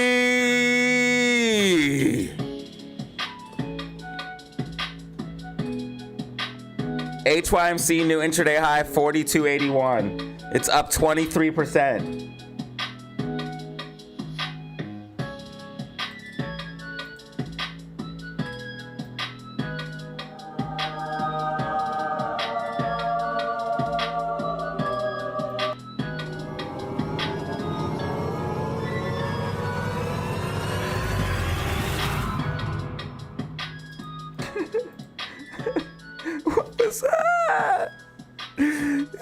HYMC is at 4285. What is happening? HYMC 4285, son.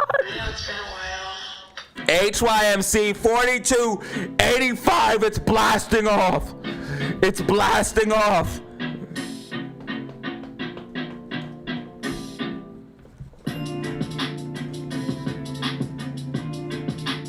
Yo. GameStop 2111, y'all.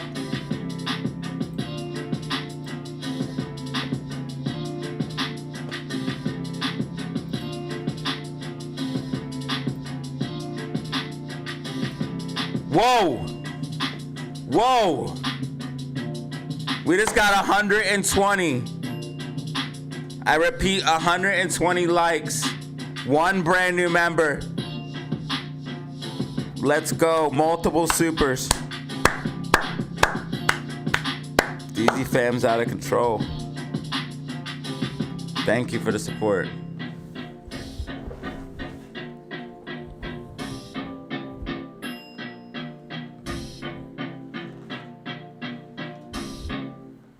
Thank you guys, man. I appreciate it. DZ fam's out of control, bruh.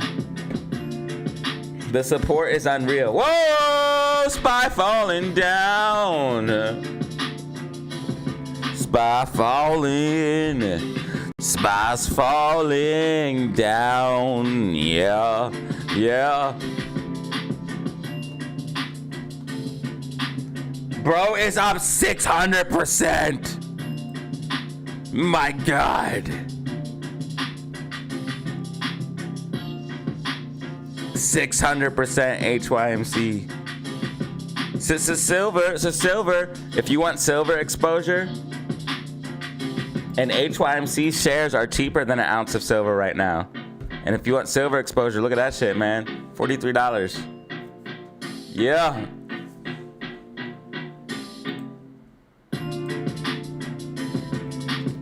Silver just went back to 95. It's $94.99 per ounce. It's about to hit 100 per ounce, y'all. Silver's about to hit 100 per ounce. What if it goes as much as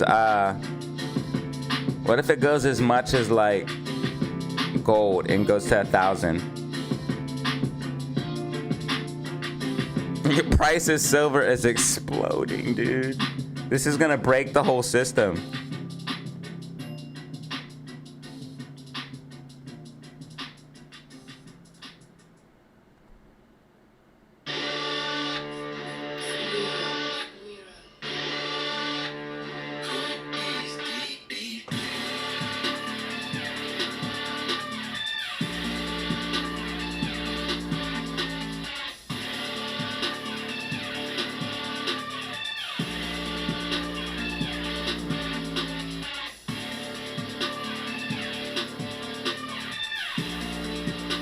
I rock with Bitcoin, bro. GameStop looking nasty. GameStop looking nasty. We got 4 minutes remaining. 4 minutes remaining.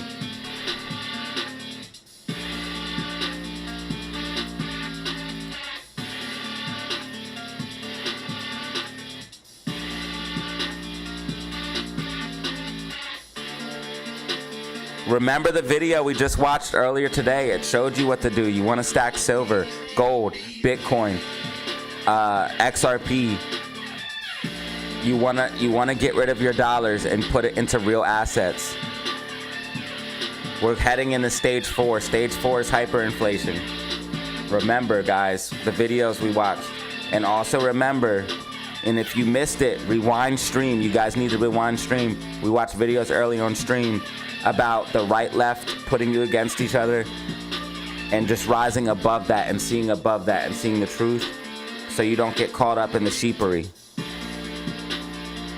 We talked about a lot of stuff on today's stream, man, and went through a lot of things. It was a great stream. If you watched most of this stream, did you guys like what we did today?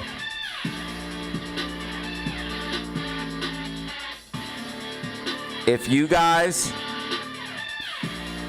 watched most of the stream, did you like the videos? Did you like how we did videos when it was less exciting?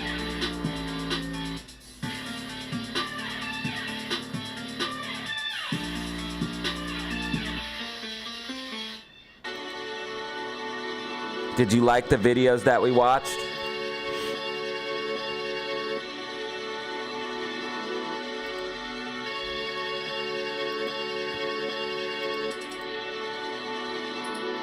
HYMC's up 23.5%. GameStop 21.15. GameStop 21.15.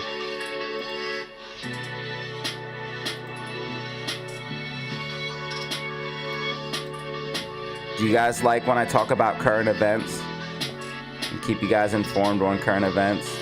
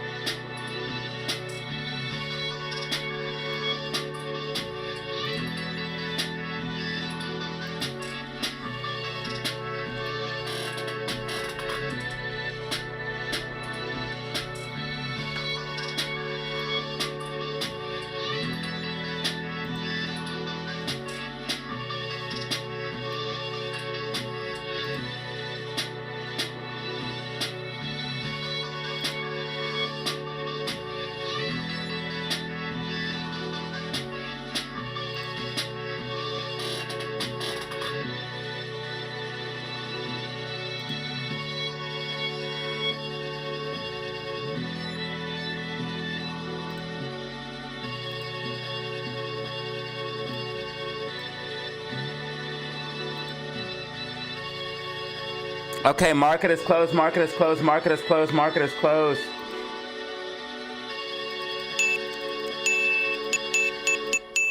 Market is closed. GameStop closing at 2109. AMC closing at 156. SPY closing at 677.56. Make sure you tune in tonight, 8:30 p.m. Eastern Standard Time for a possible video, and tune in tomorrow for another live stream. This was your daily DataZero live stream, guys. Thank you for the massive support. You guys always hold it down to make sure we stay around, and I appreciate that, man. Turning my frown upside down and giving me a crown. I appreciate you guys, man. Thank you for everything. DZ fam to the moon. This is the most informed, most educational, most lit community. And most of all, you guys show mad love every single freaking day. Thank you so much. Shout out to the everybody who hit like, left a comment, hit reactions, but most of all, shout out to Todd, Danny Lamb, Benjamin with the insane 29 month, go crazy today, James R, and DW.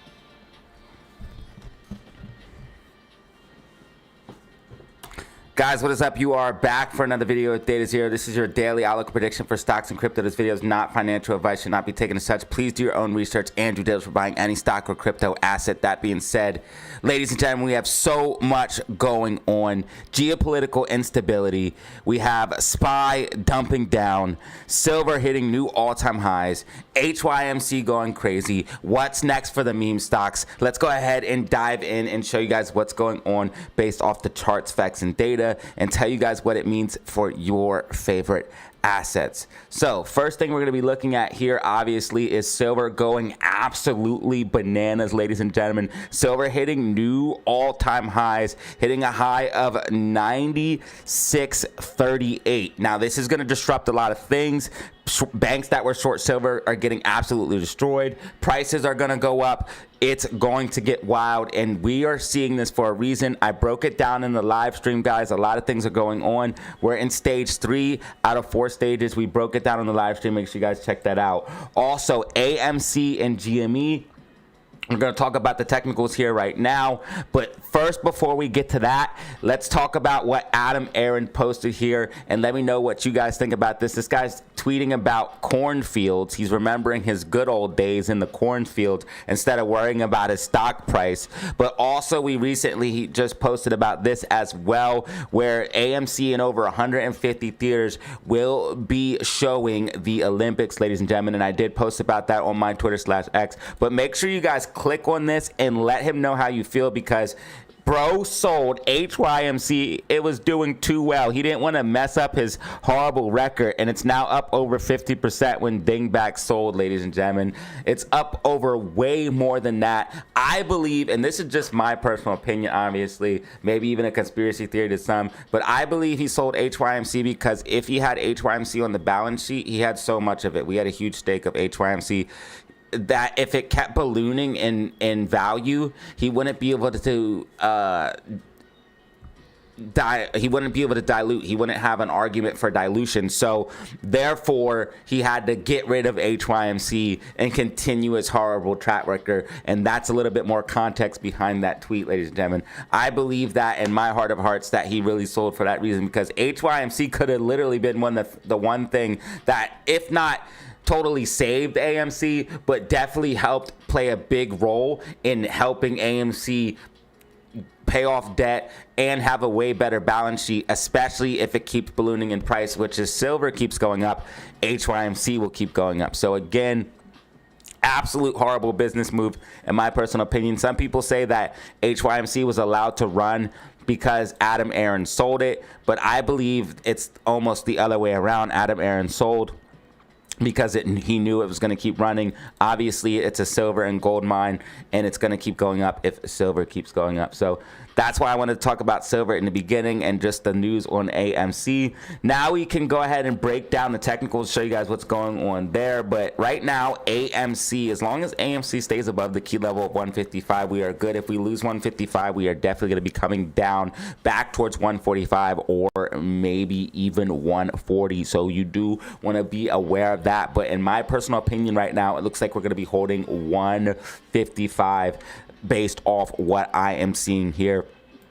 AMC will be holding that level and pushing back up towards 160. Once we break and hold 160, that's where things could get interesting, because we want to move towards 165, and 165 is the level that I'm looking at to confirm that we will indeed continue moving up towards 175 or $2. And again, as I explained in the weekly outlook and prediction, if AMC gets to $2, that's where I'll get excited. That's where I'll get happy. But we do have to worry about the dilution coming in February, because there is a possible at-the-money offering coming after February 2nd. We could see some upside until then, but unfortunately, this is why I was so against the yes vote, because every time we start gaining momentum, they sell shares into the market, which allows them to get liquidity and kick the can down the road. So unfortunately, I don't think the yes voters understood that aspect of things. But this is why I say Adam Aaron literally is one of the worst CEOs. So AMC, technically wise, we could see some upside heading into that February 2nd date, but I am, of course, worried about that dilution. I want to make sure that everybody's aware of what's going on.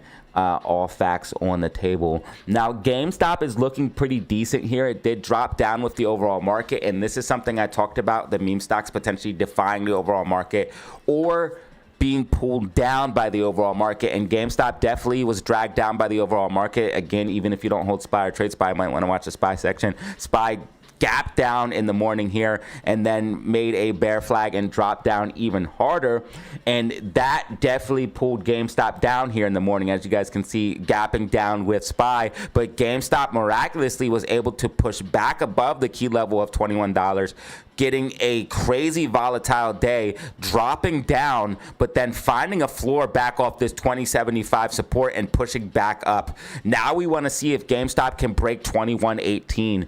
Now, if GameStop is able to break and hold 2150, that's where I will get happy, because I know that we are not only breaking back above this trend line, because if GameStop breaks back above this trend line, it's definitely going to continue up, but it's also a major level support and resistance where GameStop could see a decent pop to the upside. So I want to see GameStop break and hold 2150 to confirm, yes, we're about to move up and continue up. Everything looks good so far, but it's a little bit sketchy right now being underneath this trend line. We definitely want to see GameStop move back above 2118 and, of course, reclaim 2150. Now, if we get back above $22 on GameStop, 2201 specifically, and hold that level just like AMC, that's where you could see definitely some interesting things happening for GME and things get a little bit more explosive, and of course continue this uptrend. GME does have these gap fills on the daily time frame all the way up to like $28 to $29, and I do expect those gaps to get filled. Bands are tightening up right now here on the daily time frame with Green MACD, so if we do push up above these key levels, you're definitely going to see a potential rally to the upside, and it's looking very, very bullish here for GME. So this is what we're looking at for the meme stocks. We'll be talking about more obviously on the live stream, so make sure you guys hit that like button and subscribe. But things are looking decent as far as the meme stocks are concerned. Definitely am just a little bit worried about that possible dilution coming up for AMC, but we could see a little bit of upside heading into that. And GME looks like it's ready to make a decent move to the upside, especially if we're able to reclaim some of these major levels. Just remember that the box office is improving right now, and again, we are doing other things like the Olympics here and showing other things like Stranger Things. So this is a way for AMC to bring in traffic, bring in revenue. We also are the largest movie theater chain, and again, like I said, we have movies going crazy right now like Avatar, Housemaid, and Primate, all doing very, very well. So multiple movies doing well in the box office. And of course, recently here with GME, we had Ryan Cohen buying shares, which is obviously very, very bullish, insider buying, especially from the CEO. And then he also got that incentive plan to get GME to potentially to a $100 billion market cap, which is obviously, this is very, very speculative, but around this current float, if we had a $100 billion market cap, GME would be well over $220 per share, ladies and gentlemen. I know that sounds absolutely insane, but if Ryan Cohen really does manage to get GME to a $100 billion market cap, the price of GME stock will explode. I believe personally GME, and I said this on stream, is worth at least $45 to $50, but I think that over time GME is actually a decent long-term hold, especially with this new incentivized plan here for Ryan Cohen to keep it profitable and raise the market cap. So that will see shareholders gain value, and if the shareholders gain value, I don't see any problem with the CEO getting compensated for that. Again, instead of like Adam Aaron just sucking up management fees no matter how the stock is doing, which if you go ahead and look at his recent tweet, that's all they are doing is grinding him up. So, ladies and gentlemen, this is what we're looking at for AMC and GME. Just quick recap of what we're looking at for the numbers. We have 1.3 million short shares available to short at cost to borrow of 0.46% for AMC. GME has 4.7 million shares available to short, so a decent amount of shares to short. Be aware of that at 0.37 cost to borrow here for GME. They've been shorting here a lot. AMC's short interest recently exploded all the way up to right now at current time 20.11%. So they are shorting even more, even though AMC is at all-time lows. Let's go ahead and move into SPY in the overall market, show you guys what's going on there, and then we'll head into BTC crypto and wrap up this video. So SPY, what I'm expecting for SPY tomorrow, as you guys can see, we had this big drop to the downside, gap to the downside, then we made this bear flag dropping down even more.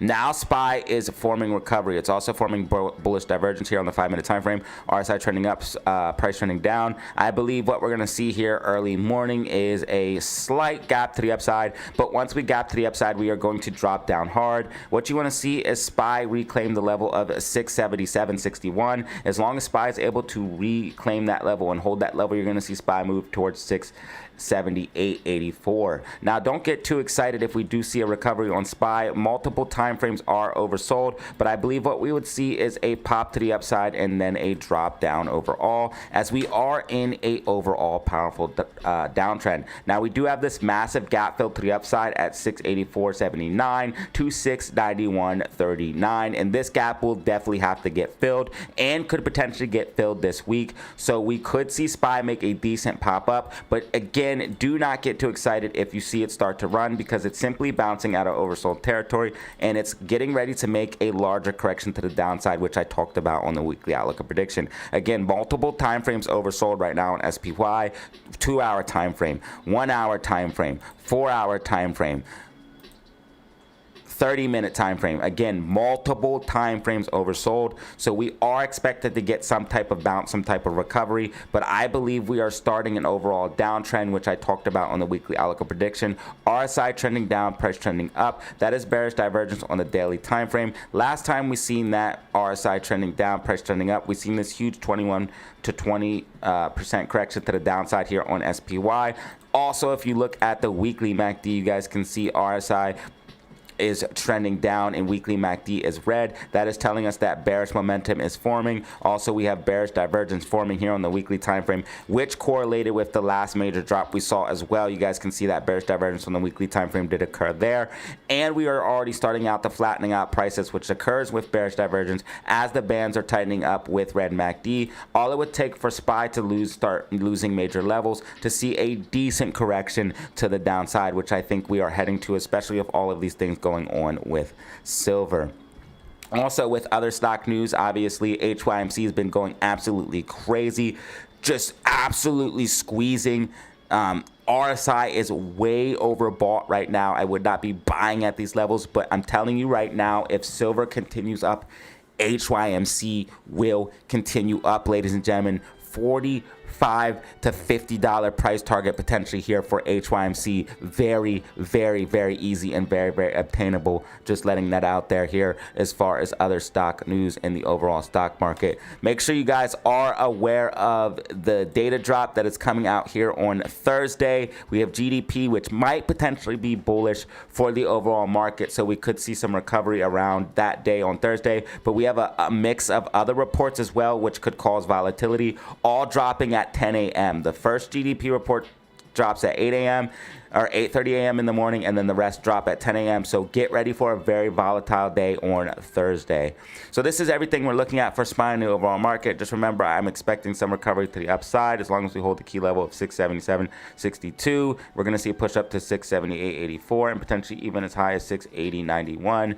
But as we come up, I believe we're going to see a correction to the downside. We'll probably see a little bit of excitement pre-market, and then once market opens, dropping back, finding support, and then rallying up from there. We could even come up to fill this gap maybe as early as tomorrow, not fill the whole gap, But once we do, I think we're going to be moving down as we are probably heading into a deeper correction, and SPY has not hitting 700 just yet. So this is what we're looking at for SPY in the overall market. Let's go ahead and head to BTC crypto, show you guys what's going on there, and wrap up this video. So a lot of people are confused about the crypto market. They don't really understand what's going on, but DZ fam, man, we have this on lock because we have the Bitcoin roadmap, and of course altcoins is following Bitcoin because Bitcoin dominance is so high right now, 57.7%. So if Bitcoin pumps, altcoins will pump. If Bitcoin dumps, altcoins will dump. And as you guys can see, Bitcoin following my prediction, breaking down under the bear flag. I saw a lot of frustration on Twitter/X. People are like, I'm done with the crypto market. They don't understand what's going on. We had this recent rally. They thought we were going bullish again. Fake out to the downside. This is tricking everybody, but it's not tricking us, ladies and gentlemen. We've been the most accurate here on cryptocurrency. Make sure you guys like and subscribe if you want to know about cryptocurrency, if you want accurate predictions. It is pulling back as expected here with the fractal. You guys can see here on the smaller time frame, I told you guys this rally would be fizzling out. And do not be surprised if we see BTC actually dump down to a new low. But do not worry, because this means the fractal is tracking, and that is what we want, because we are now in an accumulation range where Bitcoin will dump down and eventually rally up and have a 2026 bull run. And the bull run that we've been in ever since I called the overall bottom back in, what was it, 2022, 2021, when I called the bottom at over here when we were back here. We've been in a bull run ever since then. That bull run will continue, ladies and gentlemen. So ever since we broke out of this falling wedge and I called for the 80K and 100K price target, and then eventually 115, 125 price target by 2026, which we did hit, we've been in an overall bull run, and this bull run is going to continue. We are going to continue up. So again, XRP will move. Ethereum will move. XRP is tracking with the macro prediction. So like I said, right now, crypto market's going to be boring. It's going to be scary, but this is the time where you have to buy. This is the time where you have to accumulate, not financial advice. Be fearful when others are greedy. Be greedy when others are fearful. Right now, we're moving back into the fear 32. When you see extreme fear, those are buy signals, ladies and gentlemen. So we are in accumulation. There is also multiple news to prove that this is the case, as we're seeing the ETFs, which shows institutional demand. Smart money is buying right now, taking huge inflows. BTC ETF, the BlackRock one, getting absolute crazy inflows, and then multiple other BTC ETFs getting crazy inflows. Huge bullish price targets for XRP by end of year. Ladies and gentlemen, do not get shaken out. Do not lose your positions, not financial advice. This is the time to buy, in my personal opinion, based off the charts, facts, and data. Ladies and gentlemen, this is your weekly outlook of prediction, or daily, I do apologize, daily outlook prediction for stocks and crypto. If you watch to the end of the video, man, I thank you guys. Hit that like button, subscribe. We got new merch drops in the merch store. I appreciate you guys. If you guys would just check it out, you don't have to buy anything, but we got some new drops. All proceeds help support the channel. If you don't want to support in that way, though, you guys can check out the live streams. Leave a comment down below. Share the content. But if you don't want to do any of that, make sure you do this most of all. Make sure you have fun. Stay safe. Make money. Peace out.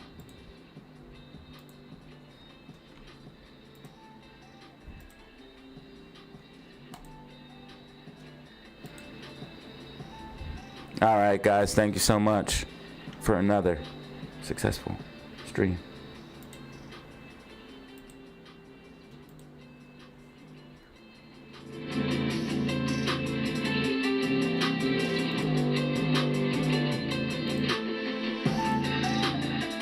I'm gonna upload this video.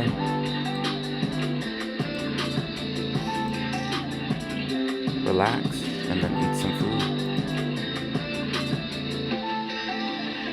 What do we got for it?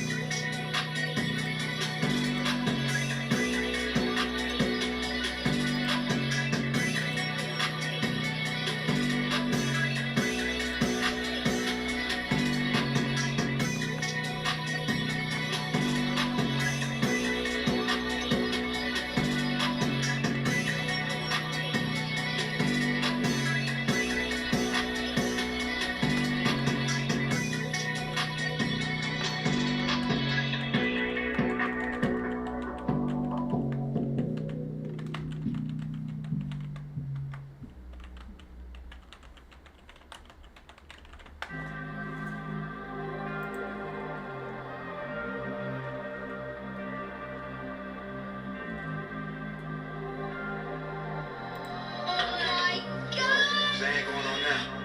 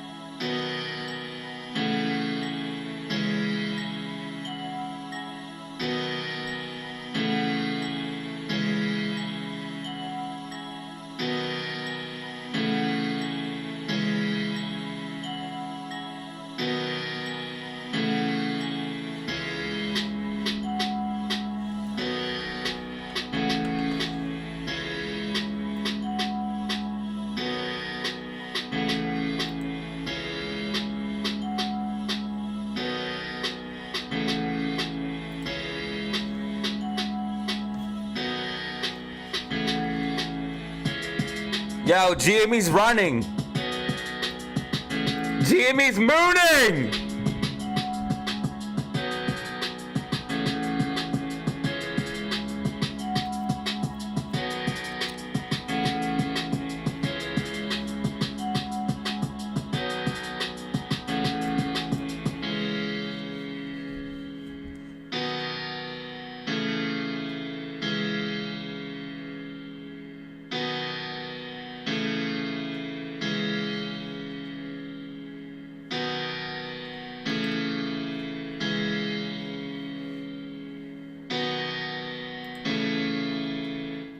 GME pop, baby. Hey. Yeah, we about to break 22, bro. We going to the moon. If GME breaks and holds 22, you guys know what it is. Continuation to the upside. Continuation to the upside.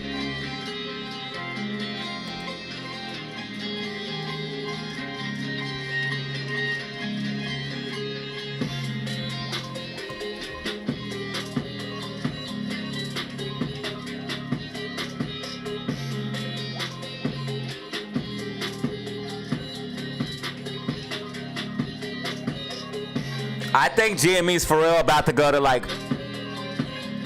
I think GME is for real about to go to like 30, bro.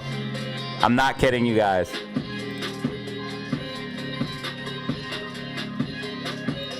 I think GME's about to go to like 30.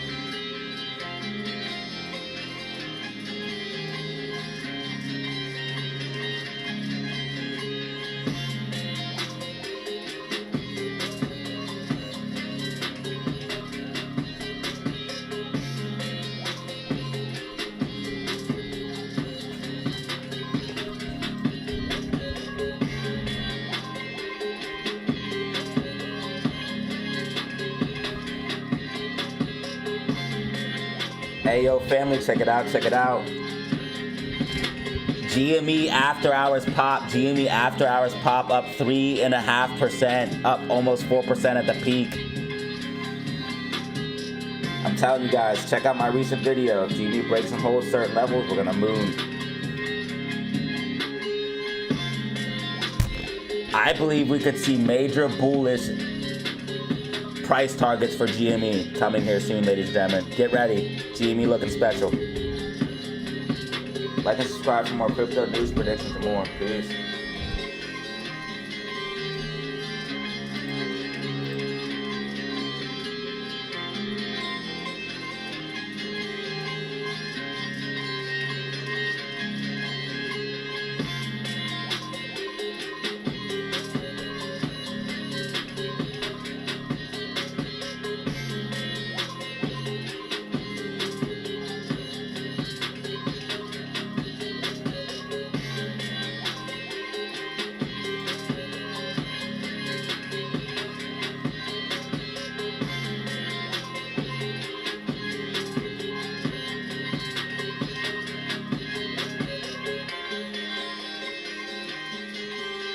I left it on GME stock for a reason, y'all.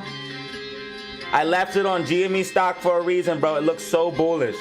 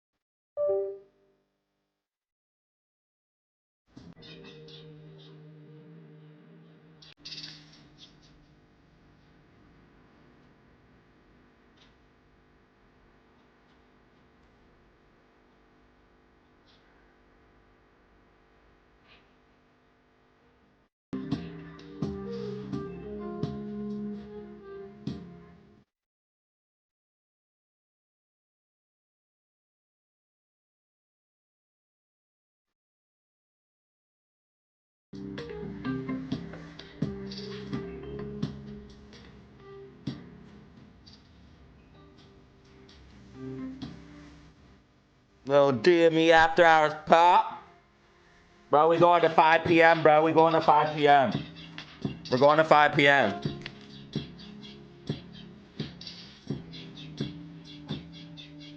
We're going to 5 p.m., y'all.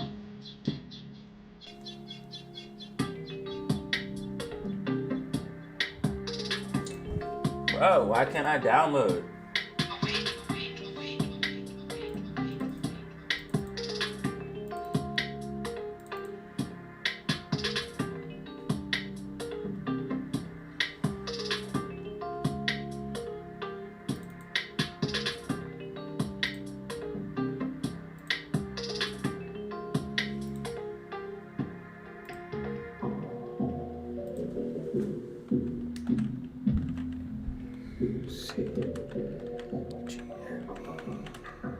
Crypto. Upload.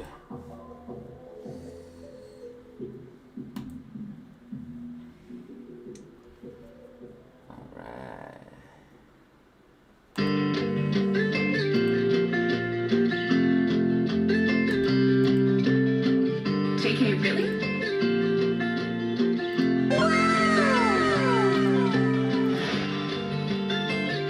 Jimmy after hours pizza. Alright guys, it is 5 p.m. It is 5 p.m. 5 p.m. He bought more shares.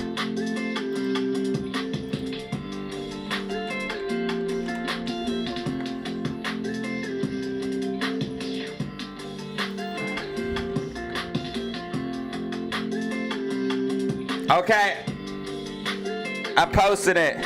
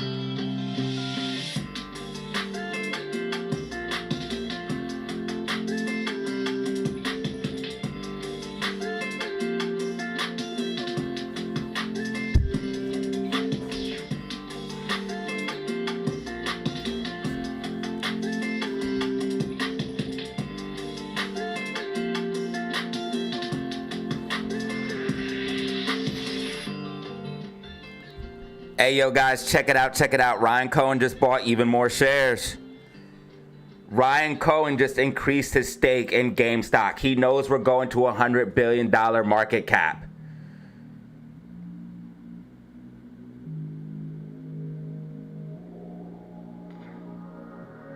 They're getting convertible notes. They're getting convertible notes. GameStop also is up 3.25% here in after hours, ladies and gentlemen, off of the news. We have some development. We also have some development on convertible notes and everything else. I'll be breaking this all down in tomorrow's stream.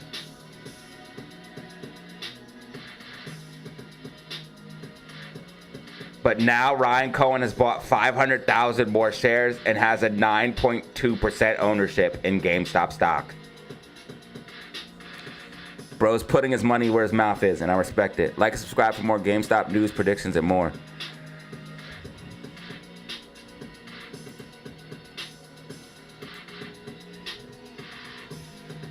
I have to, brother. I'm sorry.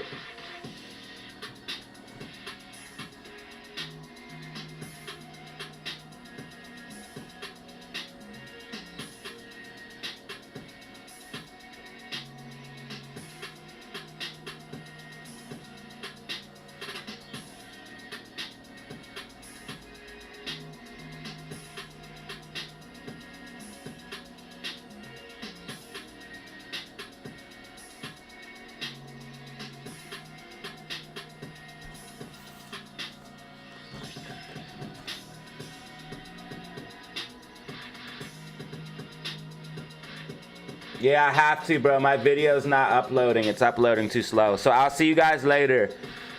I do appreciate anybody who hanging out, though. Thank you so much.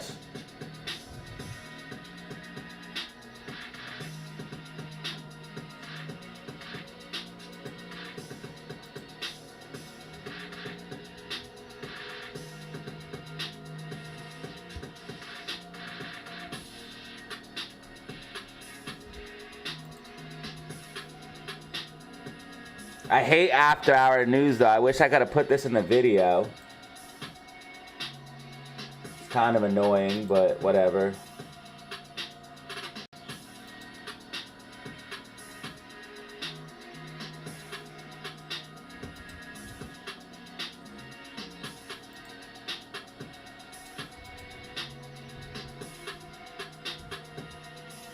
Thank you guys though. Thank you guys for hanging out. I appreciate it. I'll break it down more in tomorrow's stream. We'll talk about it.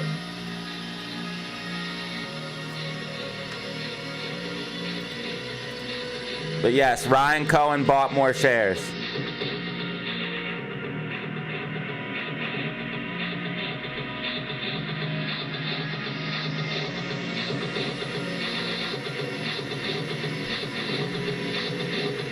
There's also convertible notes. So we have to talk about all that. Peace, y'all.